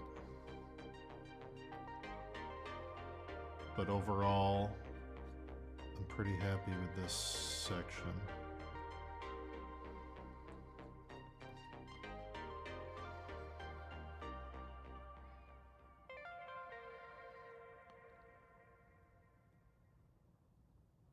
Do you think it's still worth it to get your Twitter account back, or would it be better to start a new one and cultivate your following again?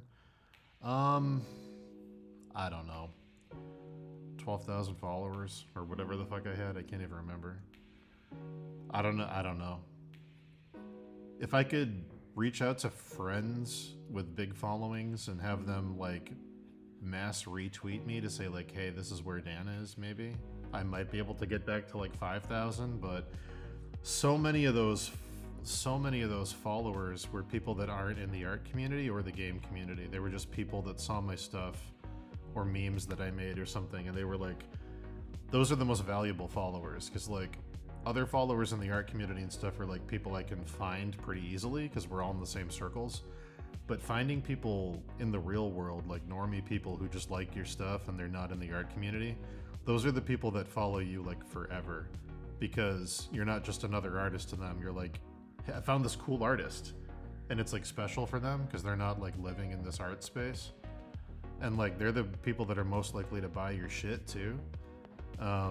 So getting those fans back might, I don't know, that would be really hard with a new account.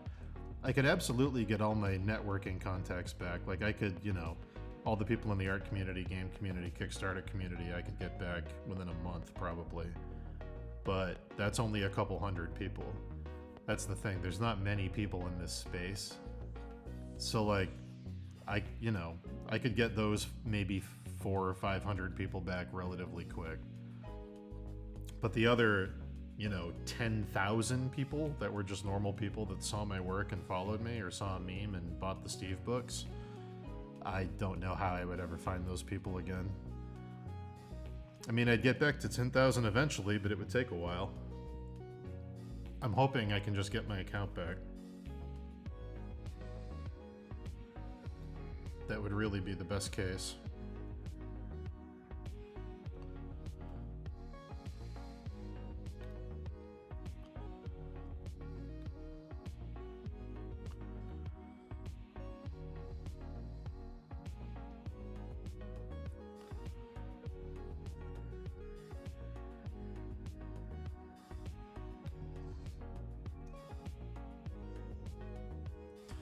The account was, during the AI discourse, I'm assuming this is what happened, I don't know for sure.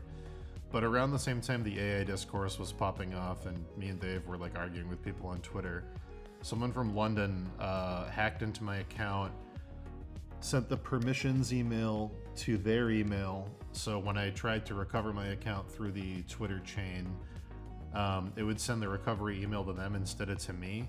Then they changed the phone number, so there was no two-step way to get it back.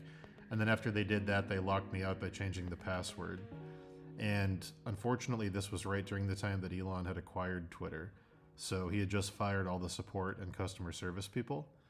And basically, I've filed probably 40 tickets to get my account back, and none of them have been seen by a human being at this point. It's been a year. I lost it last April.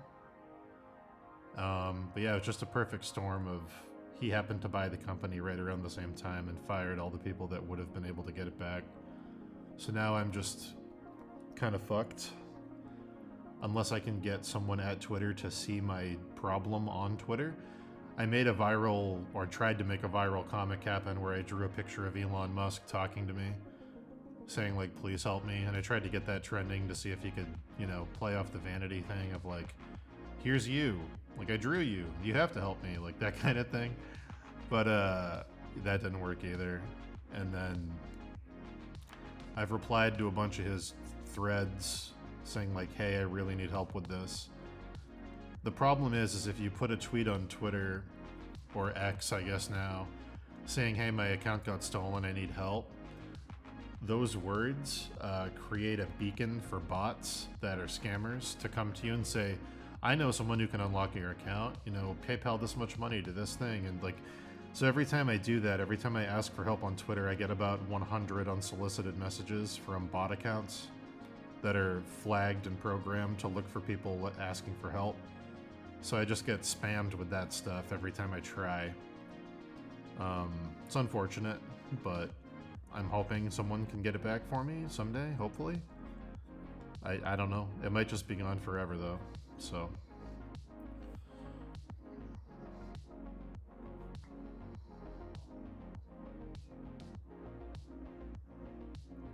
Took some shrimp from work with hot honey sauce? Hell yeah. Love that.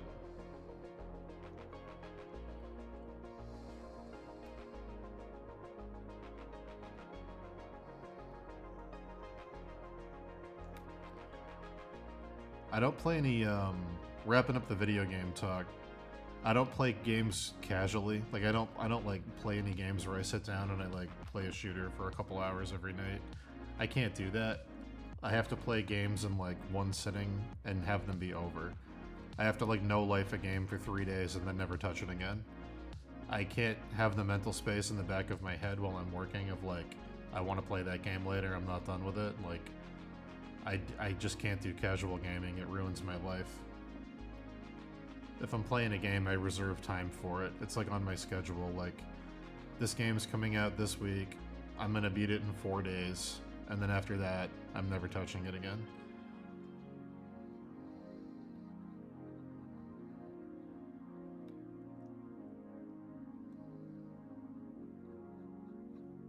That's the only way I can like have like a work-life balance and still play games, basically. Because if they're there all the time as an option, it's just like, I don't know, it's like weirdly stressful. I don't like it. It's like a looming distraction where it's like, oh, you could, you know, work kind of sucks today. You could go play a game. Like, I don't want to have that option.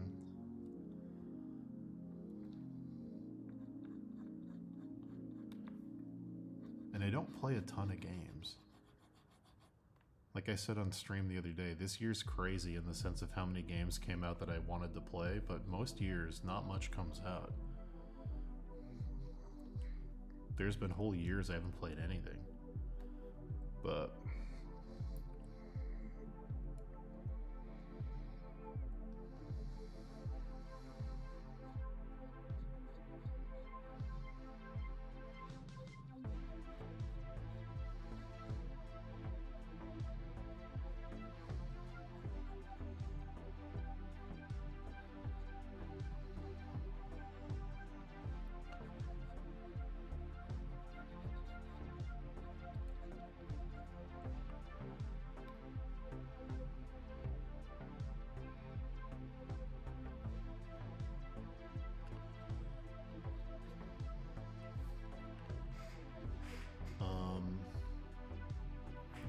be right back.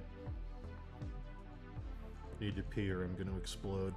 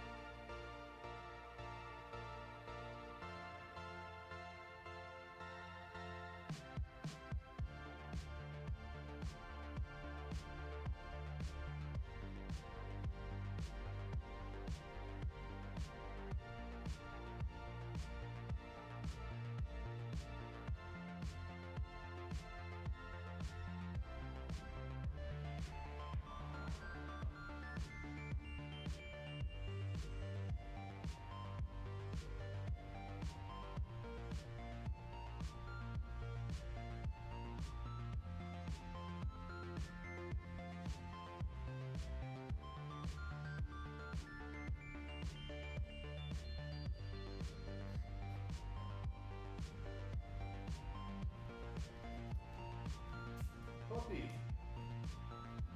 Love you. I love you.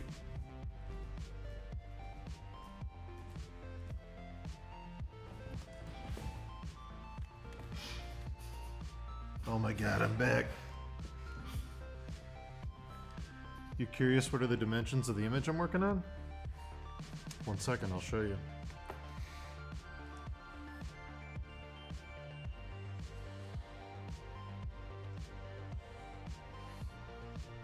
15,000 by 9,000 at 350 DPI.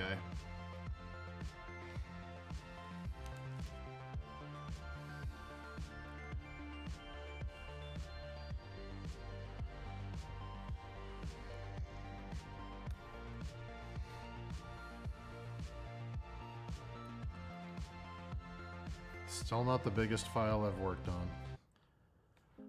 Those Transformers renders were 20,000 pixels. Good lord. To be fair though, they had to be big enough to print on the sides of buildings.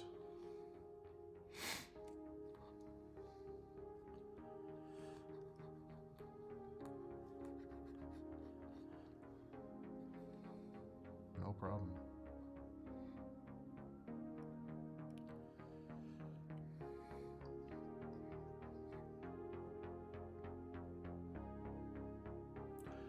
I didn't have dinner. I had lunch at like noon. It's 6. I'm not super hungry yet, but I had some honey Cholula chicken with cilantro rice.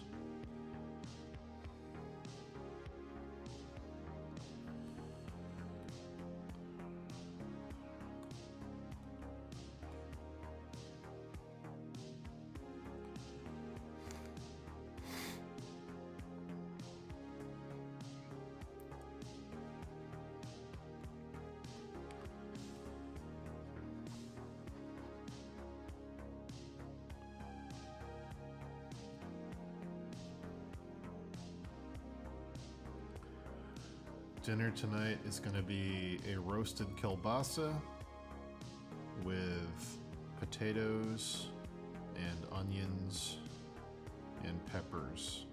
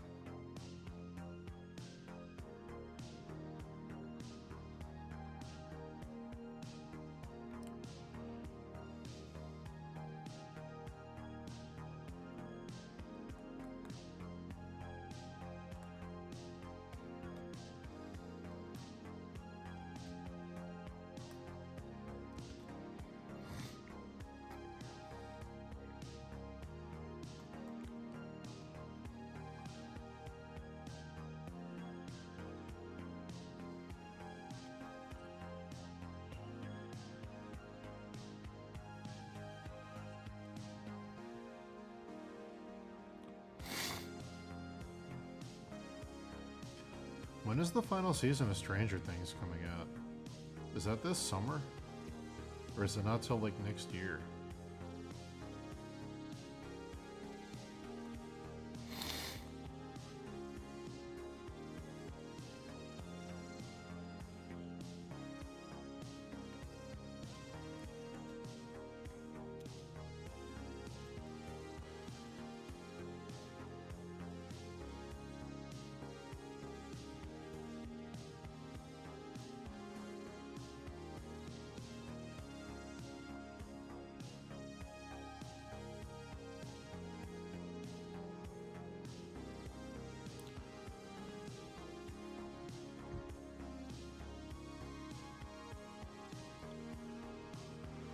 Oh, jeez.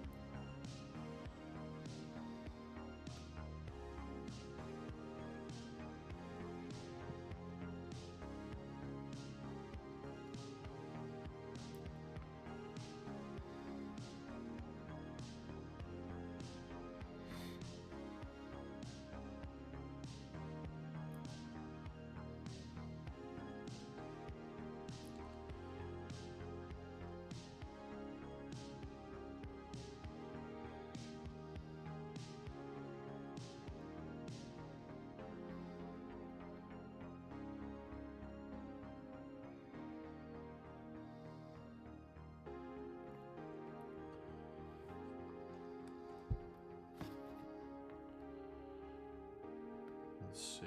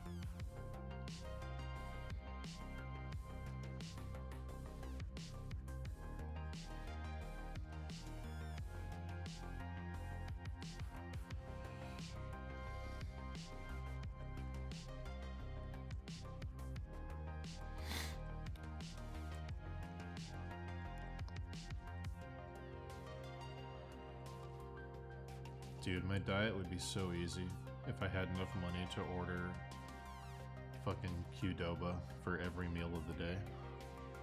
Oh my god. $400 rice and chicken bowl just 4 times a day. Ugh. It'd be $40 to do that every day.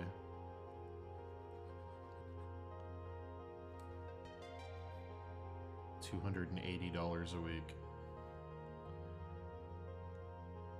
Over $1,000 a month.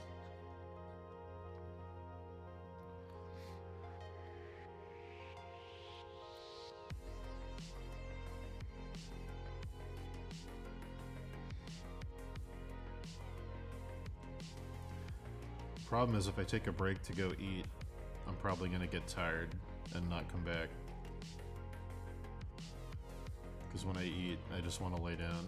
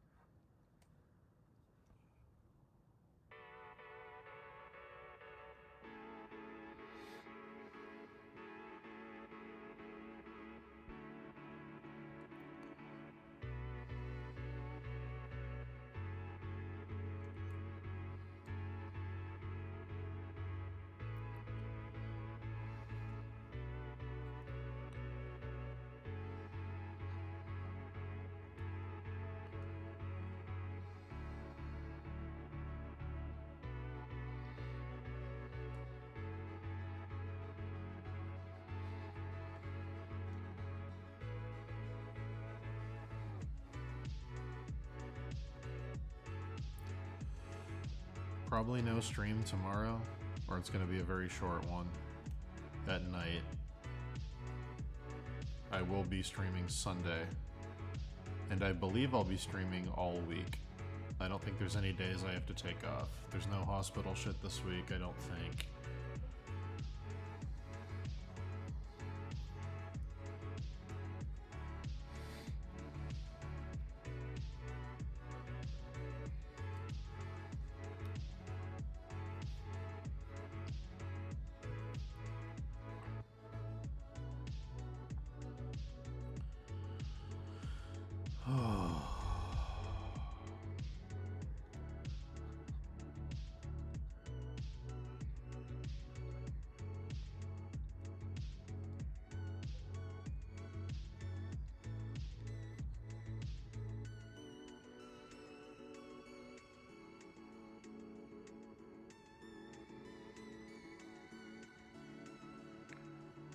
Me realizing that they hid the brand of sacrifice from Berserk in the design of this blade by crossing the two arms over each other and splaying the fingers out at the top. Surprised it took me this long to see it. It's right there. Just elongated. That's very funny.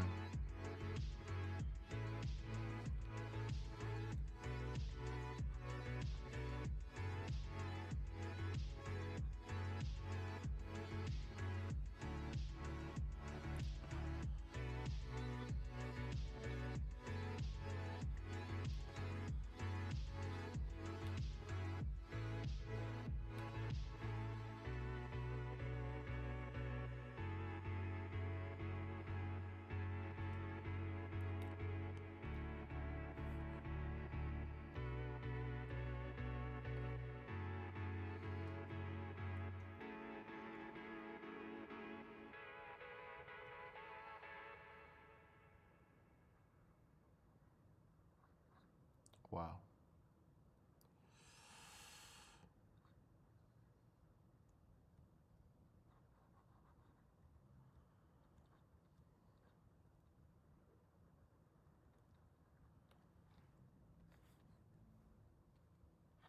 Puppy, I hear you snoring over there. What, you think you can just eat the food I buy for you and then snore all day because you're cute and I love you?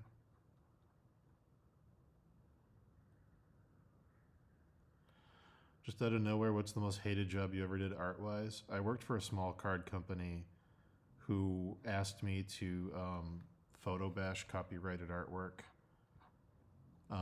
They didn't start by asking me to. They said, I want you to emulate this artist's style. And they showed me a bunch of art that was very, very clearly stolen photos that were ripped off Google and photo bashed together without any painting on top. They were very, very bad images. If I could show them to you, man, I wish I could. I can't, though.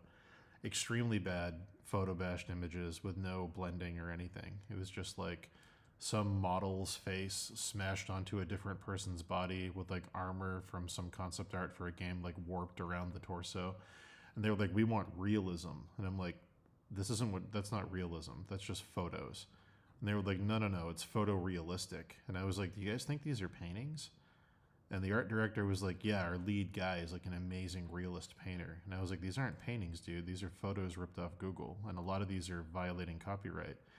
And he laughed at me and he was like, you're just jealous because your work doesn't look as realistic as his. You're not as good with your fundamentals. And I was like, my fundamentals might be shit, but I'm telling you that these are absolutely stolen. And he was like, you're just like coping. So I went on Google, I cut out the girl's face and I reverse image searched it on Google. And I found the thing it was ripped from. It's a model who was over in like fucking Dubai. And I was like, here it is. And I like showed him and then I ripped the body and I reverse image searched it and I found the video game concept art the body had been taken from. And I compiled the whole thing and I gave it to the guy. And he lost his shit. And he was like, so what? That's not theft. If I tell you to do something, you do it. And I was like, are you telling me to grab like copyrighted material and photo bash it into designs? And he said, yes, if it looks good, that's all they care about. And I want it to look like this. And I was like, okay, well, respectfully, I quit. And he got super fucking mad. And I have no idea what happened to that game or him, but that was one of the most unprofessional shit things I've ever been asked to do by a client. That sucked. Other than that, most of my jobs have been pretty dope. I don't have a ton of complaints, really. Most of the people I work for have been great. But yeah, that one sucked. That was just like, I think he took it as like a blow to his ego because he wasn't good enough with his eye to see that the shit had been stolen. Like I don't know. I'm assuming that's why he reacted the way he did. Because I was like, I documented every single photo I could find that was ripped, and he really, really got angry at that. It was either like willful ignorance, like he knew it was stolen, but as long as he didn't see the source material, he could pretend, or it was just he's a dummy. But yeah, either way, didn't go well.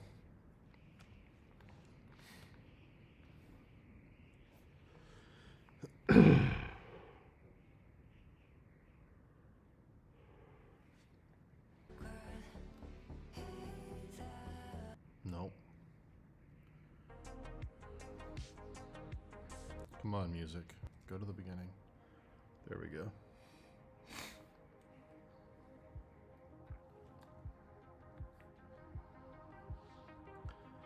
Dude, these wigglers are wiggling. We fucking did it.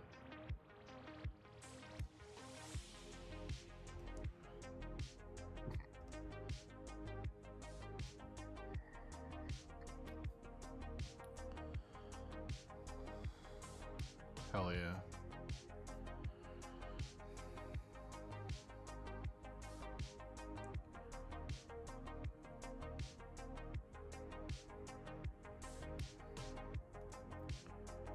Wait, were you affiliated with that, Mike?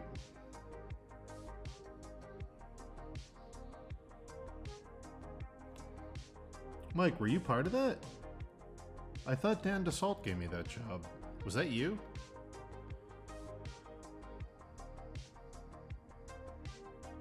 Or were we all in it together?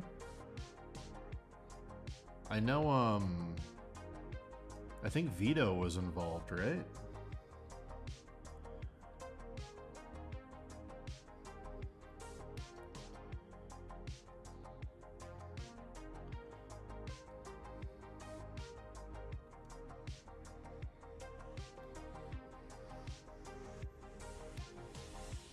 Oh.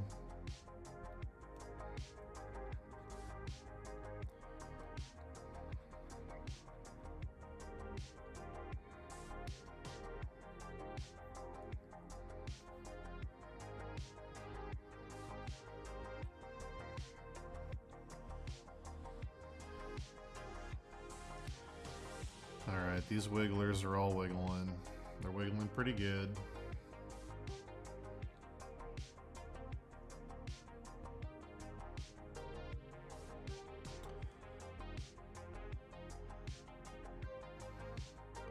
Yeah, it wasn't like some incredible job. It was like card art for like 400 bucks. It wasn't like amazing. The only thing I really regret, the only job I really loved that I regret was I did a ton of work for this miniature company for years, and I made really good money working for them. I was doing super well. And then I don't remember what happened. I think one of their Kickstarters bombed or something, or it was around like Brexit. I know it was around Brexit, and the Brexit thing fucked their funding up. And up to that point, we'd been paid on, like, I did the work ahead of time, and then he paid me a premium for paying me late. He'd give me like a higher wage for waiting. So I would do a ton of work, and then when the thing finally came out, I would get a ton of money. And it was like really, really good for everyone involved. It was great. And then Brexit, I think it was Brexit, fucked up one of their Kickstarters, and he couldn't pay me, and he owed me like $20,000. And I was like, well, what are we gonna do? And he was like, well, you know, I can get it from X, Y, and Z, and we can get it to you, you know, within a certain number of months. And I was like, okay, whatever. I don't want to ruin the working relationship over this. Like, just get it to me when you can. And then a few months went by, and he stopped responding to my emails, and I was like, oh no. This dude owes me like $20,000. So then a few more months went by, and I was like, all right. Emails aren't being responded to. So I went and I found him on Facebook, and I reached out, and I didn't get a response. So I was like, okay. So then I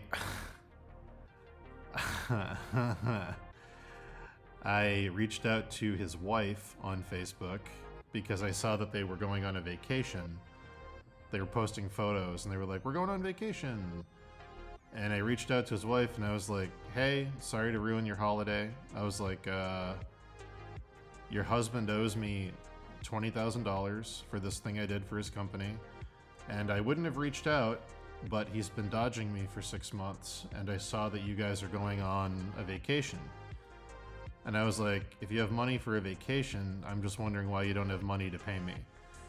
And she freaked out, and she was like, I didn't know he was in debt to anybody. I didn't know, like, I don't know anything about this. Tell me more. And I was like, I don't want to cause a problem in your marriage. I was like, but I need to get paid, and he's not responding to my emails. Can you just tell him to respond to my emails? So then he responded, and he was like, that was the end of that was it. I'm never going to work with this guy again. I did get paid eventually. He did pay me the money, but that I regret crossing that line. At the time, I was very desperate for cash, and he owed me a lot of money. But, yeah, I shouldn't have done that.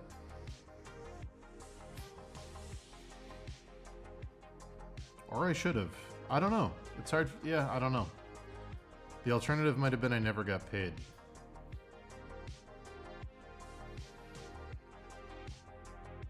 Yeah, I don't know.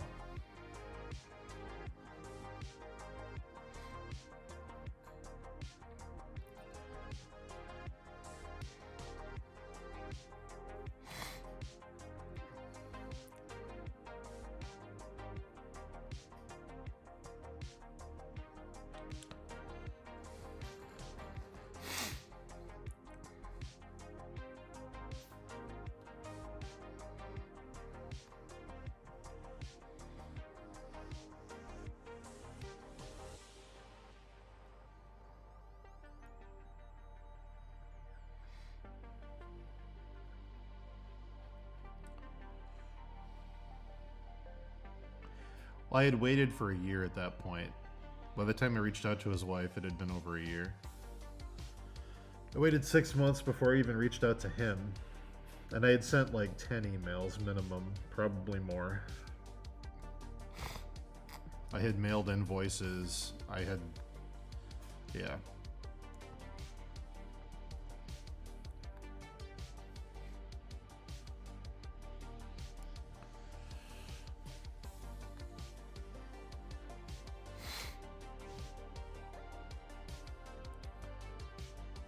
My excuse, here's my cope that I used to get out of it when he was mad at me. I said, well, as far as I knew, maybe you died or something. I didn't know. You didn't respond to my emails. How am I supposed to know you were even alive? I was like, I had no idea. You just disappeared off the face of the earth after the last time we talked. I'm like, so you know, as far as I know, you're not even alive to give me my money, and I have to get it from somebody else. And like, that was enough to buy me the benefit of the doubt, but he's still never going to hire me again. And I understand why. I get it.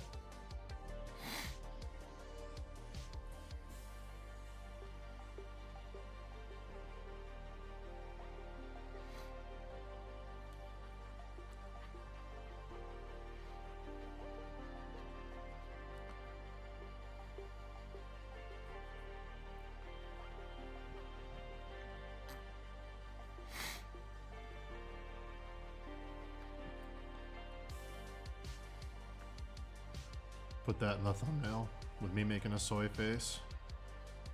He called his wife! Exclamation point. Question mark? Exclamation point? Question mark? Insane client debt makes him do what with his wife? More YouTube clicks, please.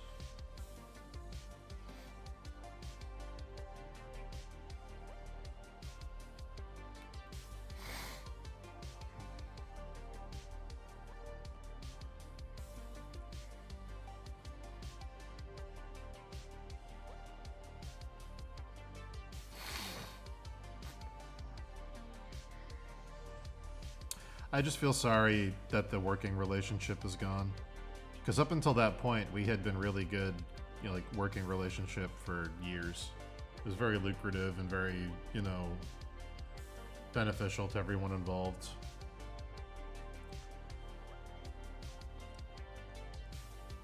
But yeah, unfortunate. I did so many paintings for them I never released. So many. This was like fucking 8 years ago though. Whenever the fuck Brexit was. And many years before Brexit.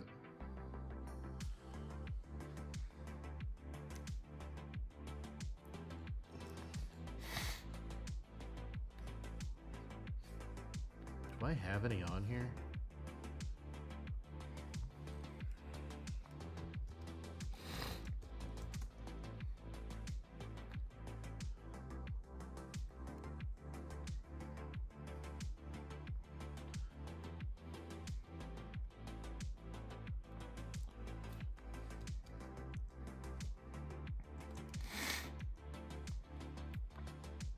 I bet I do.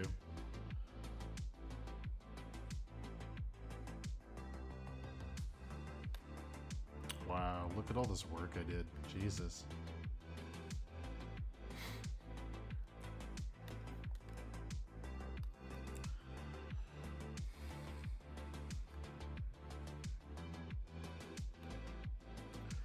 Jeez, I did so many paintings for this company. Holy shit.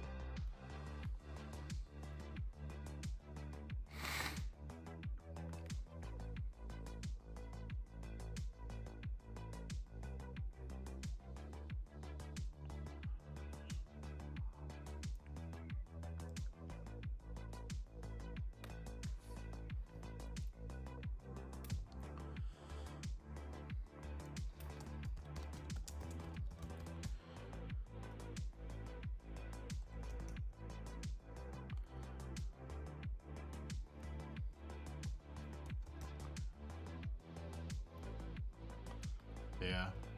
Anyway.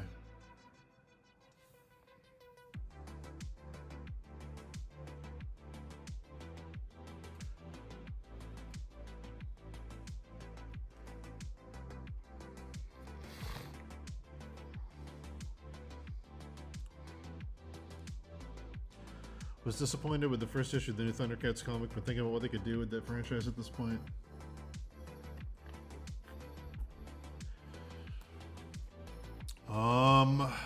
I don't know enough Thundercats lore to do a take, but in terms of aesthetic,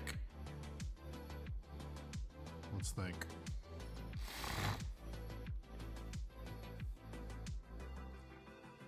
I mean, this is pretty obvious, but I would go the... If anything would work well as the dark realistic, I think Thundercats would. I think you could do a cool dark realistic take on it.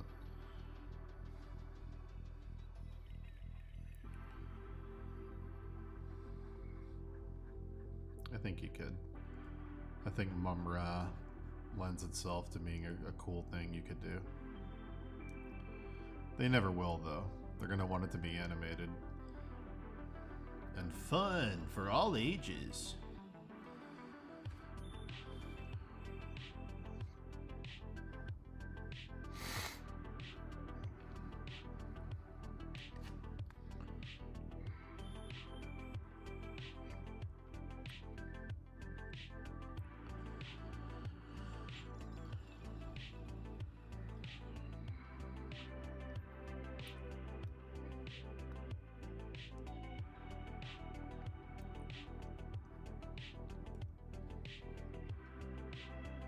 Yeah, live action.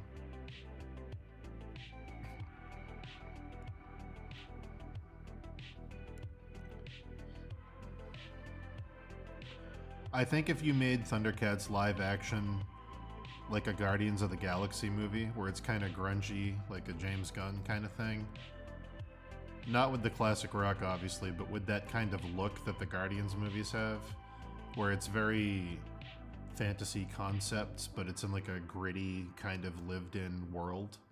I think if you made a Thundercats movie that felt like a Guardians of the Galaxy movie, I think you could probably do it. Where it's the right balance of less jokey than a James Gunn movie. He tends to go a little overboard with the humor, but definitely like a found family gritty adventure where things feel very lived in, and you're not constantly looking at the screen and explaining what's happening. You're just like, this is the world, and just enjoy being in it. I think the level of technology and like the creature design and stuff, if it looked like a Guardians movie, I think you could do it really, really well.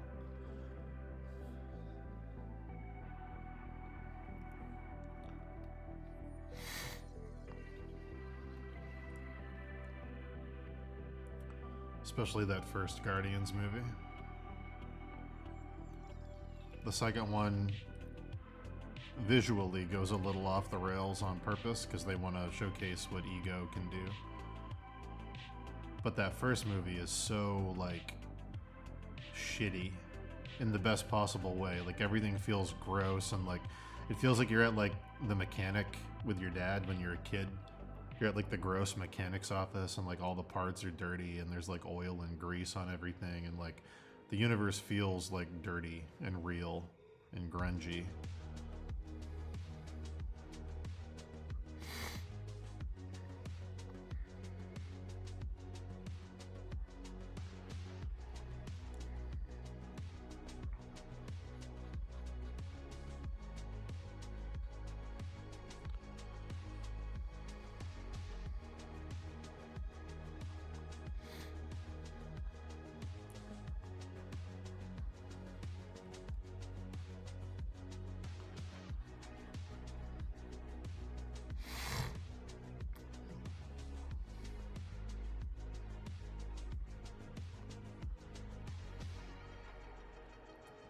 So here's my guess for what the plot of Marvel's Fantastic Four is going to be.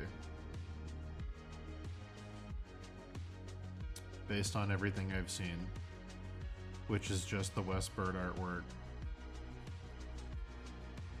and some other small things.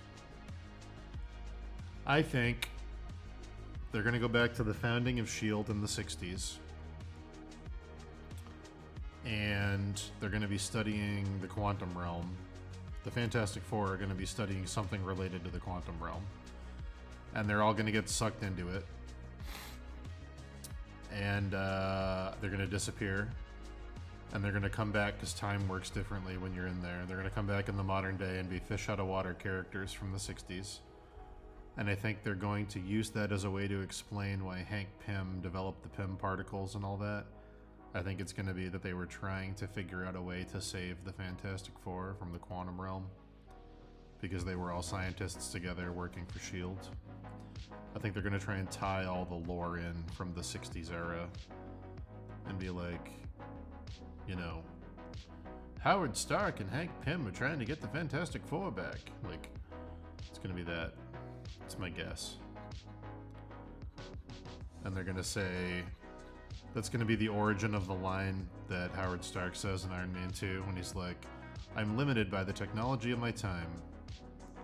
It's going to be that. It's going to be, there's a way to get the Fantastic Four back, but we can't because our science just sucks too much in the 1960s. But it's my guess. And then they're going to be like wholesome 1960s people in like the shitty modern world with a fun little robot.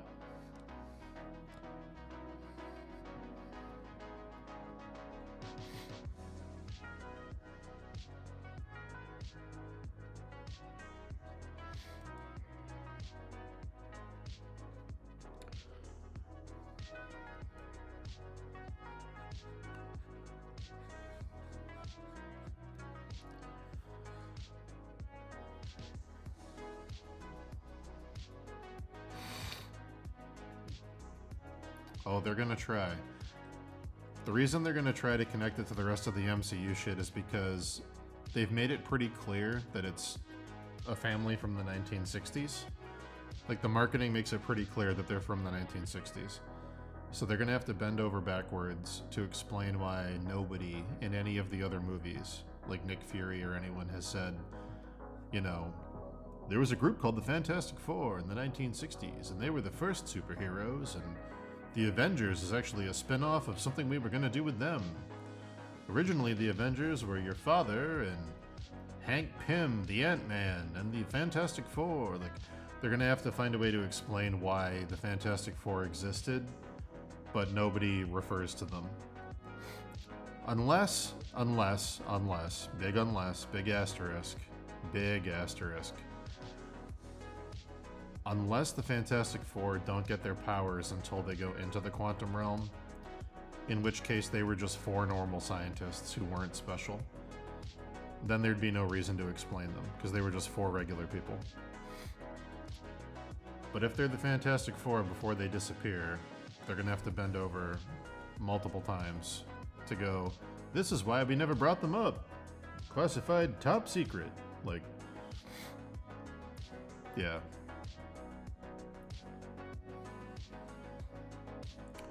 Oh, did I forget to mention for the past 20 years that there was a super family stuck in the quantum realm? Sorry about that.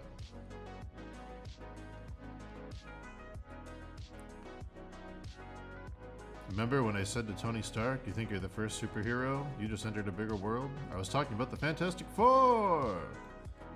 I never said their name, but that's wink wink who I meant. Question, chat. When Nick Fury winks, is it blinking? Because he just has the one eye?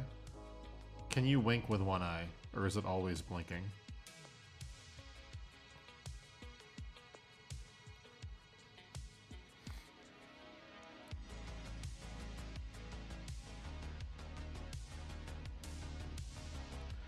Because otherwise, every time he blinks, he's winking.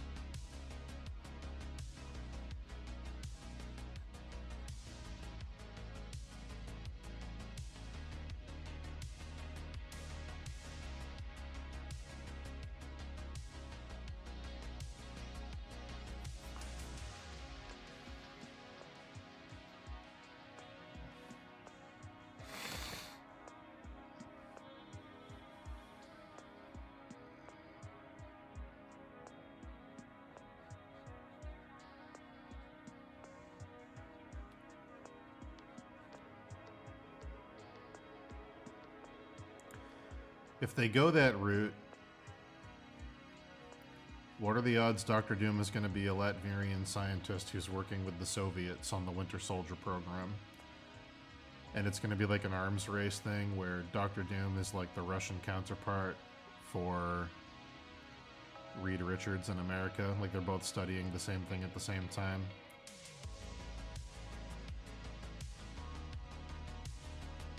And then they both end up in the quantum realm.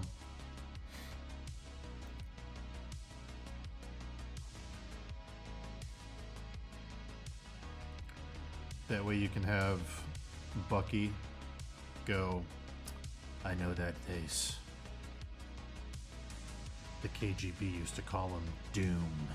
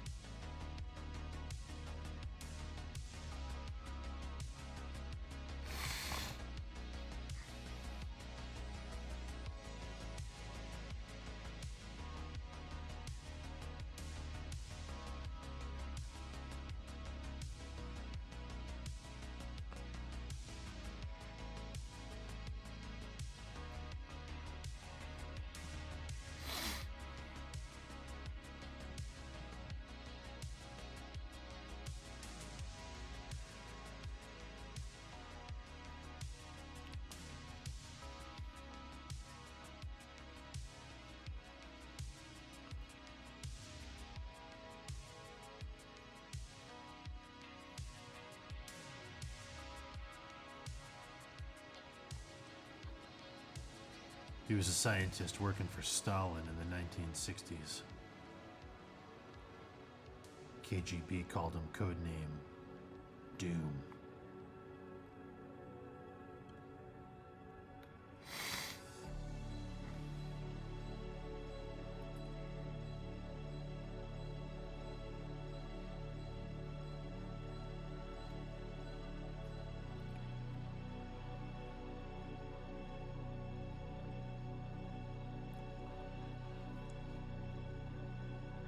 I have faith that now that Marvel's doing all their classic shit, X-Men, Fantastic Four, I have faith they're gonna find their stride again.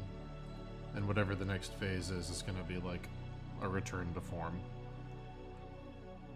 Now that they're going back to like iconic characters. But we'll see. Could be wrong.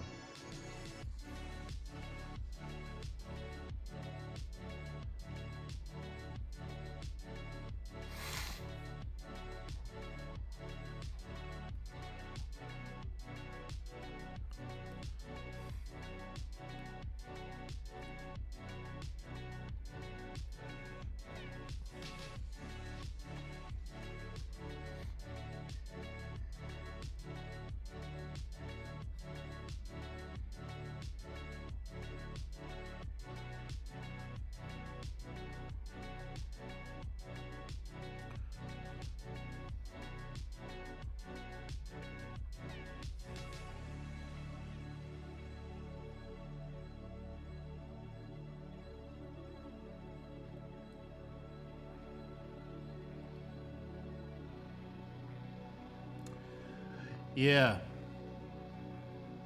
Yeah, they seem like they do pretty well with the Spider-Man movies.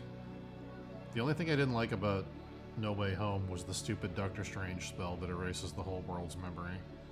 I thought that was a pretty, just like a, I don't know, like a lazy plot contrivance, but everything else was cool.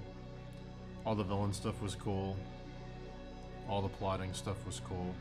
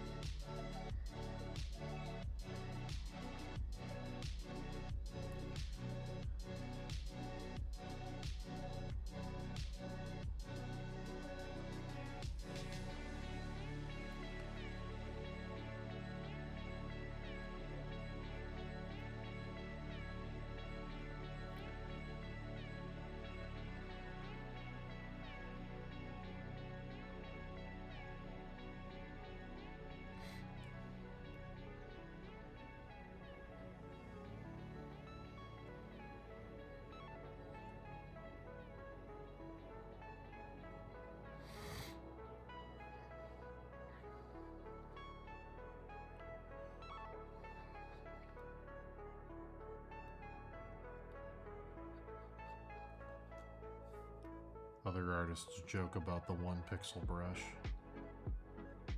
I embrace it.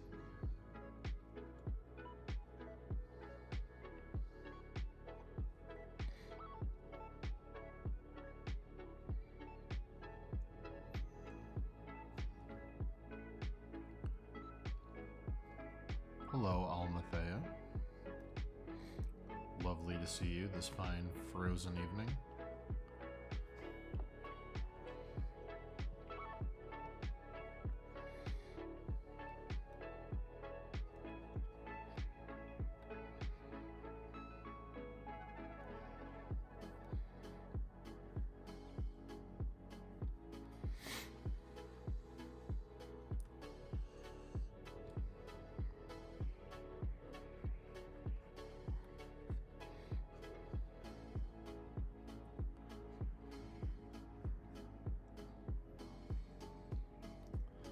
What's cooking? Nothing yet. But later it's gonna be sausage and potatoes.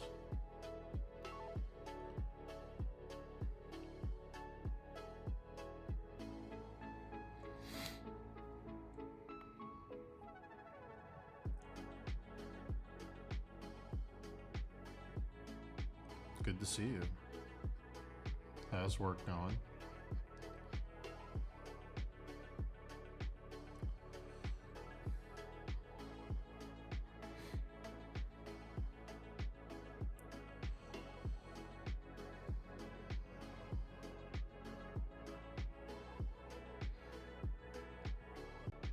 Put them all in a pan, cook it for an hour, scrape everything off, flip it over, cook it for another 30 minutes. Nice and caramelized onion, nice crispy potato, beautiful burst caramelized sausage. Easy 1,000 calorie meal, high protein. And then I go to sleep.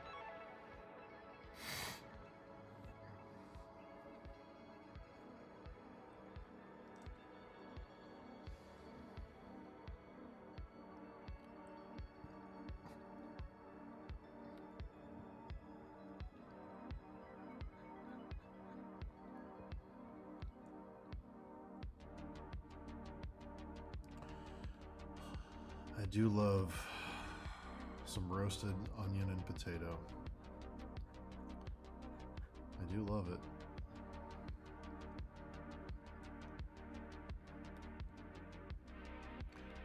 The most popular thing I make for people when they come over for parties is the morning after I make homemade corned beef hash.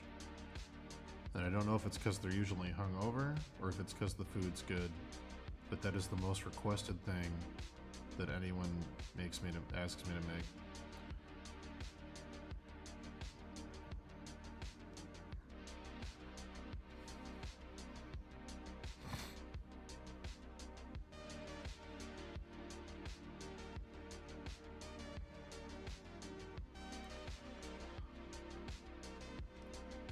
Homemade corned beef hash, I do a corned beef the night before in beer. Boil it down in beer, take it out, brush the whole thing down with a light mixture of mustard and brown sugar, bake it in the oven till it's tacky, take it out, let it rest, cool it off in the fridge till it's solid, cut it into fine cubes.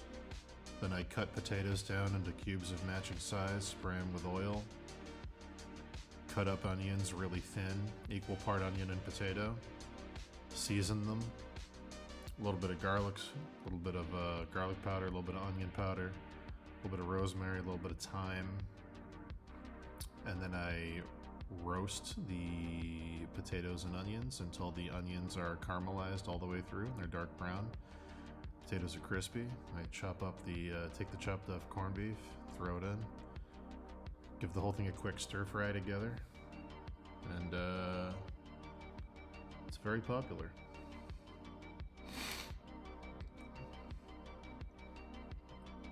My most requested thing.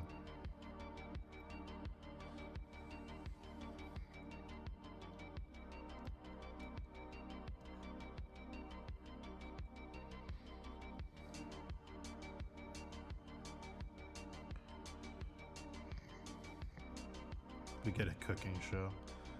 Probably could actually. That's on my premium OnlyFans.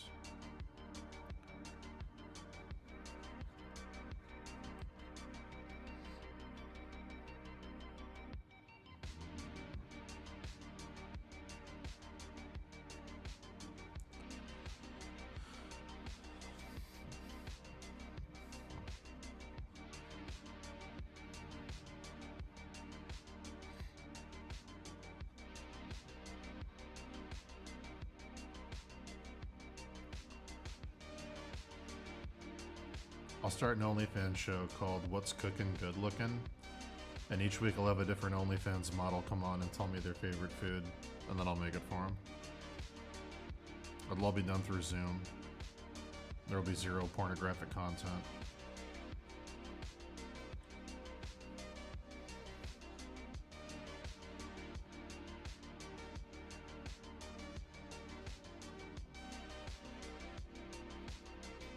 These are just free ideas, guys. You could just take these and make a bunch of money.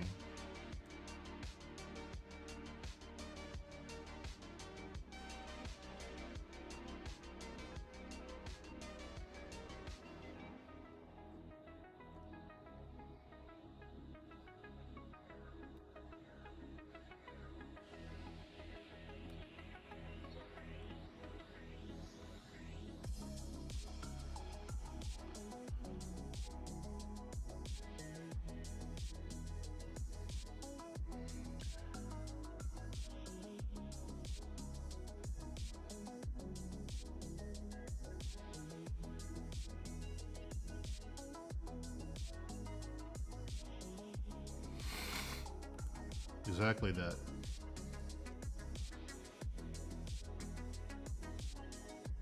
We'll go tonight. My guest is Angela White. Now, Angela, I've seen you swallow a lot, but tell me, when you wake up in the morning hungry, what's your favorite thing to put in your mouth? Is she British or Australian? Anyway. It's probably an Aussie meat pie, that's my guess. Which is a very good recipe.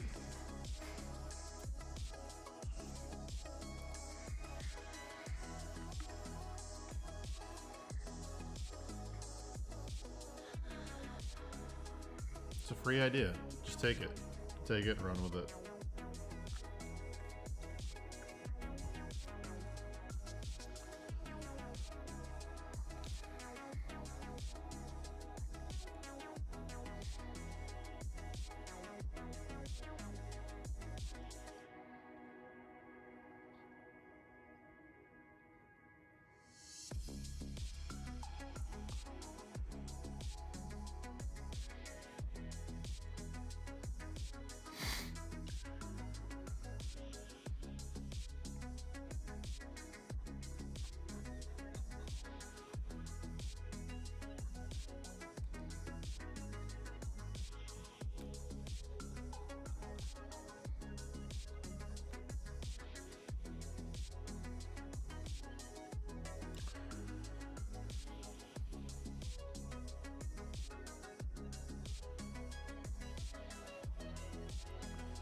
This one's fun because it looks like he's flipping us off.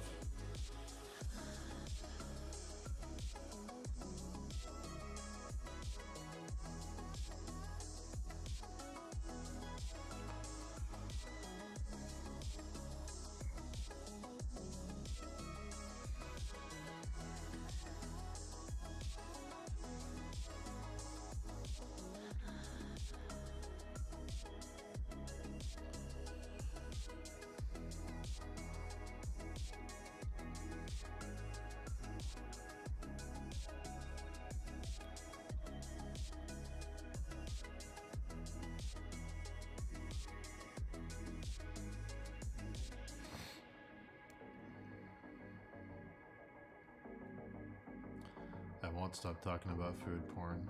It's all I'll talk about.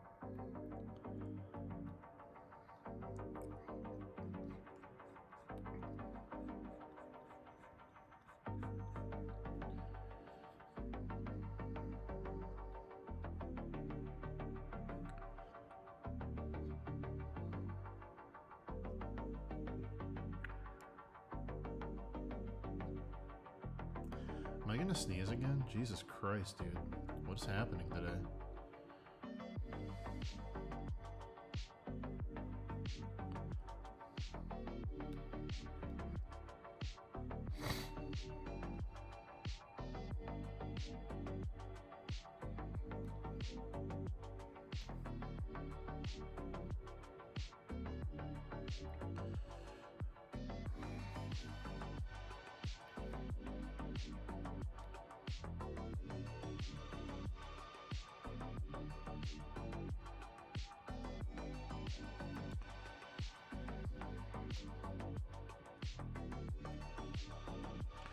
What was my favorite food to eat in England?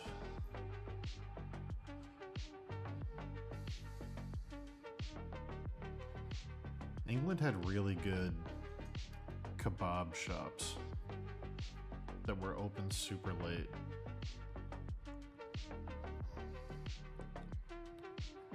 I do miss those. Really good Indian food too. We don't have a lot of good Indian food here.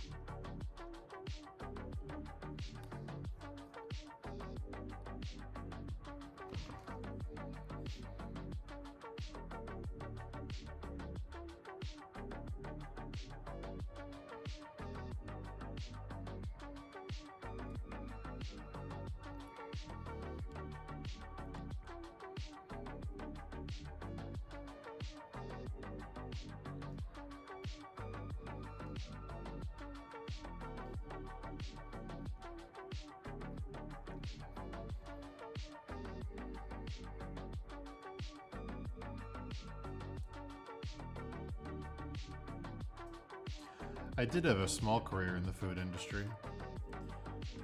I learned how to cook when I was 7. My mom didn't want to hire a babysitter, so she took me to work illegally at a kitchen she worked at and taught me how to be her assistant. When people came in the kitchen, I had to hide or I had to pretend I was doing homework. And from age 7 to 12, I cooked there for groups of like 300 a night. Learned how to cook all kinds of crazy stuff. And then later in life, I worked at a breakfast restaurant, making a lot of omelets, a lot of corned beef hash, a lot of toast, a lot of quiche, burgers, things like that. And then I worked at a Greek pizza shop where I learned how to make pizza, subs, baklava, different kinds of fried foods. Yeah. Nowhere crazy fancy, but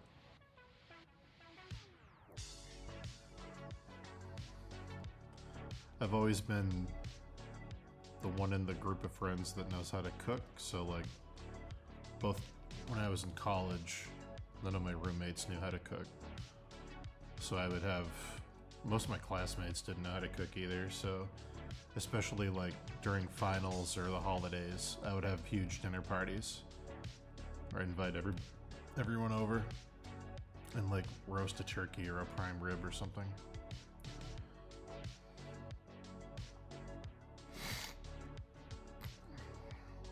But yeah, I'd often cook and just bring food and shit, but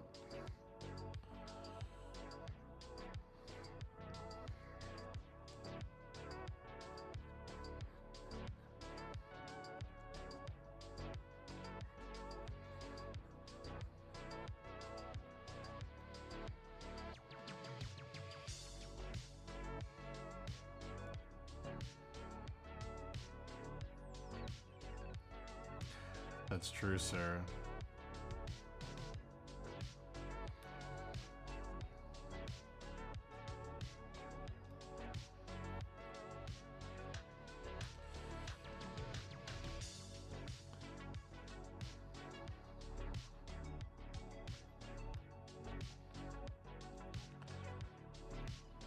There's a few things I can make that are better than I've ever had in a restaurant. They're family recipes, typically. Like, I don't get prime rib in restaurants because the prime rib I can make at home is so much better. It's like stupid. Same thing with shepherd's pie. Same thing with fried fish. My fried fish recipe and my baked stuffed fish recipe are better than anything I've had in a restaurant.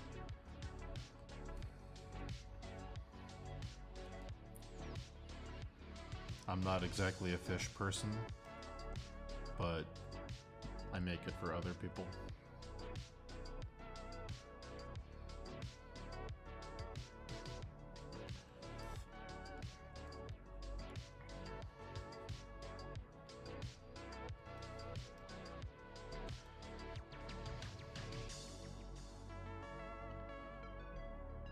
Restaurant prime rib is only good if you go to a place that's like a carvery, like a place that actually only cares about, like, if you want to go to like the Brazilian grill or something, the prime rib is good.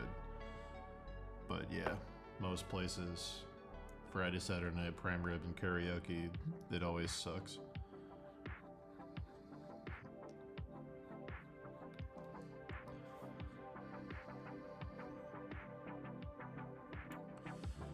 Thanksgiving dinner, I make really, really good homemade stuffing. I make amazing cranberry chutney because my family has cranberry bogs, so I get fresh berries. And lasagna. Lasagna and stuffed shells because I have a homemade meat sauce recipe that is extremely good.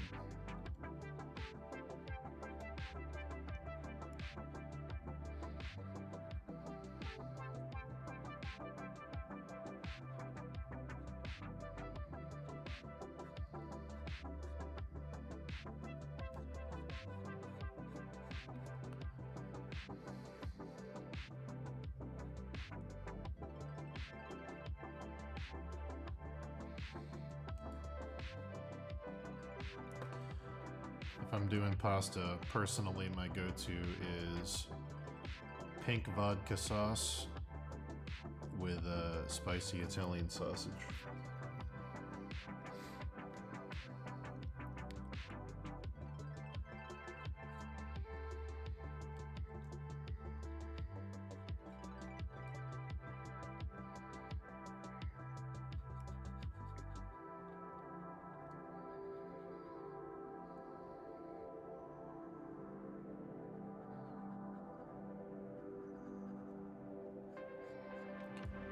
My vodka sauce is usually orange, not pink, because I use a lot more tomato paste.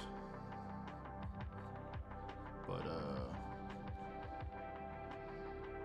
what's pink vodka sauce?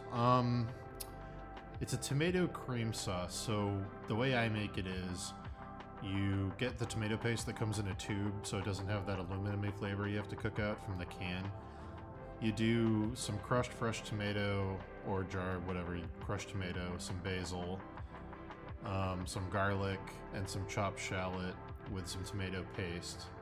You cook that down until the tomato paste just starts to caramelize and is cooked through. And then, with olive oil, obviously. And then you add a little bit of vodka, and what the vodka does is it breaks down the tomatoes and releases a flavor that you can't get from the tomato naturally. It's something that can only come out with the addition of alcohol, and it makes them sweeter. It's a weird thing. It's a weird thing. You cook the vodka, you can either flambe it or you can cook it till the alcohol cooks off and you don't have a vodka flavor. You want to make sure you cook it till the alcohol flavor is gone completely. And then reduce the heat. I like to personally put in fresh grated Parmesan, and then you add a little bit of heavy cream to balance out the acidity of the tomatoes. So it's like a tomato cream sauce with basil and garlic and cheese, essentially.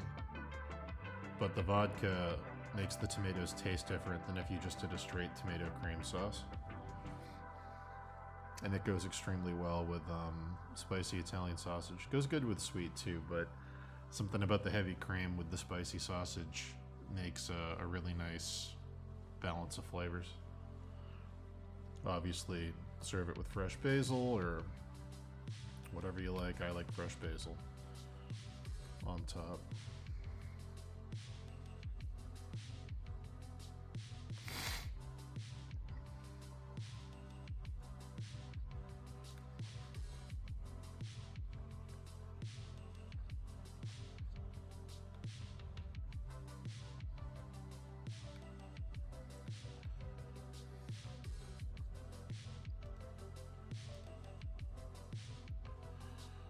Most places only use a little bit of tomato and then cream. So the white and the red ends up making the sauce pink, so they call it pink vodka sauce. I use more tomato and I add some cheese, so mine is orange.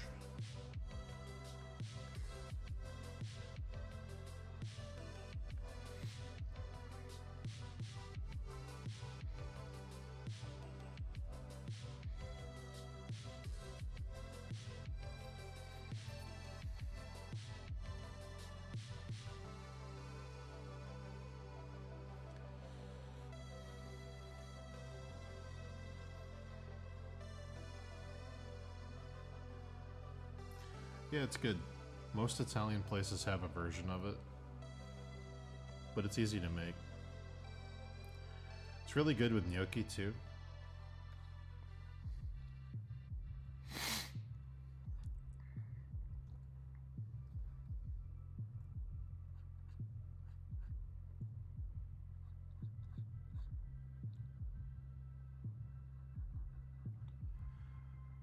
I will say, if you're at the store, don't get the jarred vodka sauce. In general, don't get any jarred white sauce or jarred sauce that includes heavy cream. They just taste really funky and not correct. The white Alfredo sauce is fine if you want it to taste like that childhood Alfredo you got at like school or something. But like, I would not recommend any jarred vodka sauce.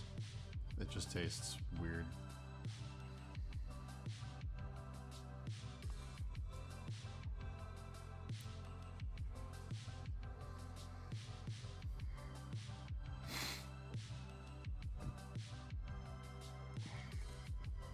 Yeah, I haven't made gnocchi in a while. I gotta do that one of these days.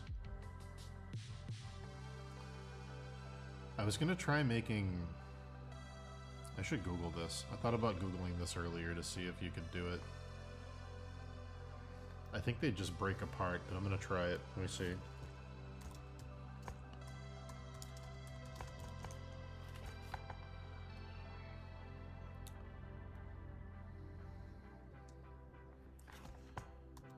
I don't think this would work, but I'm gonna try.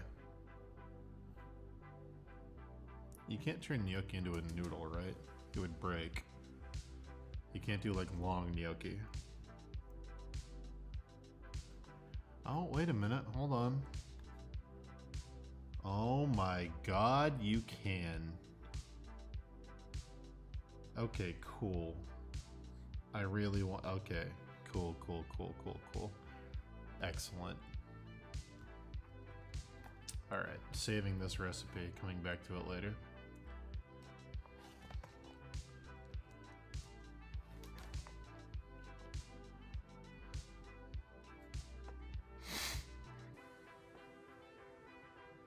Definitely making that.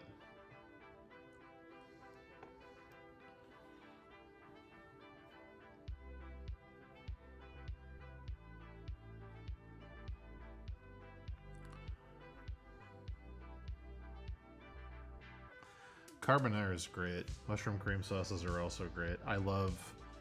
Have you had the legit carbonara? Where there's no cream and it's just made with egg yolk and guanciale and pecorino romano? I like both versions. There's the authentic Italian one that's just pecorino romano, guanciale, and egg white and egg yolk.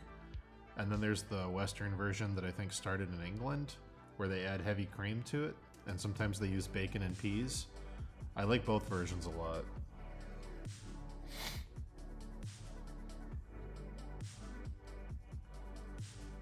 Yeah, the egg version is the legit, the traditional one. It took me so many times to make that without fucking it up. I didn't realize you had to take it completely off the heat before you put the egg yolk in, or else the egg cooks and scrambles instead of emulsifying into a cream sauce. I kept making like pasta with scrambled eggs. I finally, yeah, that's a really good recipe. It's super, super, super good. Easy too.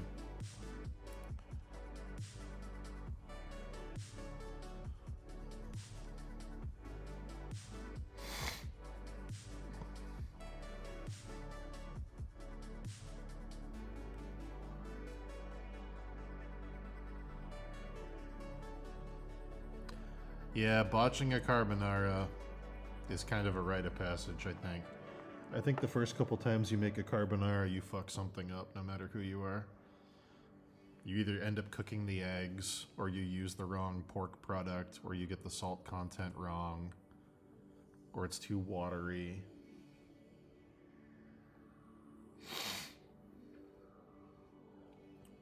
That sounds good.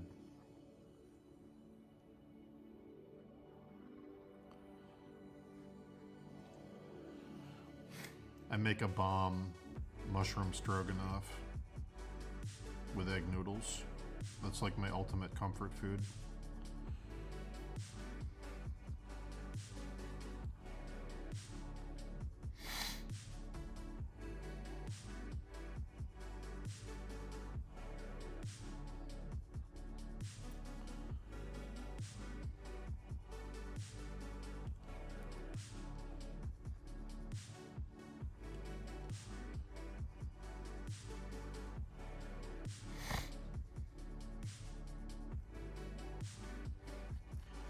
I wish I liked seafood more. I just don't.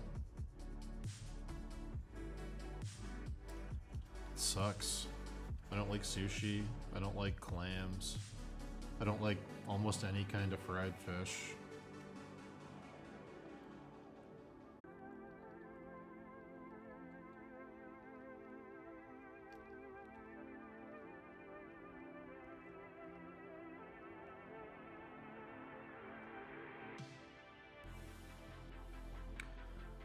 Nice.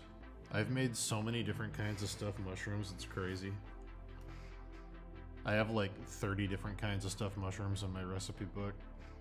My brother's on a keto diet, so I make him the, if you've ever been to Longhorn Steakhouse, they have these cheese stuffed mushrooms. There's a keto version of that I make him all the time when they come over for dinner. That's really, really good.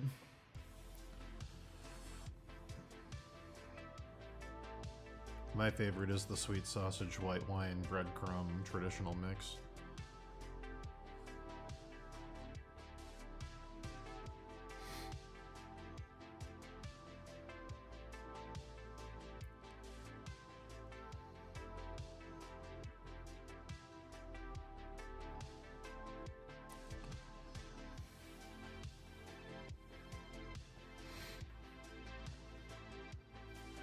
It's like mushroom stuffed with, I think they cook down sweet Italian sausage and they render it till it's like crispy. And then they add like pub cheese and fontina. I know they put fontina on top, but those are keto and they're really good.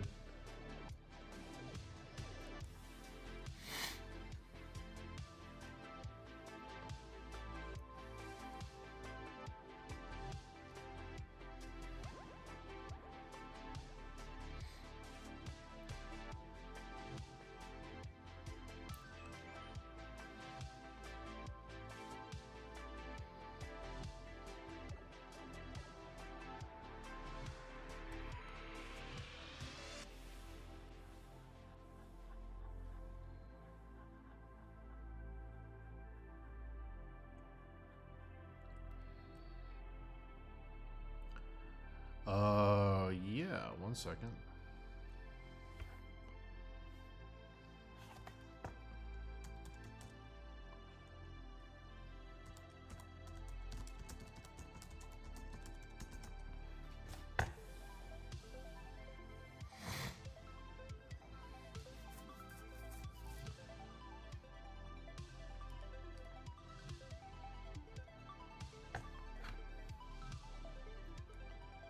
I make these all the time.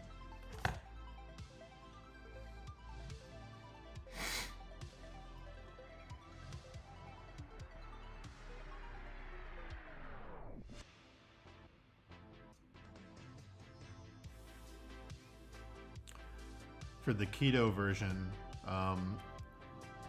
you want to obviously not do the panko. Just don't do the panko. What you do instead is you take some pork rinds and you smash them up super fine, and you toss them with some fresh shaved Parmesan, and you toast them in the oven. Or you could do crushed up bacon, or you could just do fontina. But yeah.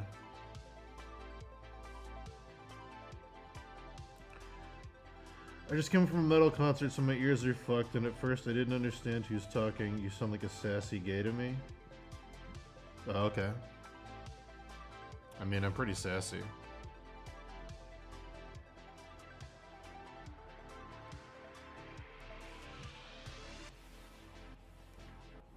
I'm not gonna do a gay voice.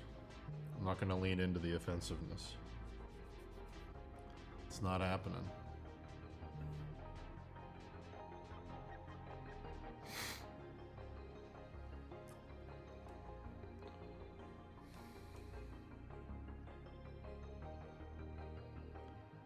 I'm sassy and I'm wiggly.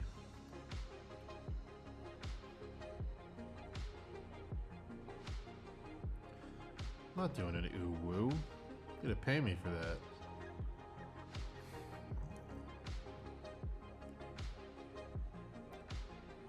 I'll do a Kirby voice pitched down though. This isn't a gay voice. This is a Kirby voice pitched down. It's not a gay voice. It's Kirby. Hi. There we go.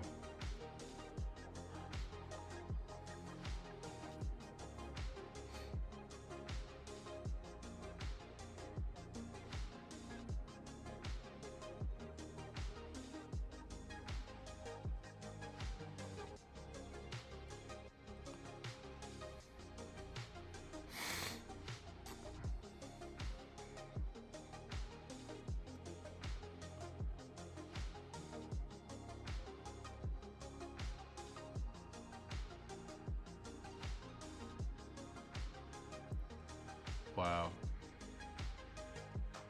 What a moderator. Am I talking with a lisp? Was that true? Is it because my headphones are on and I can't hear how I'm talking? And I'm like slurring my words a little bit? I know that happens sometimes when people can't hear what they're saying.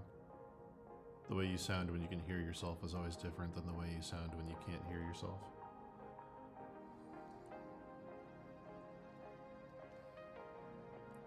A lisp is like a lift. Your S's become THs. I don't think I'm doing that, unless I'm doing it like very unconsciously. Or unconsciously, if you prefer.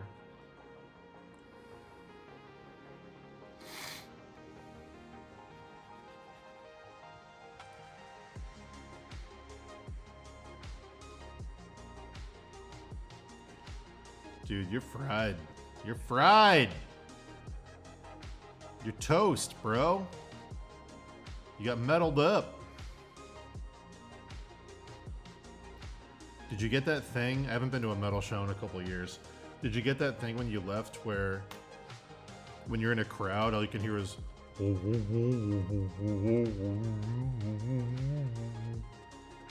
that like underwater crowd noise? I always wonder if I've done like permanent ear damage to myself when I get the underwater noise.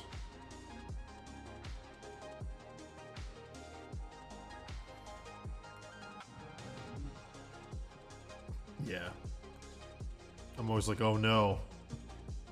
I'm never gonna come back from this one.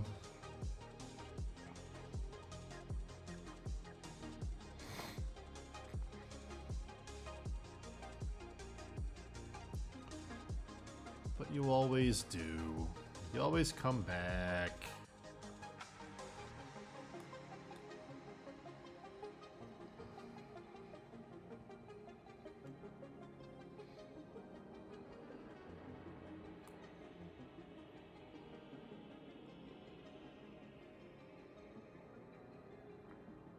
Oh yeah. Yeah, base is the first thing to go. That makes sense.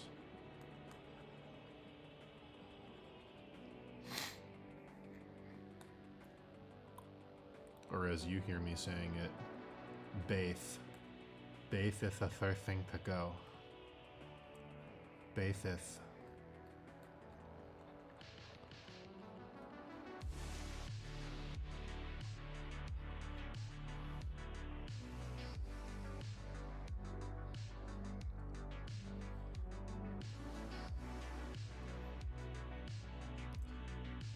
I know that guy from Rogue One wanted to be Dr. Doom.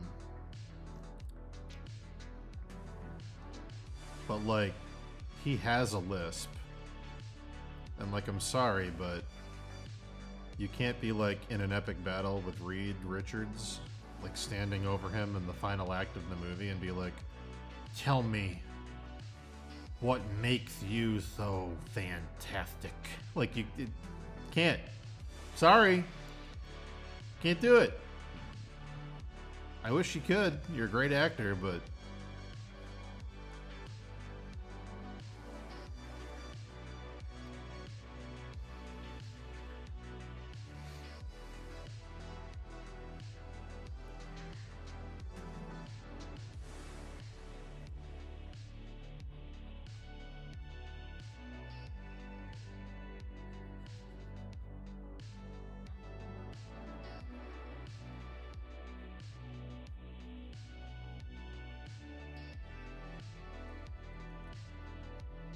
I think that's his name, yeah. He's in The Dark Knight Rises. Bane, I gave you all this money. It's very like... He plays one of the, he's already in the Marvel franchise. He plays one of the Skrulls.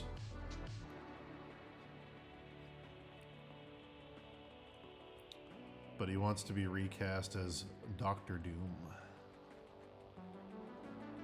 And I'm like, buddy, if we're recasting anyone in the Marvel Cinematic Universe as Doctor Doom, it's Mads Mikkelsen.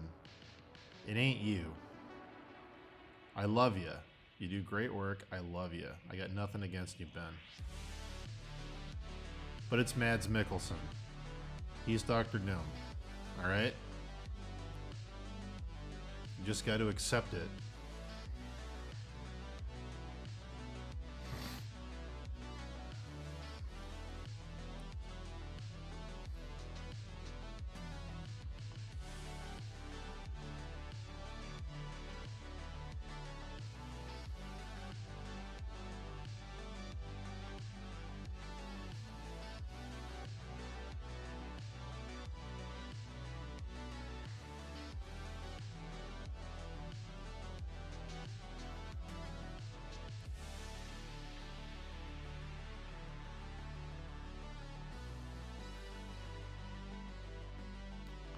I could see Vigo. I don't think Vigo would do it, though. I think Vigo is too much of an actor. I don't think he'd be willing to put on a mask and laugh maniacally. I think he takes his career a little too seriously. Personally.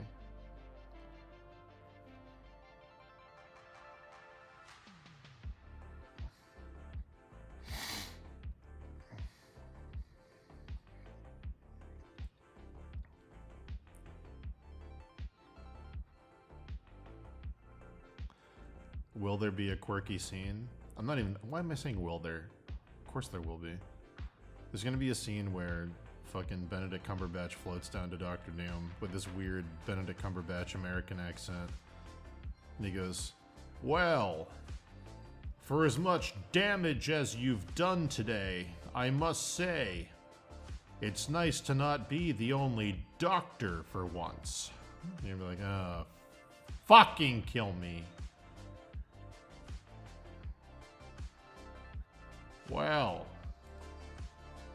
what about your Hippocratic oath to do no harm, Doctor? It's gonna be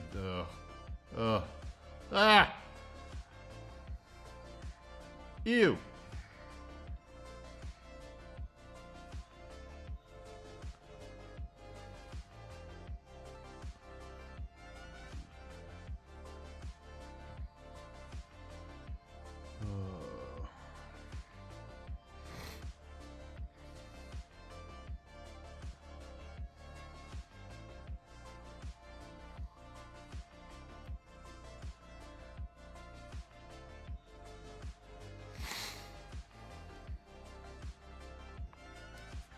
Yeah, it does sound like an impression of House. That's true.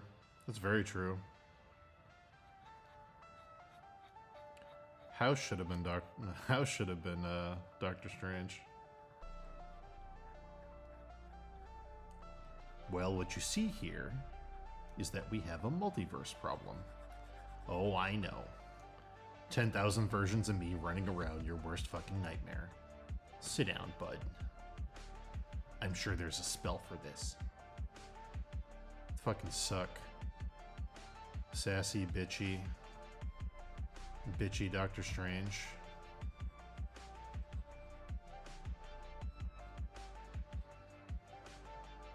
Dormammu. I've come to bargain.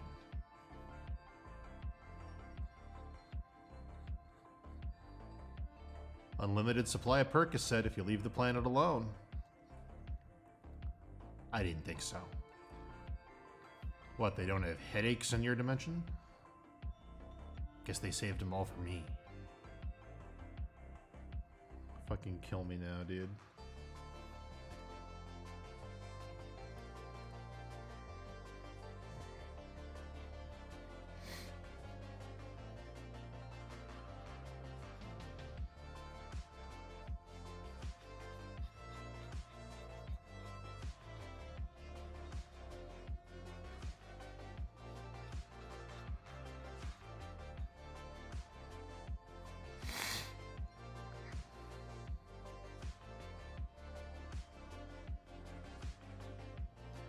There's rumors that Giancarlo Esposito wants to be Dr. Doom.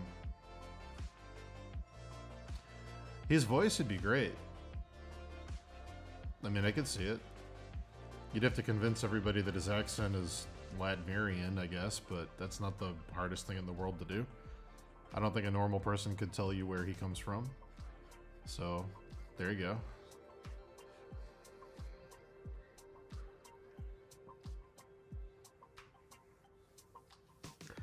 Just picture the Darth Vader filter on his voice going,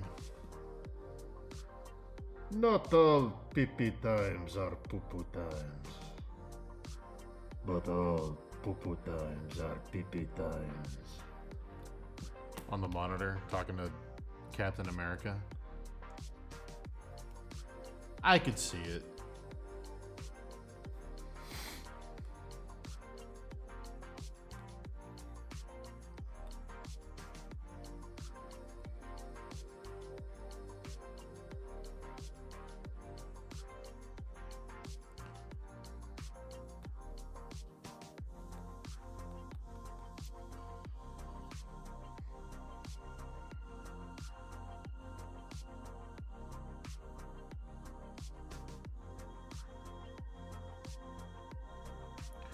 What's your personal pipeline approach to concepting a new character between word webs, research and reference gathering, silhouettes versus liner? Everyone's approach seems so different. I always start with sketching first before I look at anything. I want to get my idea for like a pose and a feel and an attitude and a look down. And then I'll have some basic general ideas, like what region is this person from, what the culture is like. Then after I get my pose down and I get my basic sketch of like what I want the silhouette to be, then I'll go do supplemental research for like, okay, I know they're wearing a belt and I know they're wearing a pauldron and I know I drew in a sash and all this stuff. Let's look at the region that this person comes from and look at reference, and if I have any hints on like the story or the background of the character, I'll put those into the rough sketch before I do any research. If there's any like symbology or something they want included, like something carved into the armor or something woven into the belt or stitched into like the fabric, or a design for a certain kind of helmet that looks like some kind of animal or creature they want, like all that stuff goes into the rough sketch before I look at any reference. Typically in the design process for me, reference comes last, because the problem you don't want to end up in is looking up reference first and then just making a character who's like a bunch of studies of stuff you found on Google. You want to like have your idea first and then use your studies to supplement your idea and make it stronger. You don't want to just like take a bunch of things on Google and put them together into a cool, you know, combination. At least for me. That's just my personal approach. But yeah. Reference usually comes last.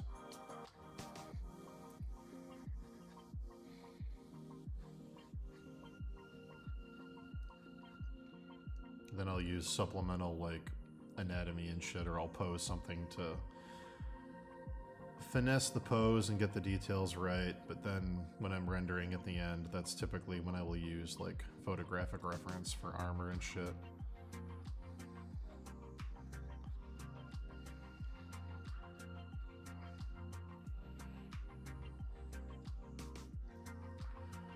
The only time I would use reference sooner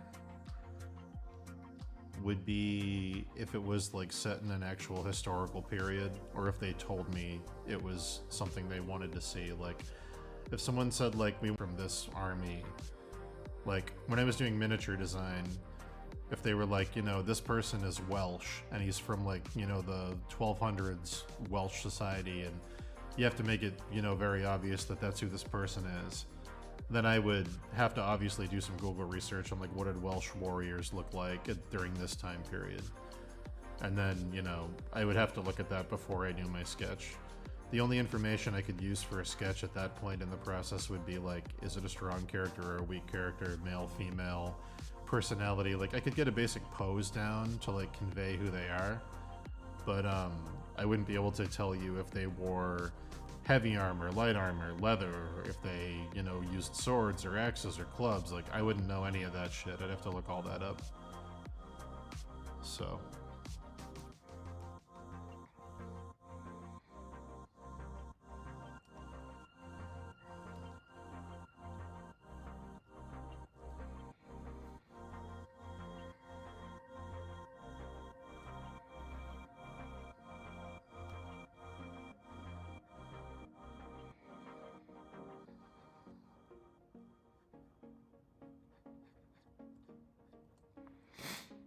the last, like, really strong character I designed that I was proud of was, this was from a few years ago.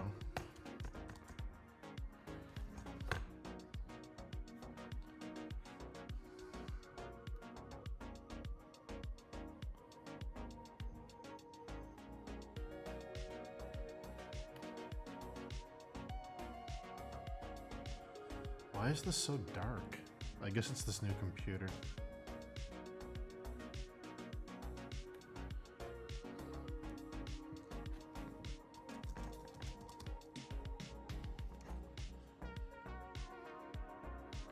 Weird. I'll let that download and then I'll share it.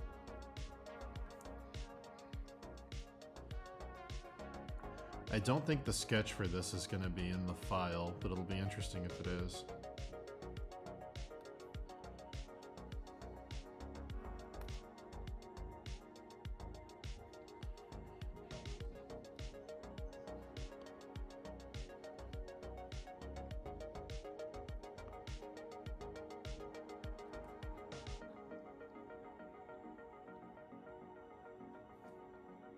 Yeah, I'm not sure if the sketch will be in here, but we'll take a look. Why is this so dark? Hold on. Hot damn.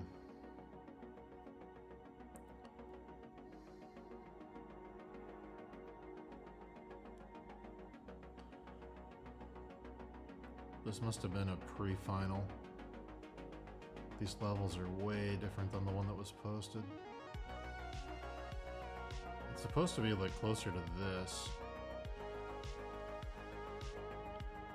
Yeah, this was the last, one of the last like characters I designed that I really liked.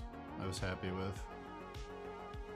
Obviously a lot of influence from Persian stuff, Middle Eastern stuff.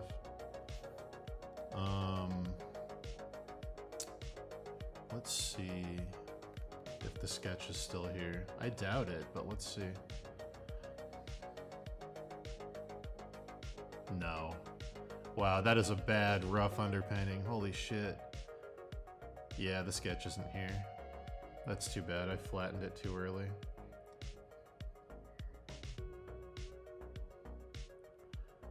Turn these layers on as we go.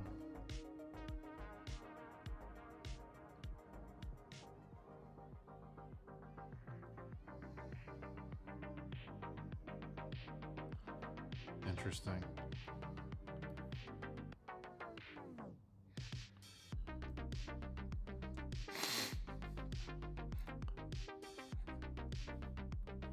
Yeah.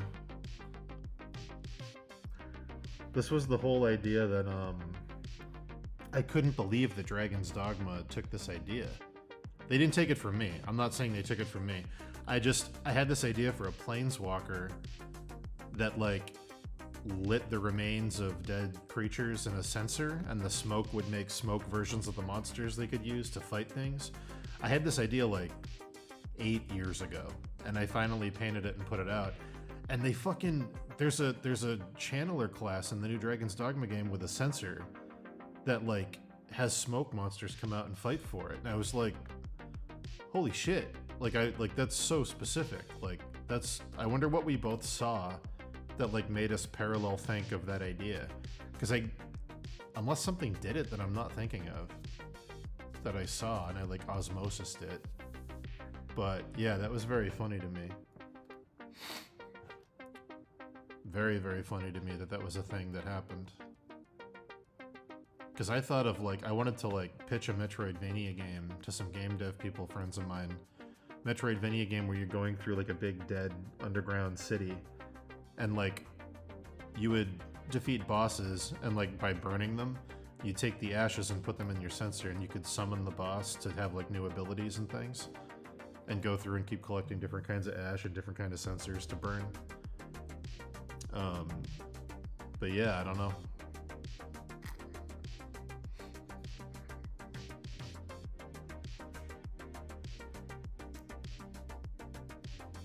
Oh, thanks, man. I'm glad you like it.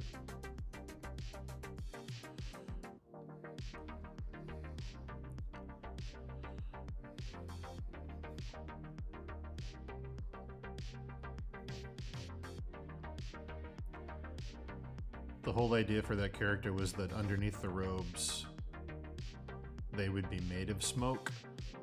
Like that's a villain for an idea for an IP that I had forever ago. So they wouldn't be able to talk or anything, so I'll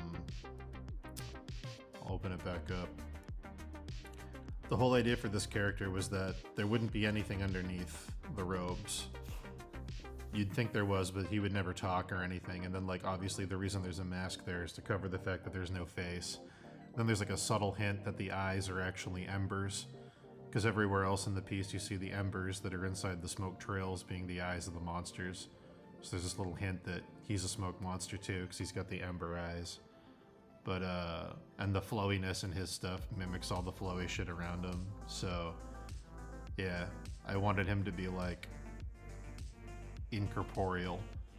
The idea being that in the Metroidvania game, when you hit him, nothing would happen, because there's nothing inside him. He just wouldn't get hurt. And he would just kind of wisp around and fly around the screen and shake his thing, and more monsters would come out. But yeah.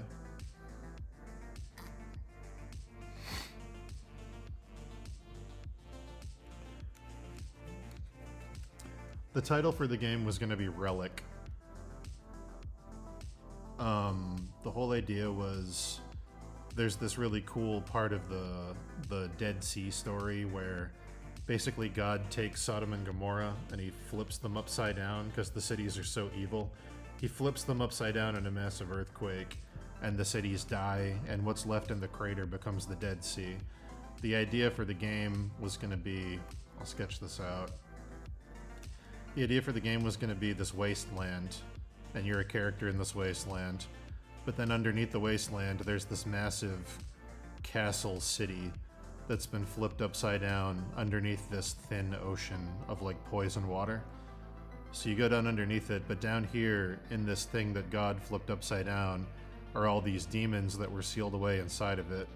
And you'd go through this underground city defeating them, and each time you defeated one, sometimes you'd get a sensor that would have the monster carved into it, like an Ahriman or something, like evil wings with an eye. And like when you got the Ahriman sensor and you burnt stuff inside of it, it would give you the power of flight and the power of sight, because those are the things associated with an Ahriman.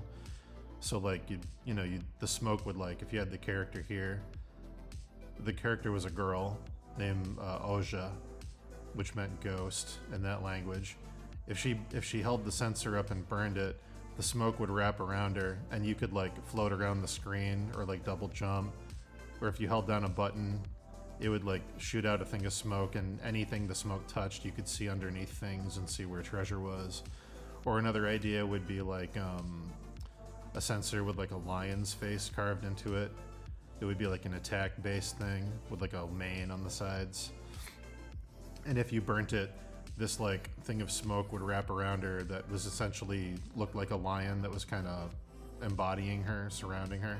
And when you attacked with your weapon, a big lion claw from the smoke would come out around you and do like 3 times the damage or something. Like things like that. And then the idea being that you were defeating all the monsters and burning them and putting them into your like sensor. And then at the end, they would all combine. The resin would all combine. The idea was that they were all pieces of one evil creature. Like, let's say that this circle was like a demon who controlled this evil demon city. Basically, when he was defeated, he was broken up into pieces, and each piece became a different monster.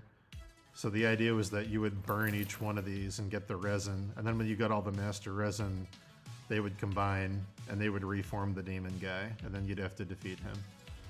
But down here with you at the same time was the smoke guy from my card.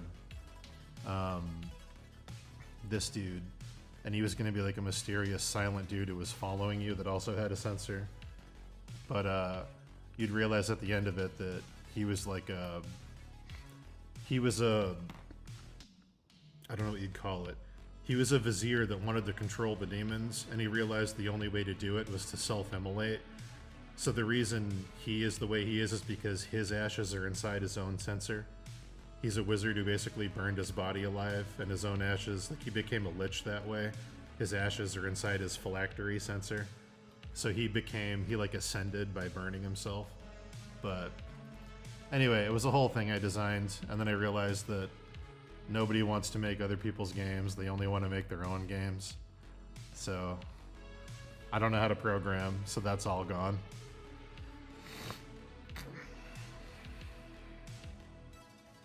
But yeah. My game dev friend said you either need a ton of money to fund it, or you have to find a programmer who's willing to do it. I had money set aside. I could put down $100,000 to angel invest for it, but that wasn't enough money. Games cost more money than that. So it just wasn't doable at the time.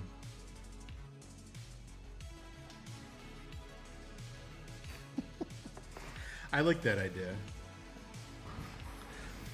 It's also kind of an homage to the Upside Down Castle and Symphony of the Night. But yeah, in the lore of the Dead Sea, God flips the city upside down. And it's supposedly sunk, and it's like under there, but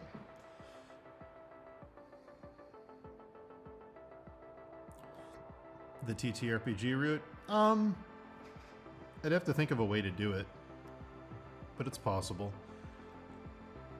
It's like such a Metroidvania idea though, like top to bottom.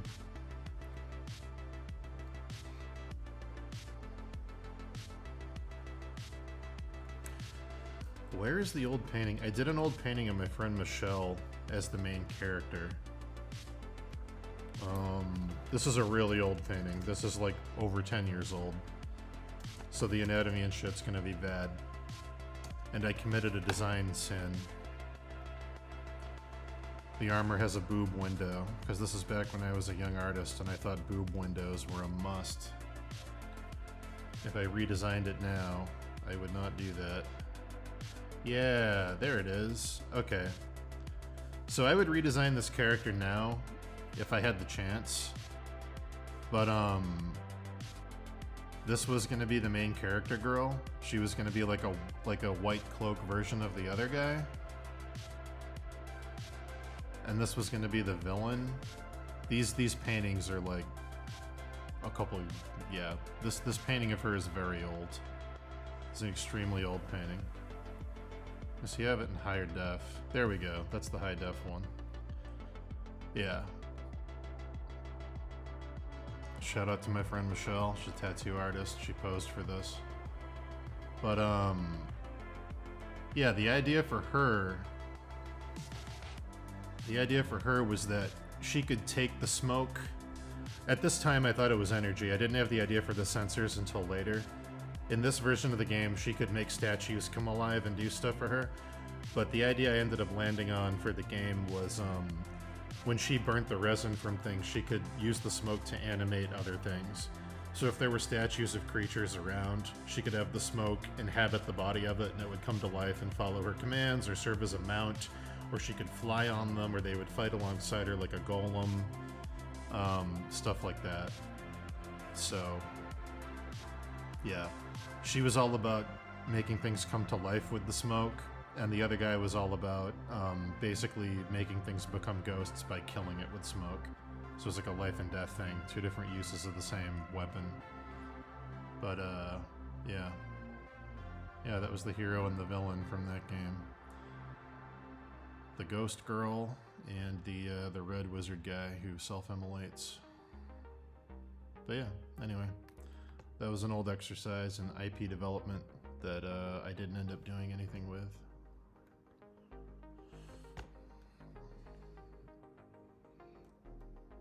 Yeah, Michelle.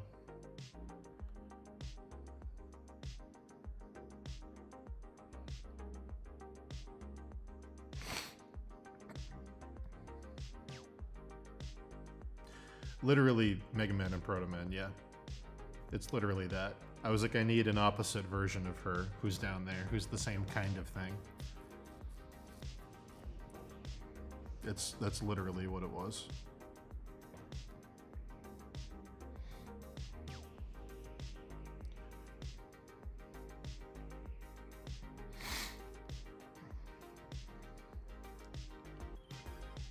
But anyway, I guess it could be a graphic novel, but I'd have to change art styles because drawing that would take fucking ages. In that style, it would be borderline impossible.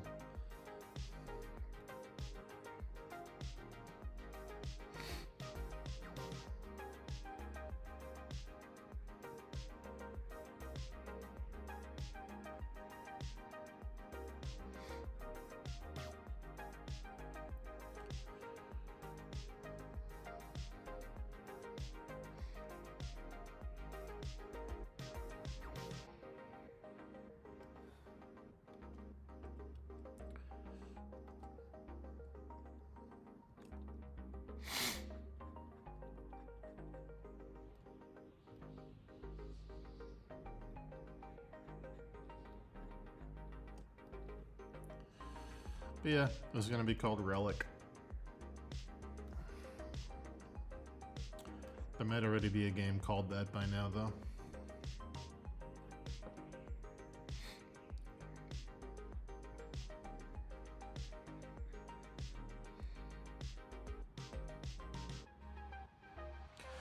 Oh yeah, she had motivation. I'm not gonna get into the whole backstory. She had a whole character thing, and the villain had a whole thing. There was a plot twist. There wasn't any written dialogue, but it would have been like implied through gameplay and cutscenes.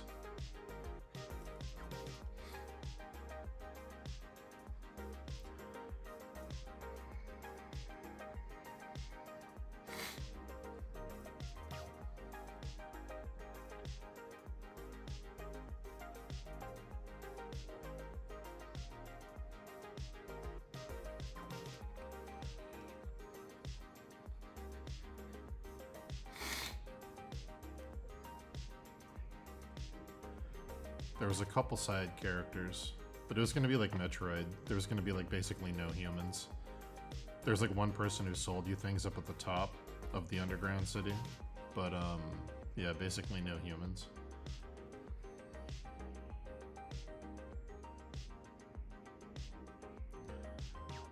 Nick, do you have me on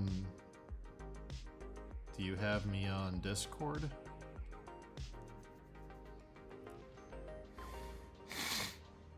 I can't remember who I've added and who I haven't added. Apologies. I've added so many people the past couple weeks.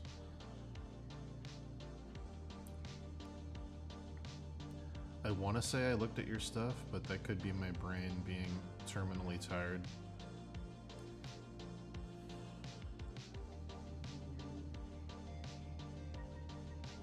If you post your Discord in the chat, I can add you, and you can send me a piece.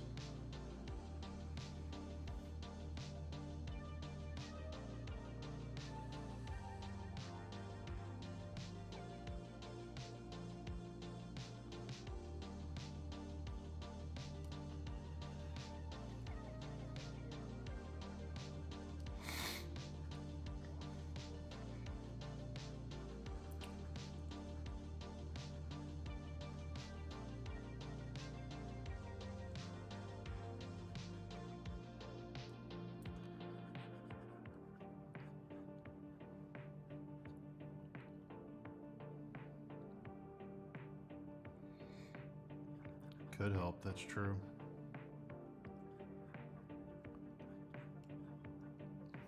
The little wigglies.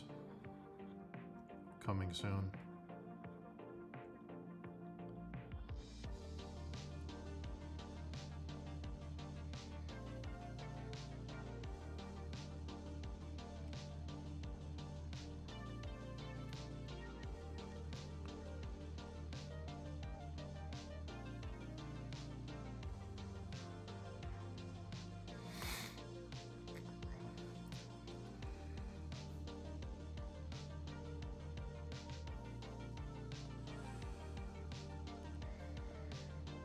Alright, let me take a break from this real quick. I know there's more wigglies I have to draw at the top. I want to look at them real quick. I want to draw in the rest of the wigglies so I know how many more I have to render.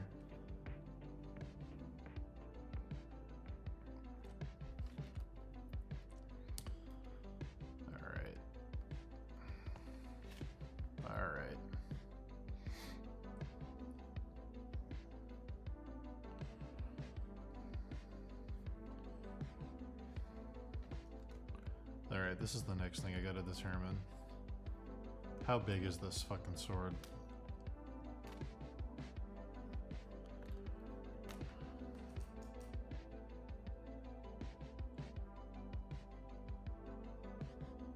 Okay. It's actually pretty close. Alright, the sword's about the right size, so that's good.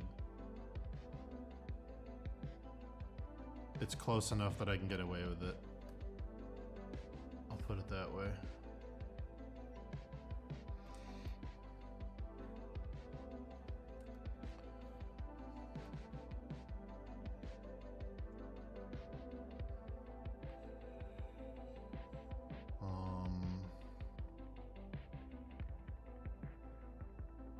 Give me a second, Nick, I'll get to you. There's my... okay.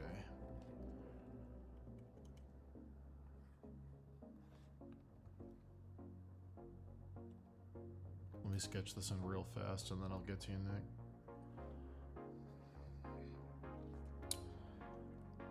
So it looks like there's one here. There's a wiggler here. And there's a wiggler here who bends down and then has a little hand. And then there's one who reaches up. Alright. The sword is the right length, but the point isn't pointy enough. The point on this thing is like this.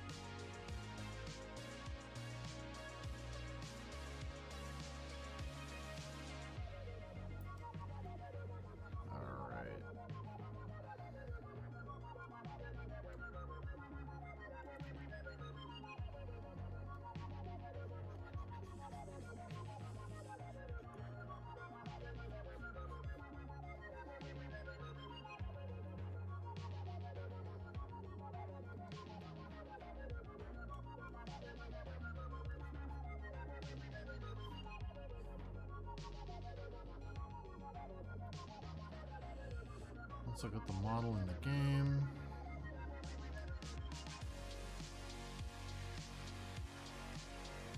Alright, so these are going to be a little different.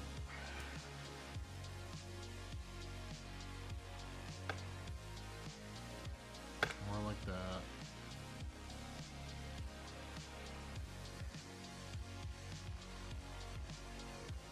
And then there's a lump. And the lump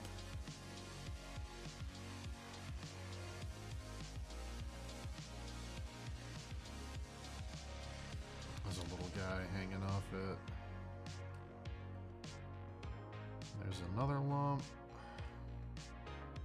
And then there's a squiggly who comes up and then down and then up. It does that.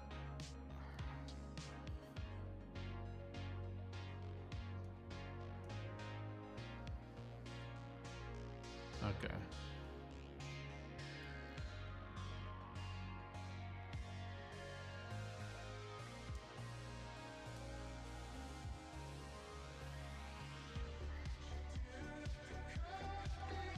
I don't want to hear this song.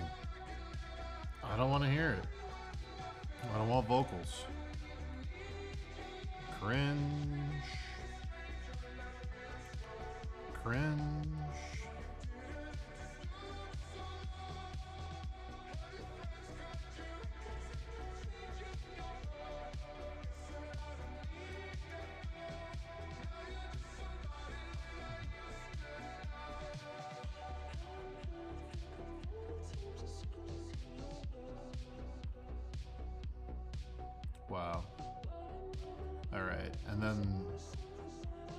This is like, this section of the sword is like mega hamburger. This is gonna be like the hamburgerest of hamburger. Oh my god, guys. If I could make a custom brush to render this shit, I could call it Hamburger Helper. Anyway, let's look at Nick's stuff.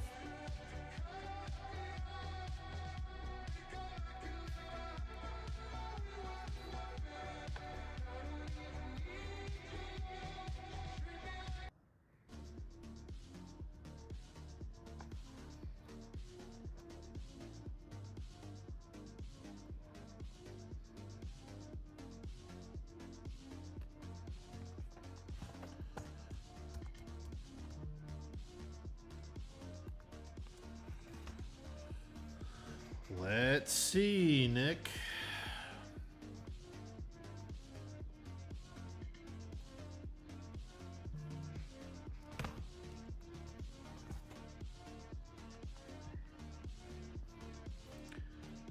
Friend request failed.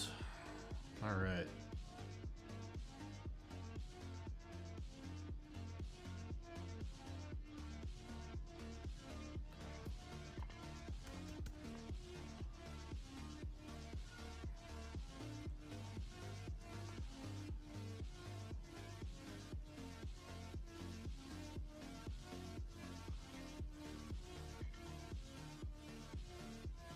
I sent you a request.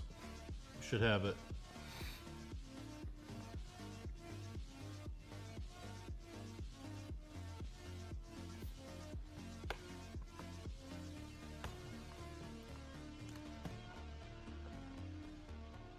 Let me know.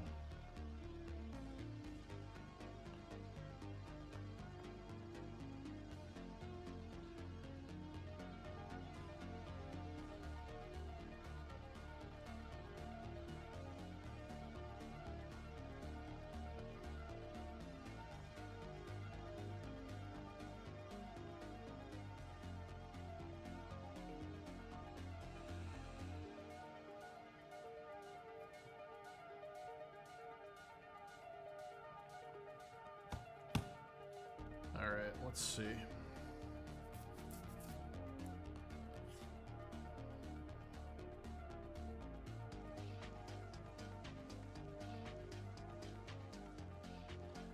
Nicholas DeLuca, the friend request was sent.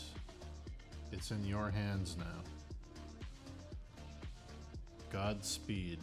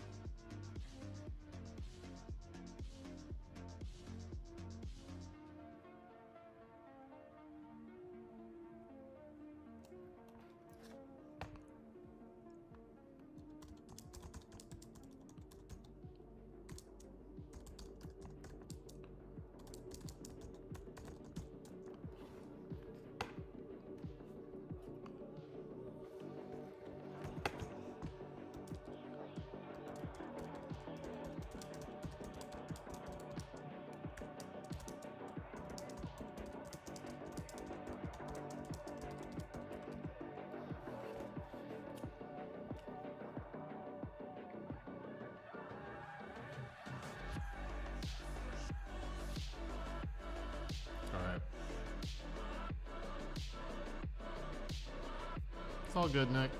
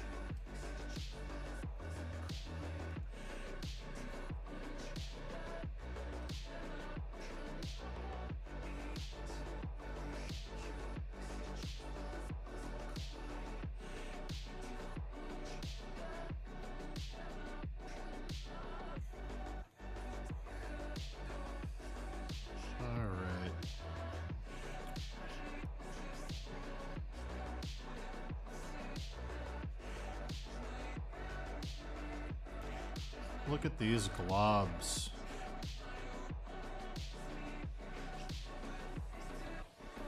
Love a good glob. Love a good glob, guys. Am I right? Is there anything better than a good glob? Not in my book.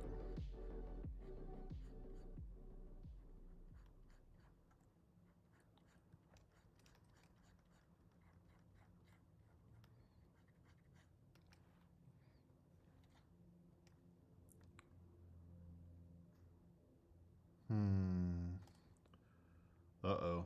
It's a bad rabbit hole, dude. Be careful. Godspeed.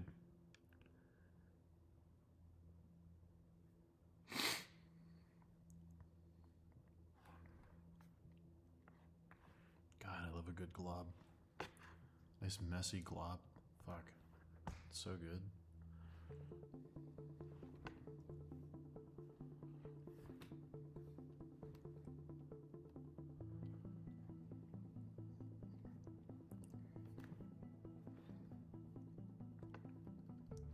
You guys got to admit, when you're getting a good glob, nothing better.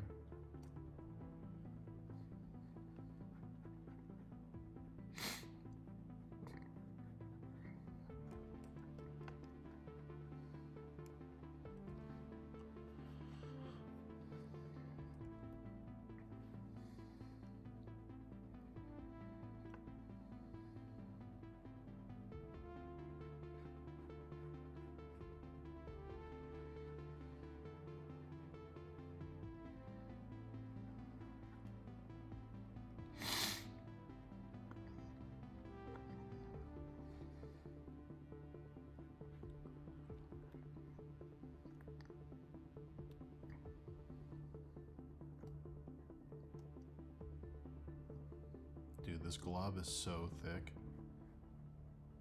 Fuck.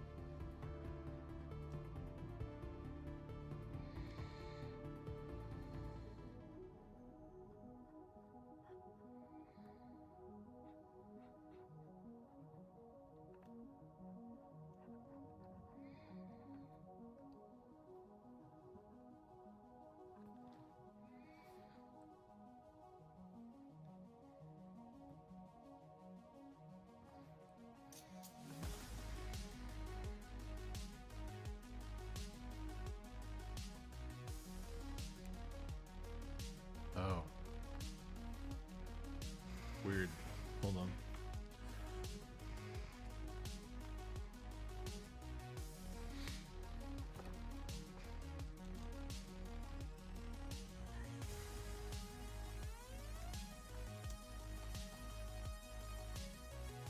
Alright, I sent a request, Nicholas.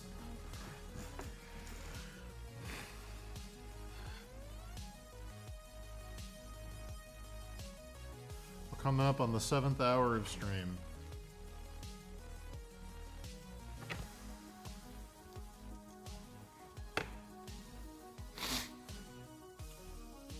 I don't know if we're going to go all the way to 8 hours. We're definitely not going to make it to 10. I don't have the power.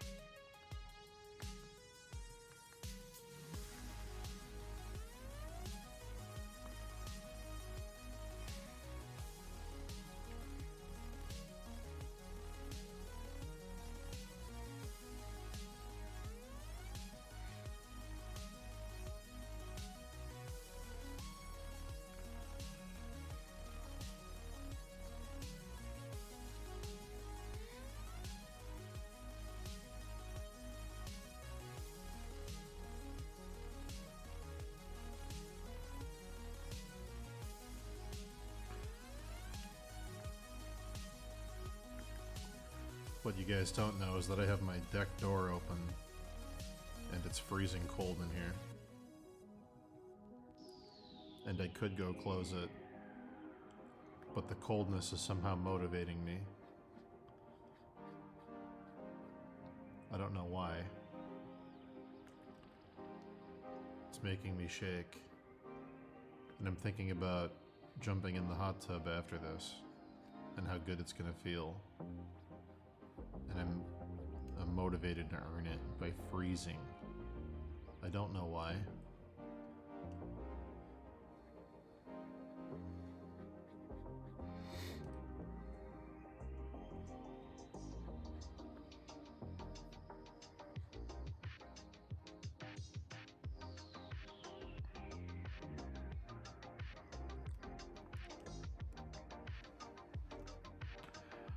Okay, so the first is what I want to crit on, and the second page is the hyena studies I did based on part of the tip you gave me yesterday. I thought you'd want to see. Oh, cool.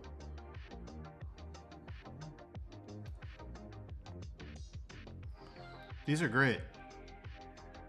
Especially these. These are super good. Yeah, these will stand out as D&D kobolds, for sure. That worked out really, really well. You did a really good job. These are great. These are all really, really good. Yeah. Yeah, these are fantastic, dude. Good job. If anyone remembers stream the other day or yesterday, I can't remember when, asking for tips on how to make cooler kobolds for D&D. We talked about looking at The Lion King to get more animated or a character in the faces of the creatures instead of just doing a realistic hyena with a human body.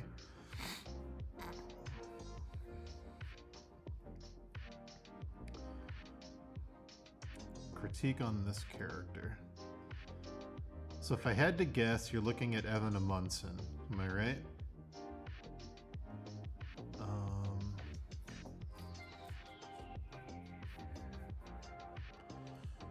If I had to guess, based on the rendering of the metal and stuff, I think you're looking at Evan.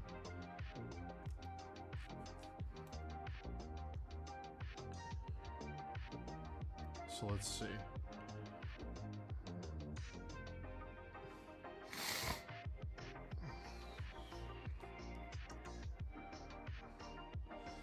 Yeah, Evan's a good dude to look at. Alright, so a few things. The biggest critique right off the bat is that your forms are flat because of how you're coloring them. So what I mean by that is this lion face looks good, but that's probably because you had reference for it.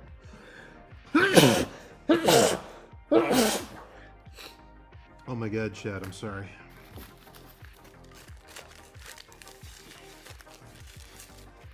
I knew that was coming.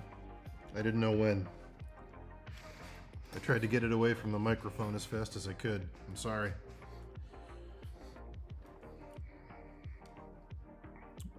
Okay, anyway. So, what is this character supposed to be is question number one. Like, who are they? What do they do? What class are they? Etc. But, while you tell me that, this lion head looks good. It's got some form and dimension, but that's probably because, yeah, the allergies are fucking killing me today. I don't know why. Maybe the rain did it? It's got some dimension, but then you have this area here, and this area here is very flat because it's all one value. It's not wrapping the body. So, it's coming up over. But you've got this interesting thing happening where you've got multiple light sources. So the way the light's hitting the lion is from up here. So you get cast shadows turning down the other side of the plane like that. And then based on the head, the light's also coming from here because this side of the head's in shadow. Same with the arm, same with the cast shadow and the cape. But then on this thing, it's just flat. So first things first, I would grab this. Even though I know what you're thinking when you draw this, you're thinking it's higher than the arm and it's coming forward because her arm is coming forward, so it's not going to have a cast shadow. but it needs something. It needs some dimension. You started to do it down here.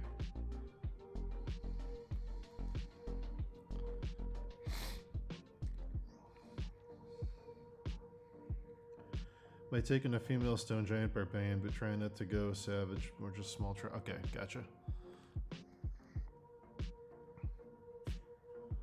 So yeah, you want to have it turn away from the light the same way you did with the other stuff. I'd also say, I can tell you're referencing Evan's stuff when you do this, which is good, because he draws these things very well. But in general, just watch out for big areas of one color where the value doesn't change, because it makes it look very flat. So just adding some more shadow here to curl it around. There's also, you have a little bit of it down here, but it's very faint. There's going to be a little bit of bounce light over here because these are metal, and metal is highly reflective. So you're going to want more bounce light in the shadows. Yeah. I'll take that color. You're going to want more bounce light because these are metal, and metal is highly reflective. Let's see. In terms of design,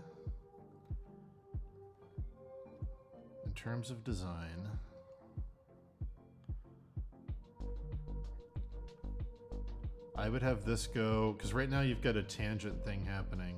I'll grab the red again.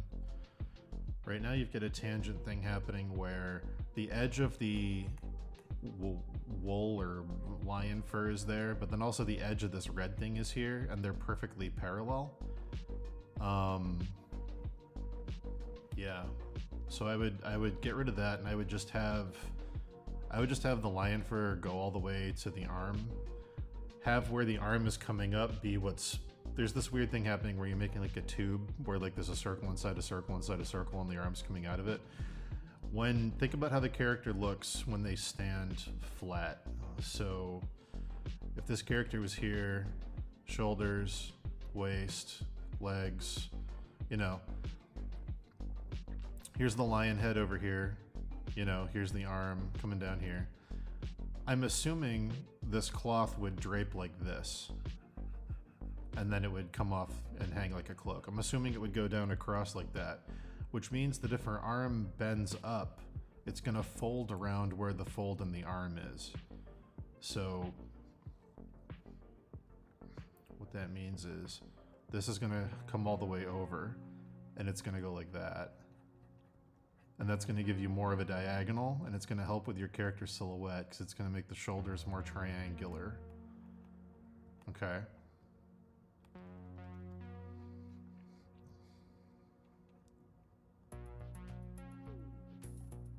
So I do that. I would have this metal here be more evenly spaced over now that we've repositioned this. I'd go more like over here probably.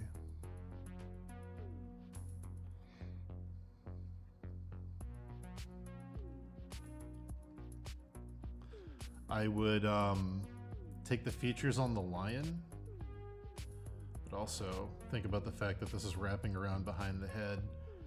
I would make the cutout for the head a little bit more room to breathe there, so you can really show the swoop of the lion fur and what it's doing. Also, get some more texture in there just to show the material. Wrap that around, do that. I would get the lion head features and I would bump them up a bit. I'd make the mane is a freebie. It's hair that you can kind of do anything with. So, use the hair to reinforce the silhouette. Have it be swoops that are pushing towards the focal point, or swoop the other way for motion. I'm gonna have them going this way because that looks to be the way the wind is blowing. Make the silhouette of the ears bigger. Have some fun with this. There's another tangent happening here where the elbow is perfectly in line with where the lion mane is falling. In reality, a lion mane is very bushy, so it would probably wrap around like this. And this is a good thing because it gives you a lot more swoops to do a cool character with. So now you're, instead of a static thing, you're getting like an S curve through the piece. You know, if you start down here, you come up around, and then you wrap the lion back around into the face, you can get a really cool swoop. So I would do that. Bring this here. Color some lion fur. It's gonna have some cast shadows, obviously. Again, these are rough paint overs, so I'm not gonna spend a ton of time getting everything totally perfect, but just enough to give you something to run with. And you go back into the piece yourself.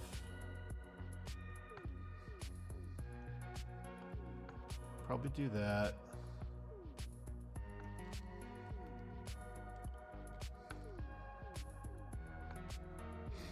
Probably grab this color here.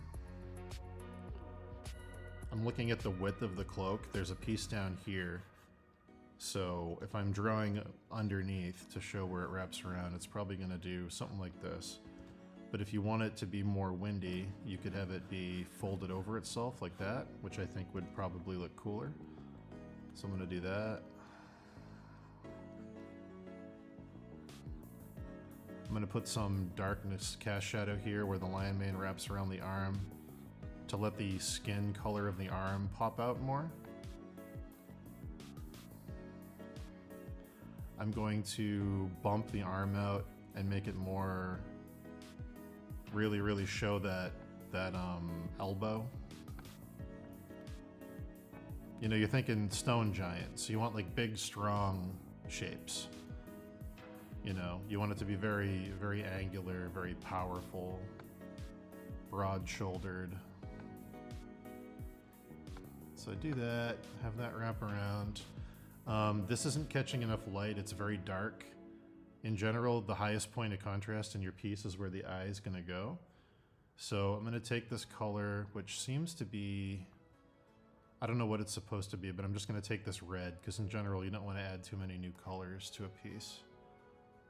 So I'm gonna take this red, I'm gonna have a little bit of cast shadow from where the lion is, and this red is now gonna be the same red as the cloth that's tied to the bottom half of her, because you don't wanna add another color necessarily if you don't have to.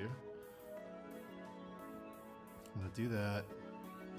Draw your folds back in, have your cast shadow here.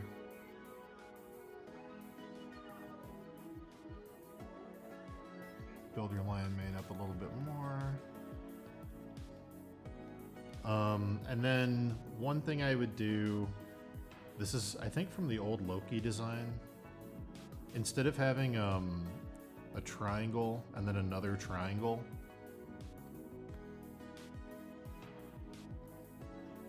I'm gonna make it one tabard that comes all the way down. So I'm gonna bring this over here. I'm actually gonna, you know what? Give me 1 second. I'm gonna take this.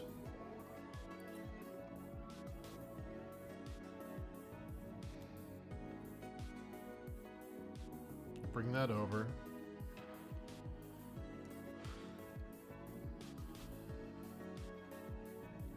I have your red here, that's fine. I'm gonna have this come down like this. The idea being, I'll sketch it out real quick. The idea being, if I take this white, I guess I'll do it in. Have this thing here be one piece of cloth that tucks into the belt, like this, and have the belt wrapped around it instead of two triangles. Have it be one big triangular piece that hangs on her body like that, with a belt wrapped around it. Or his body. I'm not actually sure. Stone giants are iffy. But yeah.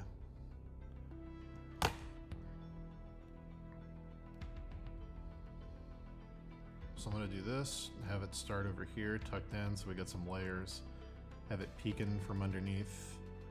I'm gonna have it tucked into your belt. Good rendering on the belt. I'm not gonna touch that.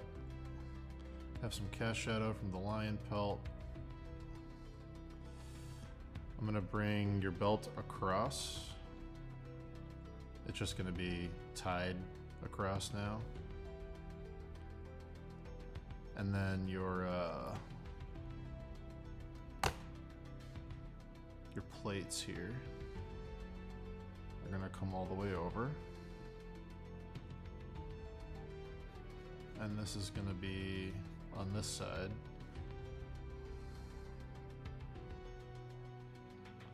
Like that. So now, see how we're getting more of a look at the curvature of the body? It's not like layers of shapes like it was before that are all kind of competing with each other. It's for a more powerful shape, it's for a clearer read, and it's to reduce the number of layers, because right now you have a lot of elements that are becoming visually confusing. It's like there's the lion, then there's this thing under it, then there's another red sash under that, then there's another fur trim under that, then there's a belt, then there's a repeat of the same triangle thing under that, and then there's 3 layers of fabric. So it's like just simplifying it to what would a person in this culture actually wear. The simplest example would probably be some kind of tabard.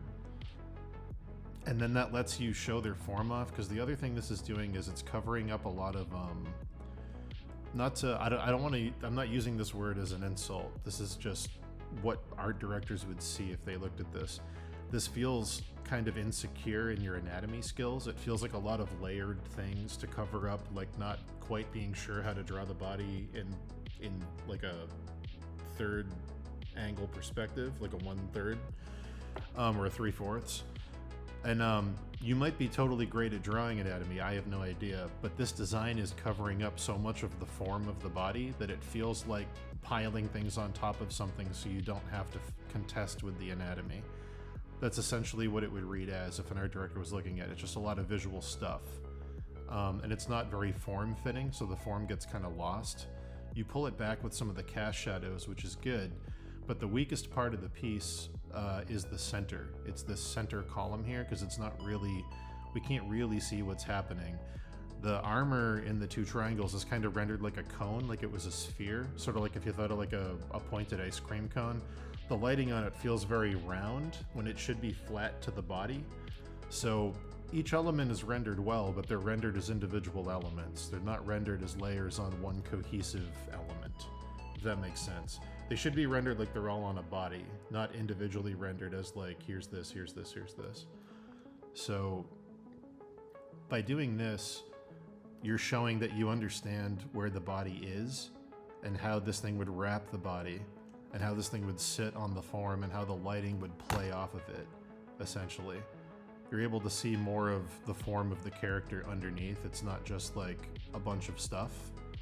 All the elements you designed are still here, and all your design things that were cool are still in the image, but we're just seeing the body of the character more effectively.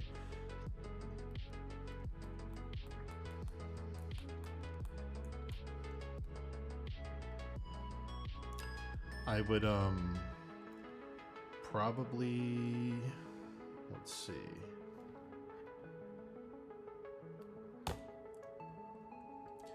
Probably have a little bit of the lion's mane because the wind is blowing in the piece. Hint at a little bit of it over here. Possibly down here too. Just because lion manes are very big. And you've shown that this is a lion. So I would have a little bit more of the hair from the lion head on the other side. Now the other thing you want to think about is this lion alive? I'm guessing not, but the eyeballs are still there. So are the eyeballs taxidermied? Are they jewels that were put inside of a dead lion's head? Or are the eyes gone? Lion eyes are very cool, but the thing is that when you look at this piece, the human brain automatically identifies faces faster than anything else. It's like an evolutionary thing that our minds have. And that also includes faces in predators. So when I look at this piece, the first thing my eye goes to isn't your character's face. It's the lion's face, okay? Because this area here is the most high contrast, and it's staring right at the viewer. This is looking right at us, and it's an identifiable creature. So the first thing your eye sees is this. So one thing you can do, I'm not saying to get rid of the eye. You could do a cool thing if you want to, where you make it like a gem or something. Or you make it taxidermied or whatever. I'm just gonna shut it for the purposes of this critique, because typically when you see people wearing animal pelts, whether it's bears or something else, typically the eye socket is visible, but there's no eye in the socket. Typically. Not always, but typically.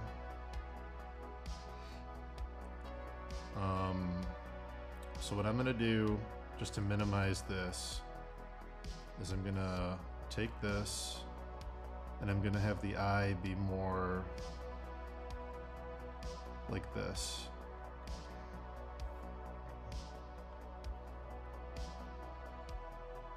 Typically when you see these, they're kind of shut. They might be open a little bit. Like that.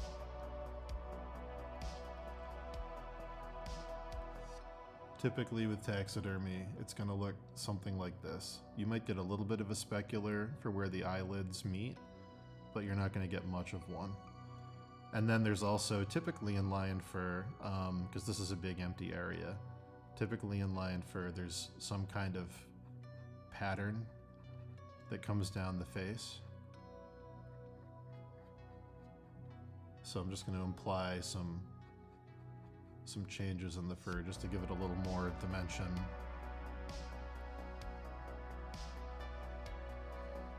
But yeah, just to break it up a little bit. Alright, so I'm also gonna take a little bounce light on the underside of this nose, because contrary to popular belief, even though they're black, these noses are hyper reflective. Hyper reflective. They're very like leathery, they're shiny when light hits them.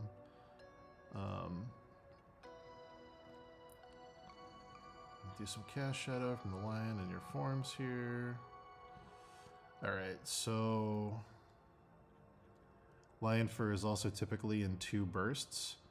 There's like a side burn that hugs the face, and then there's the longer hair that hangs off the head and comes down the side of the body. So there's going to be like some layered hair in here, is what I'm getting at. There's a few different layers, typically. Alright, so I'm gonna knock that down a little bit more.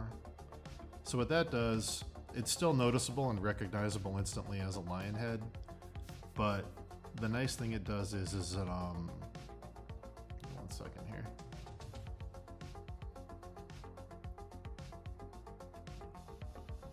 Bring this up here, bring this here. I'm gonna make this wrap around and foreshortened a little bit more than it is right now.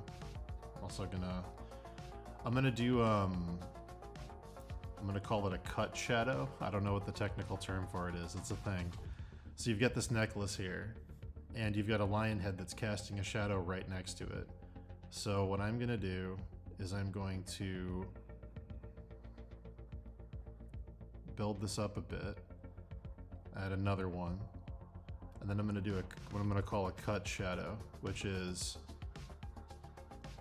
direct straight line shadow cutting from the lion based on where your light source is with some bounce light. Evan does this a lot in his stuff when there's directional reflections and directional shiny objects.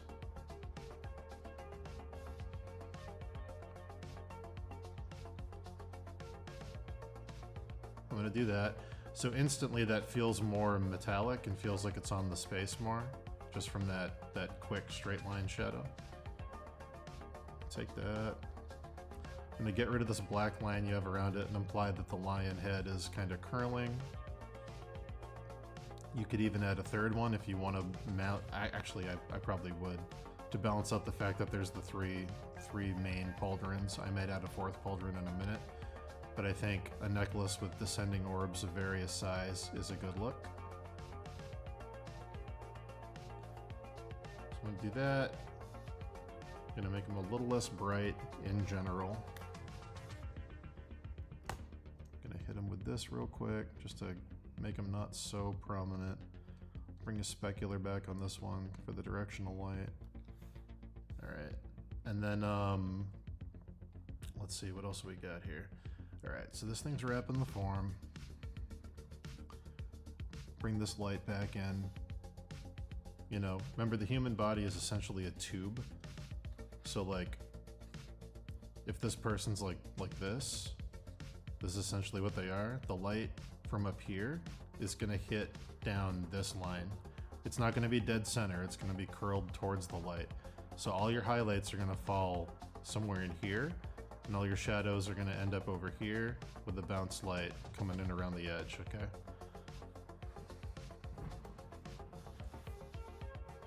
So your speculars are gonna be like in here. It's gonna be your area of highest reflection.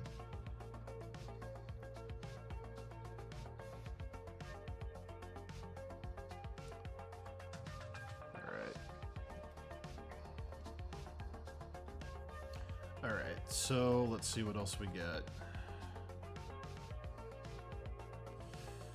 Alright, so that red. Let me see.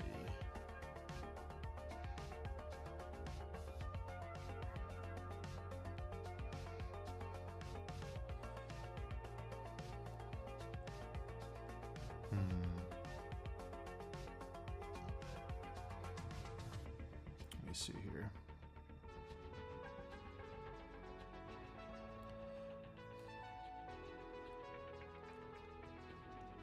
You can bring that red cloth back there if you want to. Yeah, actually, yeah, no, yeah, that works. That works. That gives you a swoop. That's good. Swoops are good. They help the eye move around.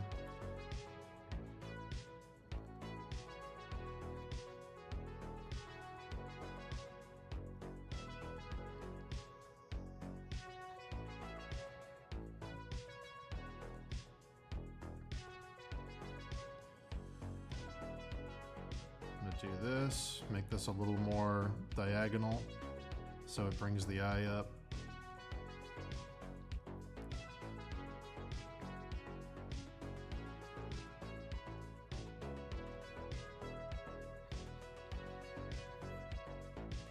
All right.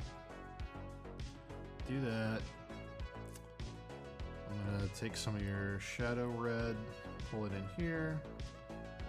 Over here's good.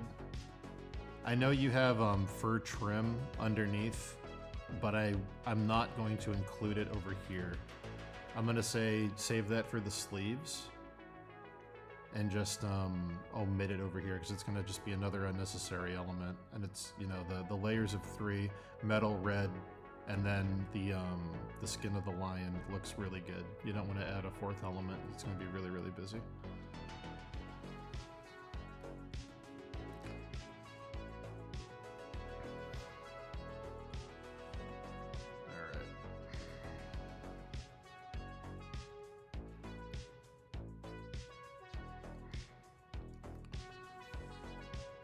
Alright, so we got this, we get that, we get this.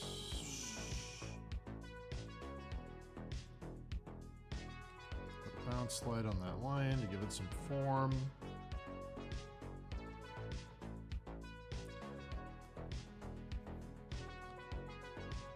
Let's see.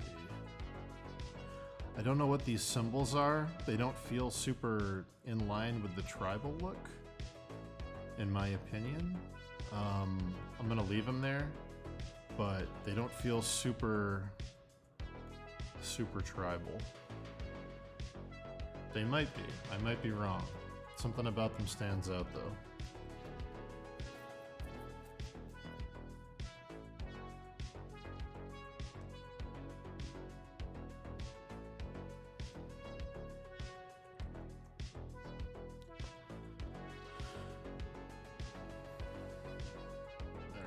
So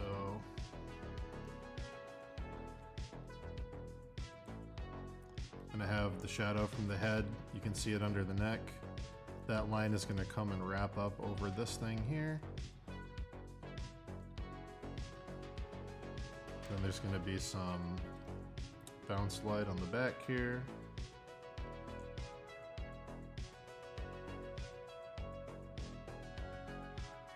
And then the fur behind it from the lion's mane. Is the head wrapped in the red cloth? Is that what I'm seeing? In the original, it kind of reads as like hair because of how it's shaped, but it looks like, now that I'm zoomed in, it looks like cloth. So is that the idea, that it's cloth? I think it is. I'm gonna go with that. So I would make it more, right now it's so close to the head it doesn't look like the cloth has any body. Cloth is fairly thick, especially cloth developed by this kind of culture that isn't going to have like super fine like weaving.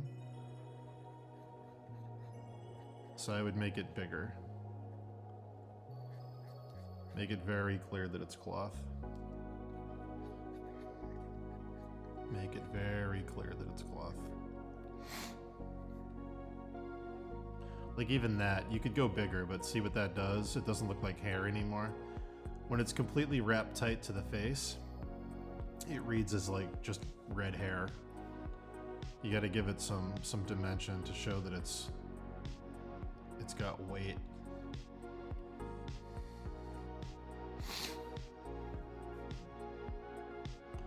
Depending, I'm gonna try something here. Depending how it's tied, I see some coming down on this side. I'm gonna look at your original painting. Yeah, it looks like some's coming down and there's an ear around it. So there's a flap. So what I'm gonna do on the other side,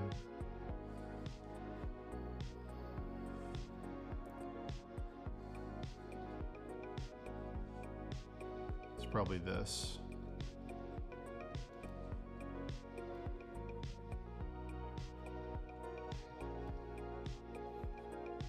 Yeah, I'm gonna do that. Means I gotta add some more lion mane to get those layers right, so it layers in a satisfying way. Yeah, bring that here, and then take this one on the other side, bring it down. Just, you know, it's already covered with the earring. The earring can be asymmetrical, you don't have to add another one on the other side. If you do, just make sure it's following the wind. You know, have it blowing the same way the other stuff's blowing. But yeah, bring that red down over here. That'll also help make it really obvious that it's cloth, because now you're actually seeing the cloth blow in the wind on the other side.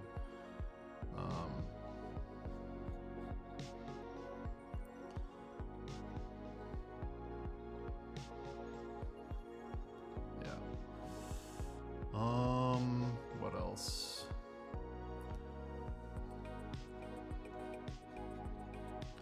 I would, this is just a personal preference thing.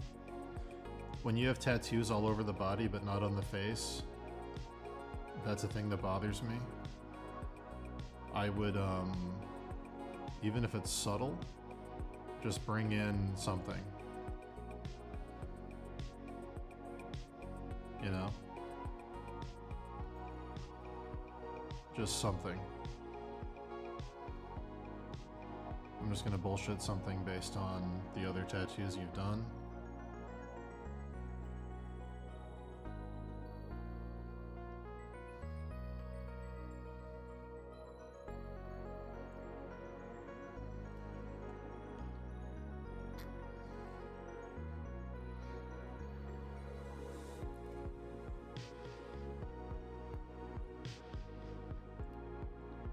But yeah.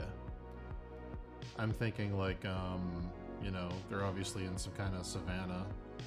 So maybe some tusk design. Because that's where like the tusks would be on a beast. Maybe something like that.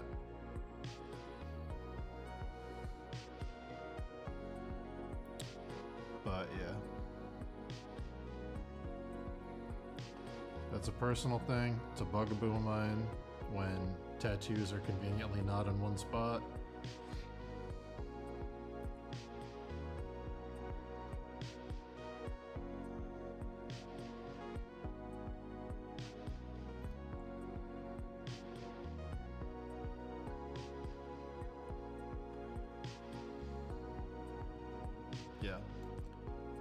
Anyway, you get the idea.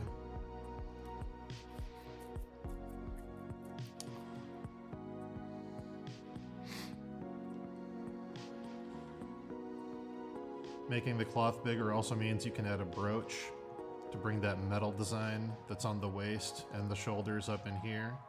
It'll also bring more attention to your head.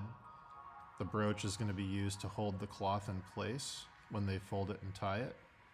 So you want to put it right where all the seams meet, somewhere like here. You can do another nice cut shadow.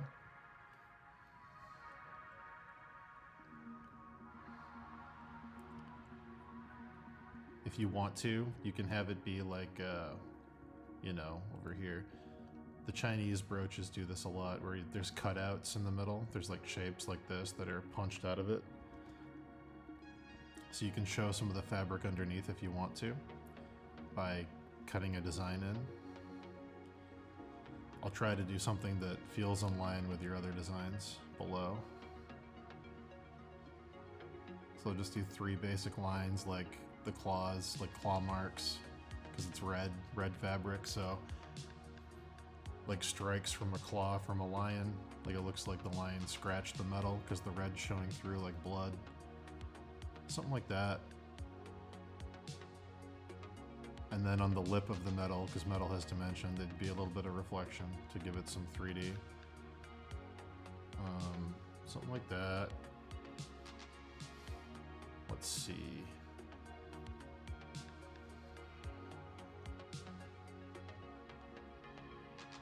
Yeah, bring that down.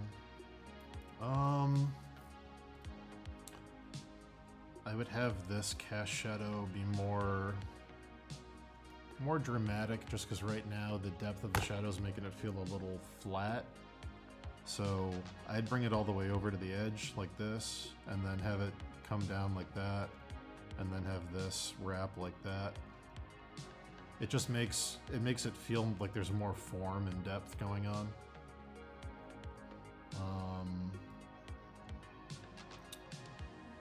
And then this is a layer, technically. This cloth is hanging over, so you want more here.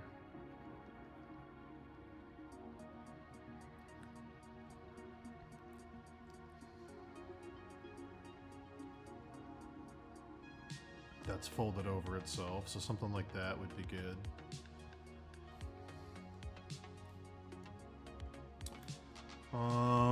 What else? I think,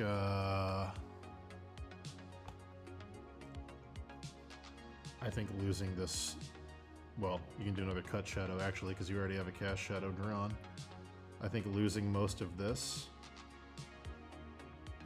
will make that back leg pop out more. I also think you could beef up the back leg substantially.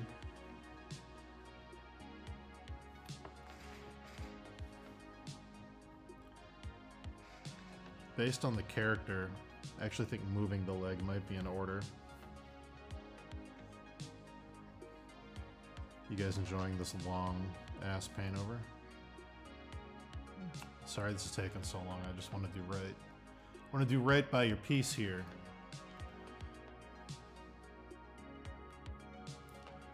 I think this displaces the weight better on the character personally.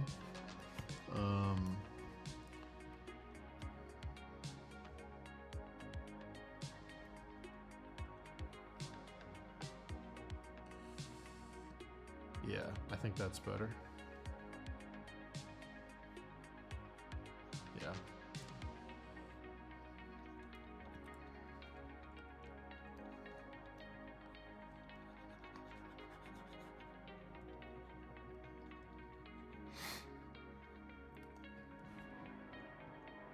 Nice.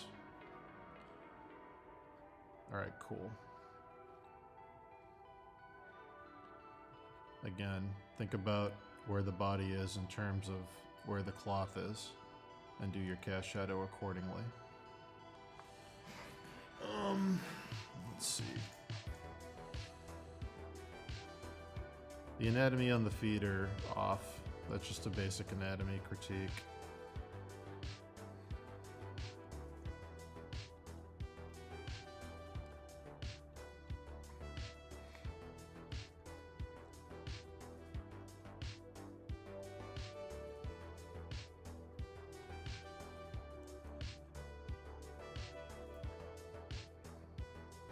I also free transformed your feet up, so this one's gonna be a little off from how you drew it because I made the foot bigger. But in general, make sure they're stocky enough that they hold this character up. I think thickening out your legs and feet could help quite a bit. I think bringing this one over at least to here, if not more. Alright, let me look at this again.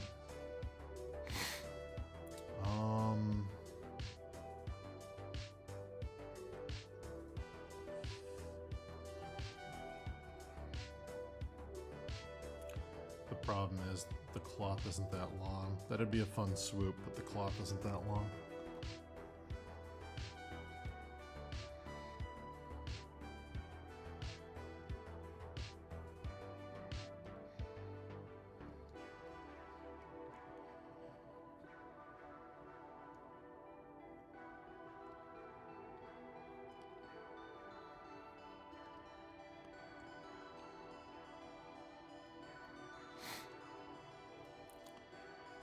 Let's see.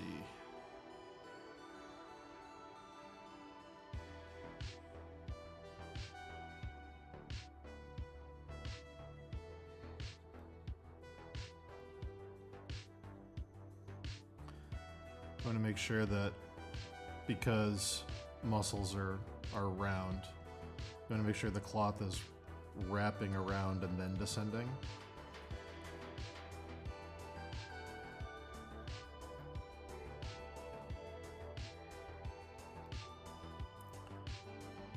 You could also probably kick that arm out quite a bit based on how this character's drawn. Try that real quick.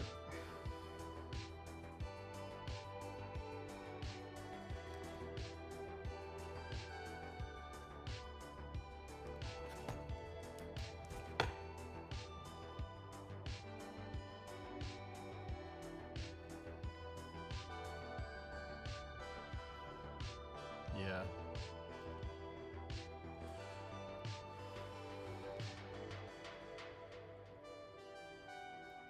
I would kick that arm out, make this a little thicker, possibly make the hand a little bigger. And the reason is that bicep is just hugging the body way too much. It's not coming out to the side enough, and it's not coming towards us enough for the foreshortening to work. Whereas if you do this, it makes the anatomy on the arm a little more believable because there's enough weight for the forearm and the bicep to both be in that space.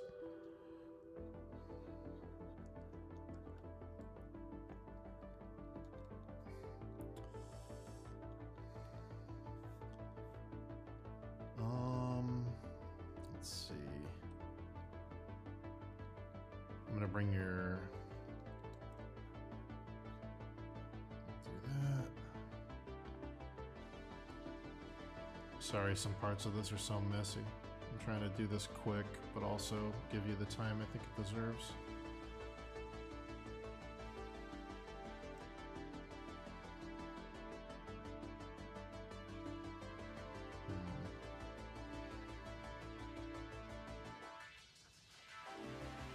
Just gonna play with this real quick.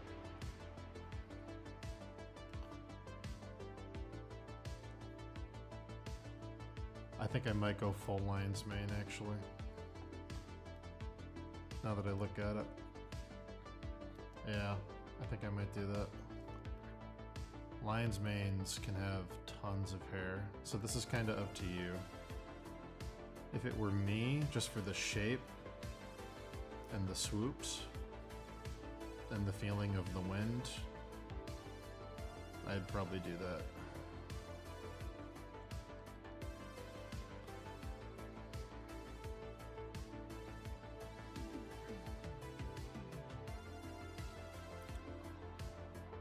Hey, 3 a.m. in Germany. Get some sleep. Thanks for coming. I'll be here again on Sunday all day. Thanks for coming by. Yeah,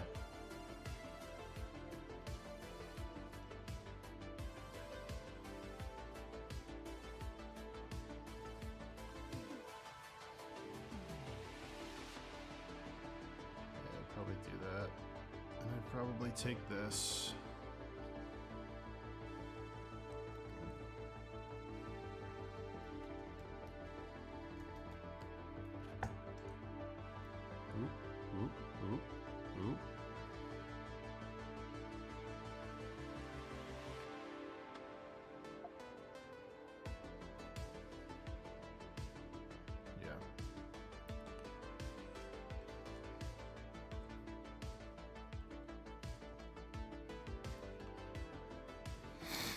Let's see.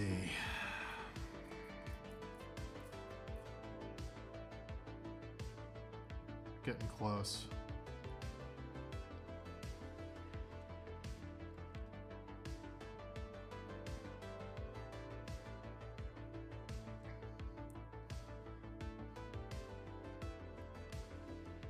I think, have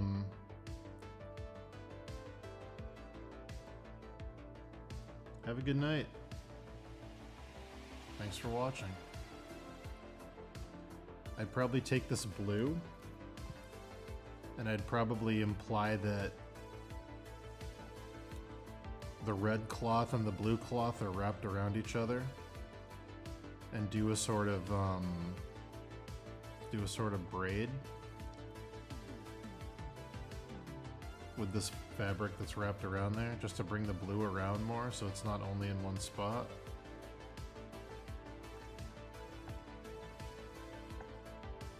Trying to figure out a way to get more of that blue in there just to balance it out.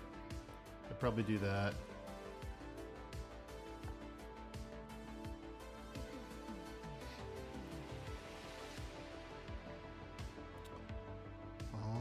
Yeah, I think I like that. Just enough, just a little bit more of the blue. Not a ton, just a little bit more of the blue.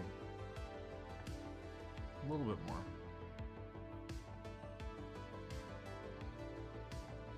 That wouldn't be visible there.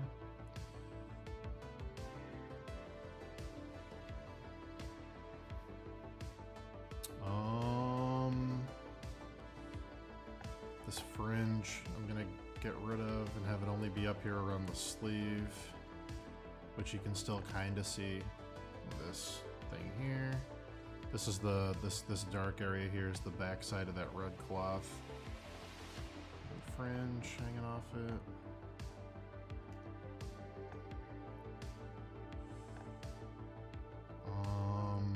Let's see. The only other big thing I might do is give them some kind of tool or something. I don't know. That's another me thing, but there's a nice empty piece of real estate on the belt that could be any number of things. For this kind of culture, I'm going to suggest a good standby, which is some kind of horn maybe, or something. There's just a really nice spot here where something could go. And you could wrap it, you know, have it hanging from whatever, layered with the cloth. If you wanted to bring the gold back in, you could have the end of the horn chased with some, you know, some bronze or something wrapped around it. There's just a nice spot here for something to go. I'm gonna say a horn, but that's up to you. Or nothing. It's up to you.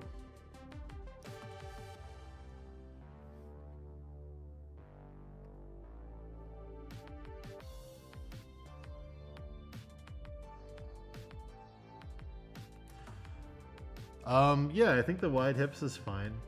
I think the wide hips is fine. I think the cloth looks good. I don't think it's a problem.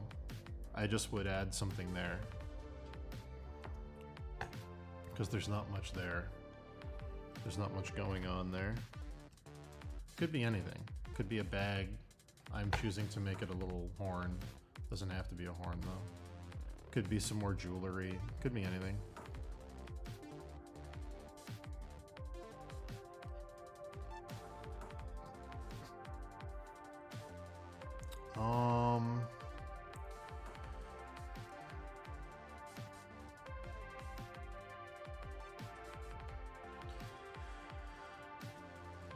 Deepen this cast shadow over here.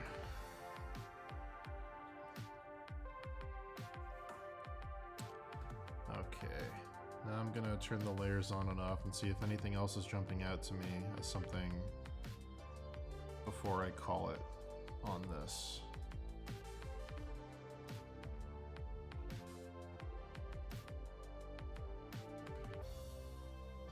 I do think the coins up here could be bigger. I think you can get away with going up to like, to the point where they're like this. Because they're barely visible when I zoom out. I do think you could, typically when I see cultures that have the coins hanging like that, they're fairly substantially sized.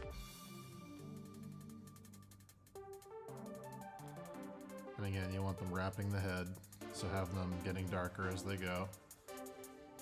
Area of highest brightness would be where the brightness is falling in the eye, so you got that. Be around there. But yeah, they'd also be casting a slight shadow, which most of them are.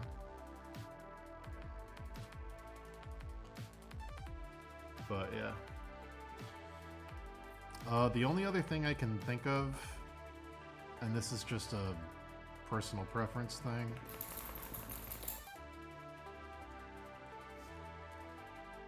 is adding some torques or gauntlets. Because you have this gold element that's speckled around the character. So, I don't know, like something here, or like a torque around the arm, something up here, something like that. Just something to bring the gold in to another element.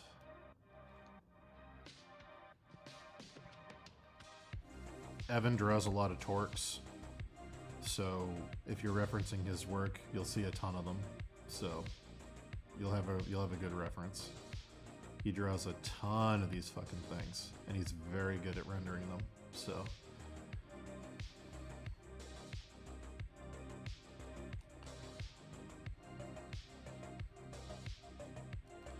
alright.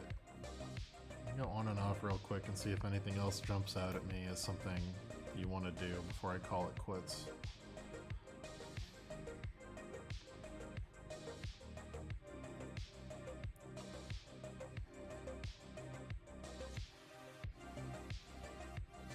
All right.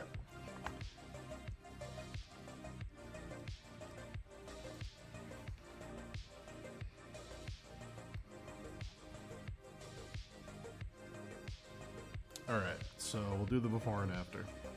Before, after. Wider stance, bigger weight displacement, taking the fun elements, which are the lion, the metal, and the tattoos, and expanding on those. Unifying your shapes, so the two triangle pieces become one piece. Adding some heft to it, so it's less of an hourglass and more triangular top heavy.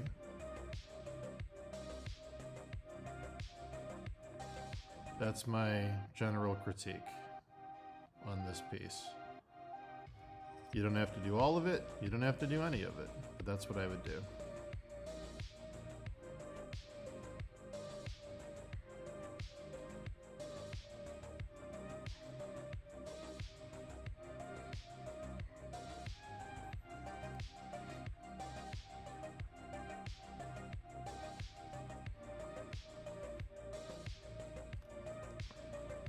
So yeah, these are all, the thing to remember is everything I did on this was stuff you already thought of. These are all your ideas, okay? I just expanded on them. I made the lion mane more lion mane-ier. I made the gold jewelry more gold jewelry-ier. I made the tattoos more tattoo-ier on the face. That's it. I didn't change anything or add anything original. Everything cool about this came from you. I just played with how big certain things were and what things have emphasis. So, anything cool in this design comes from you. Give yourself some credit.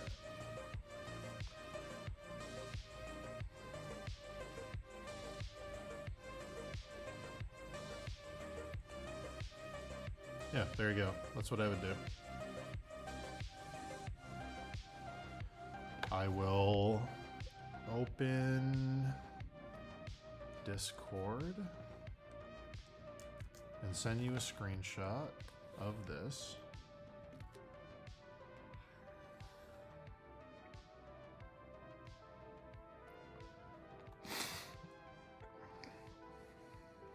There you go. Yeah, so that's what I would do. Cool piece. I like it. One little thing. This is my fault because I added this. The edge of this is pretty fucking close. It's making a little bit of a tangent. Bump that over. Let that red breathe a bit. There we go. Yeah. Now there's another tangent because the fold in the line is lining up with that shit. Hold on.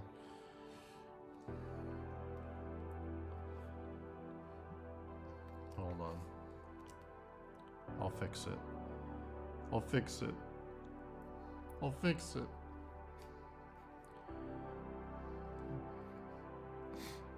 I'll make all the tangents go away. All of them.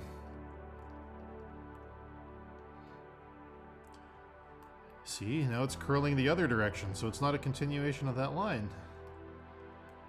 I did it.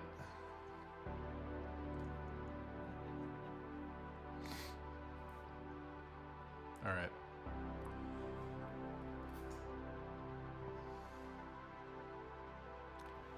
We are 10 minutes away from the 8-hour mark, so I'm gonna scream. I'm gonna stream for 10 more minutes, and then we're gonna go. But before, after, before, after. There you go. Really cool hyenas, by the way.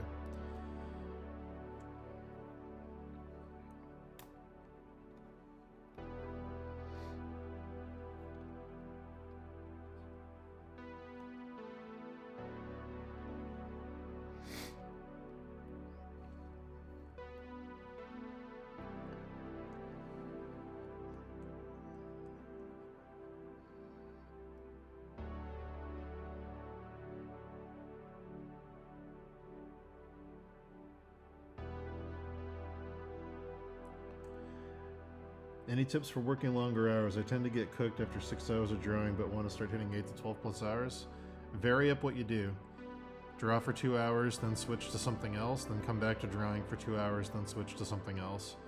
What you switch to could be going for a walk, it could be painting, it could be some kind of rendering, it could be another project you're working on. Just like, don't go for a 12-hour burst of the same thing.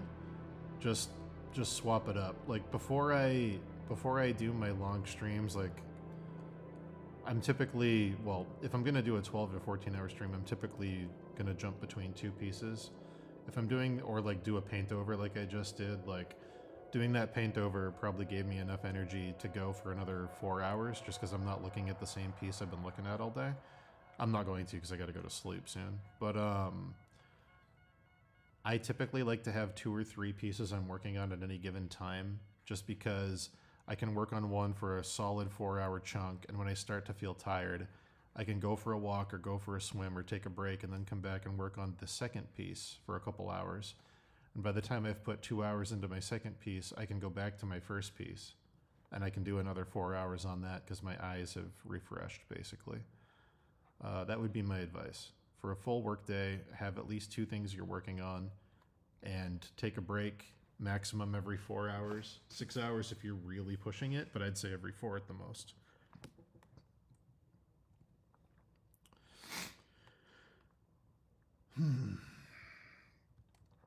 But yeah, have 2 things you're working on.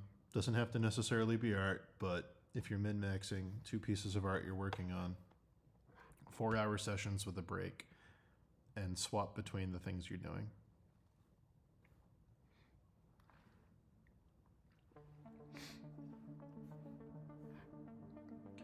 Typically for me, an hour working on a piece is enough of a palette cleanser that I can go back to the first thing I was working on with fresh eyes. That or any form of exercise. If I go walk around for half an hour or swim, when I come back, the piece is brand new again.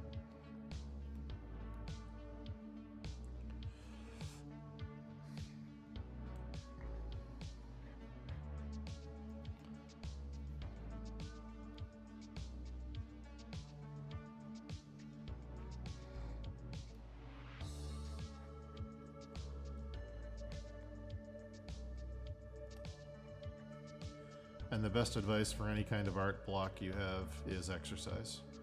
Specifically exercise that's aerobic, that you can do for long enough that your body starts to wear out. Because when your body starts to wear out and your brain starts to stop stressing, when you've beaten your brain up to the point that it doesn't stress anymore and you're just kind of going on autopilot from the fatigue, that's when your art block is going to break. Because you're not going to be freaking out about the piece. You're not even going to be thinking about the stuff you have to do.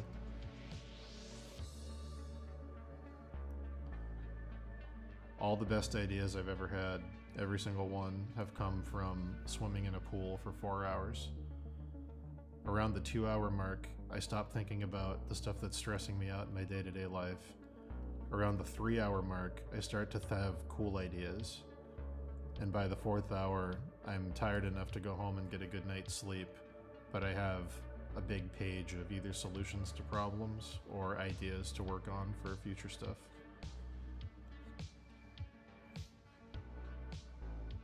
One hour's not enough for me. I'm sure it's different for everybody. 1 hour's enough for a workout, but I'm still thinking about all the stuff in my day-to-day that's stressing me out. 2 hours, I start to get tired, but I'm still thinking about stress.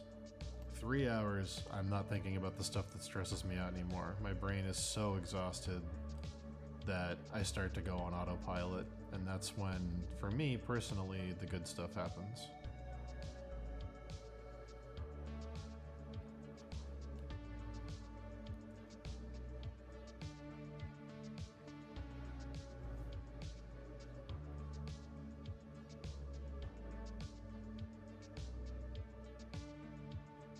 Yeah, I mean, your ideas when you're exercising are always going to be better because you're releasing positive thought chemicals into your brain. You're literally getting endorphins, you know? You're going to have more energetic, more inspirational ideas when you're exercising because you're literally like drugging your brain into a flow state of positivity.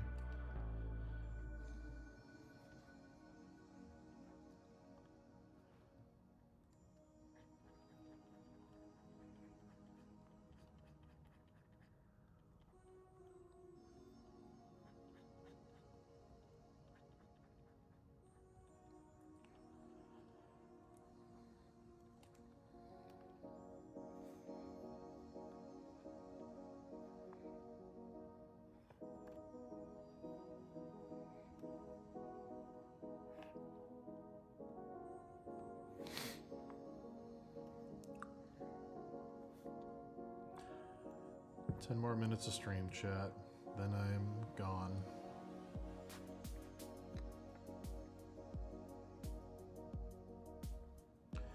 In general, a healthy relationship with exercise is good for any lifestyle. I think people vastly underestimate the benefits of having just regular exercise. I know I did for a very long time. I knew swimming made me happy, but I always, oh, it's such a hassle to go to the pool. Oh, I gotta drive to the Y, I gotta get changed, I gotta put on my shit, I gotta get in the pool, I gotta go all the way, I gotta dry off after, I gotta shampoo, it's like, but it's worth it. Because the alternative is wasting the same amount of time you would have wasted getting there and doing the thing, staring at a wall or not working at 100% or being unmotivated. Like, it's an investment. You're spending some capital in terms of your time, but you're gaining back dividends because the rest of the time you have, you're more effective.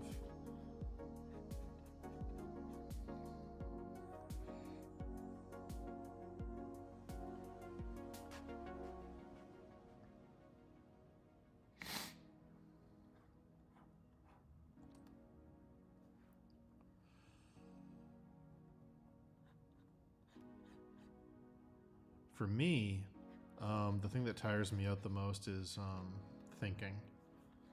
So when I'm on stream like this and I'm like critiquing and talking and like, if I was just rendering, I could render for 14 hours straight and I wouldn't get super sick of it. I might need to get up and stretch and pee and stuff, but I could do it. But when I'm talking and critiquing and using my brain and doing paint overs and stuff, I get tired much, much, much, much, much quicker. Any kind of analytical thought, any kind of problem solving, even just talking, trying to engage in conversation and thinking stuff to say, it drains your battery faster and faster and faster.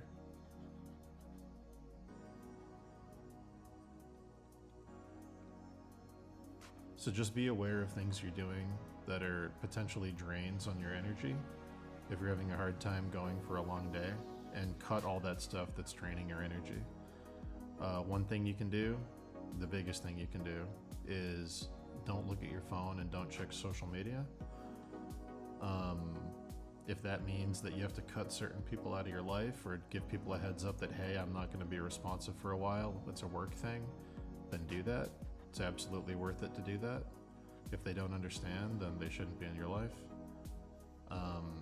But yeah, there's some law, some like number, not a law, but it's like, it's a study, I guess.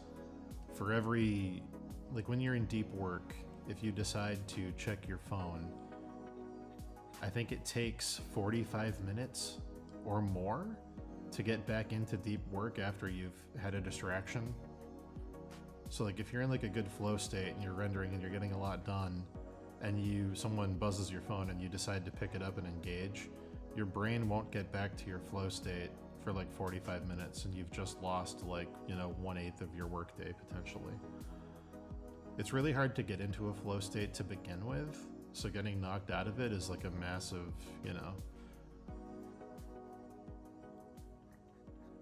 For me, the biggest thing, like part of the reason I started the stream back up for working is because I was working these like stupid 14-hour days every day, and I wasn't getting anything done. And then at the end of the day, I'd be like, I fucking worked all day. What the fuck? And it was either mindless rendering because I was so stressed out of my mind thinking about X, Y, and Z in the back of my head that I couldn't get any productive work done. That was number one. And number two was, for every hour of work I was getting done, I was taking a call, or I was helping somebody out with something, or I was responding to a message I got, or I was looking at this or looking at that, or checking my email. And every time I did that, I would lose about 20 minutes of productivity. And at the end of the day, you do that 20 times, 400 minutes are gone, You're like, fucked.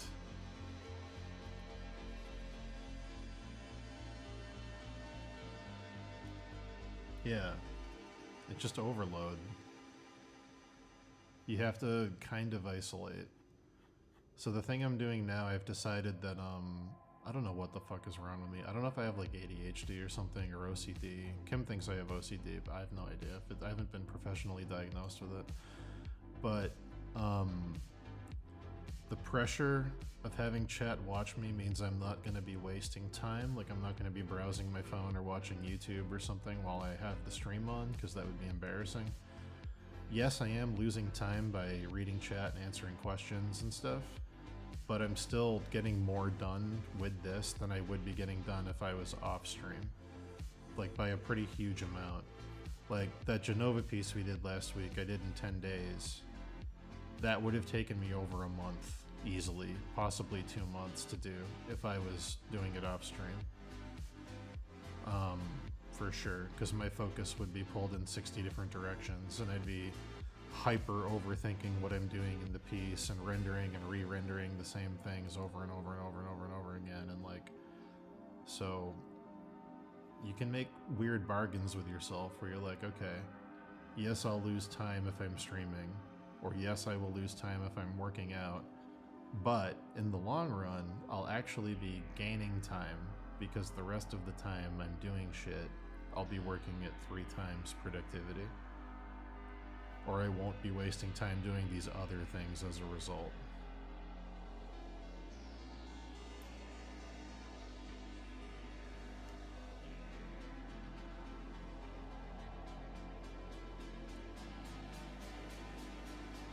I think this is what, week 4 or 3? I don't know. We did 2 weeks for the Genova piece and a couple days before the Genova piece, and now this. So maybe 4?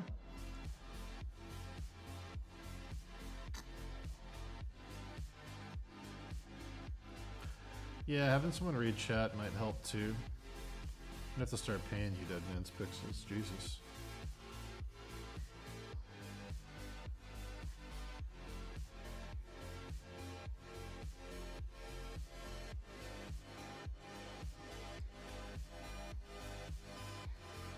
Thank you.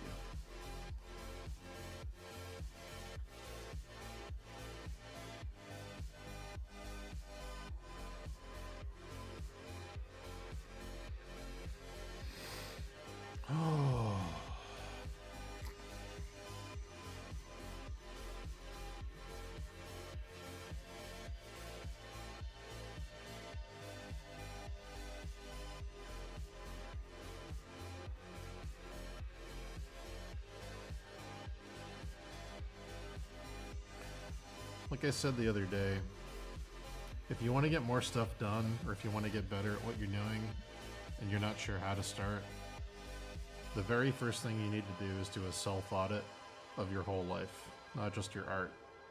All your personal relationships, any jobs you're doing, any commitments, any educational stuff,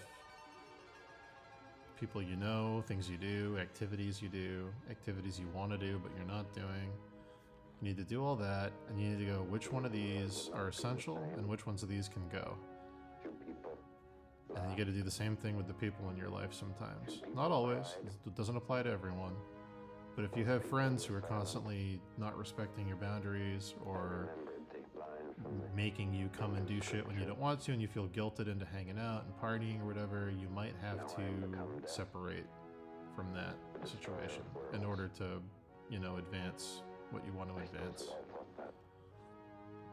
It's uncomfortable, but you just got to do an audit of your life and go, okay, what stuff is worth keeping and what stuff should probably go so I can free up some space.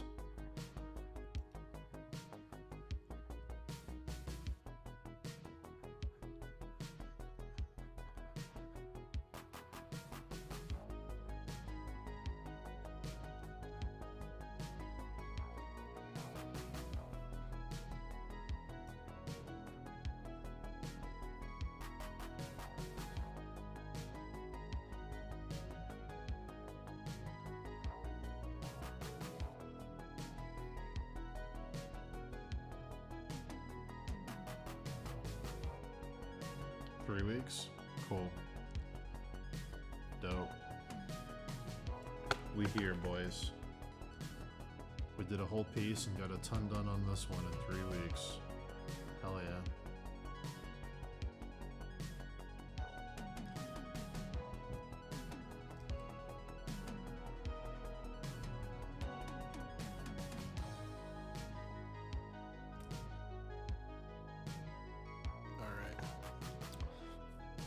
Didn't hit my goal for today, didn't get the whole sword done, but got quite a bit of it done. Quite a bit. Got the hilt pretty much done. The only things left are like a couple of arms over here, this midsection. Well, there's no squigglies on this, it's empty, so that's good. I just gotta do this one that curls up and around, and then finish locking in the top. But yeah, we're pretty damn close to having the sword done. So that's good. I can cross that off, and then we can, after this it's going to be the buildings on the edge. That's the next hardest thing I gotta do. A lot of that's warpable and flippable, but it's going to be interesting. Anyway. Oh! And then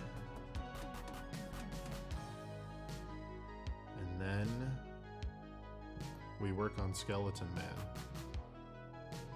It's so tempting to give him a long, thin cigarette, but then he's just Colonel Plank from the fucking A-Team, or whatever the fuck, Hogan's Heroes, not the A-Team. What the fuck am I talking about?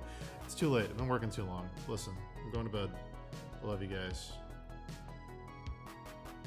See you soon.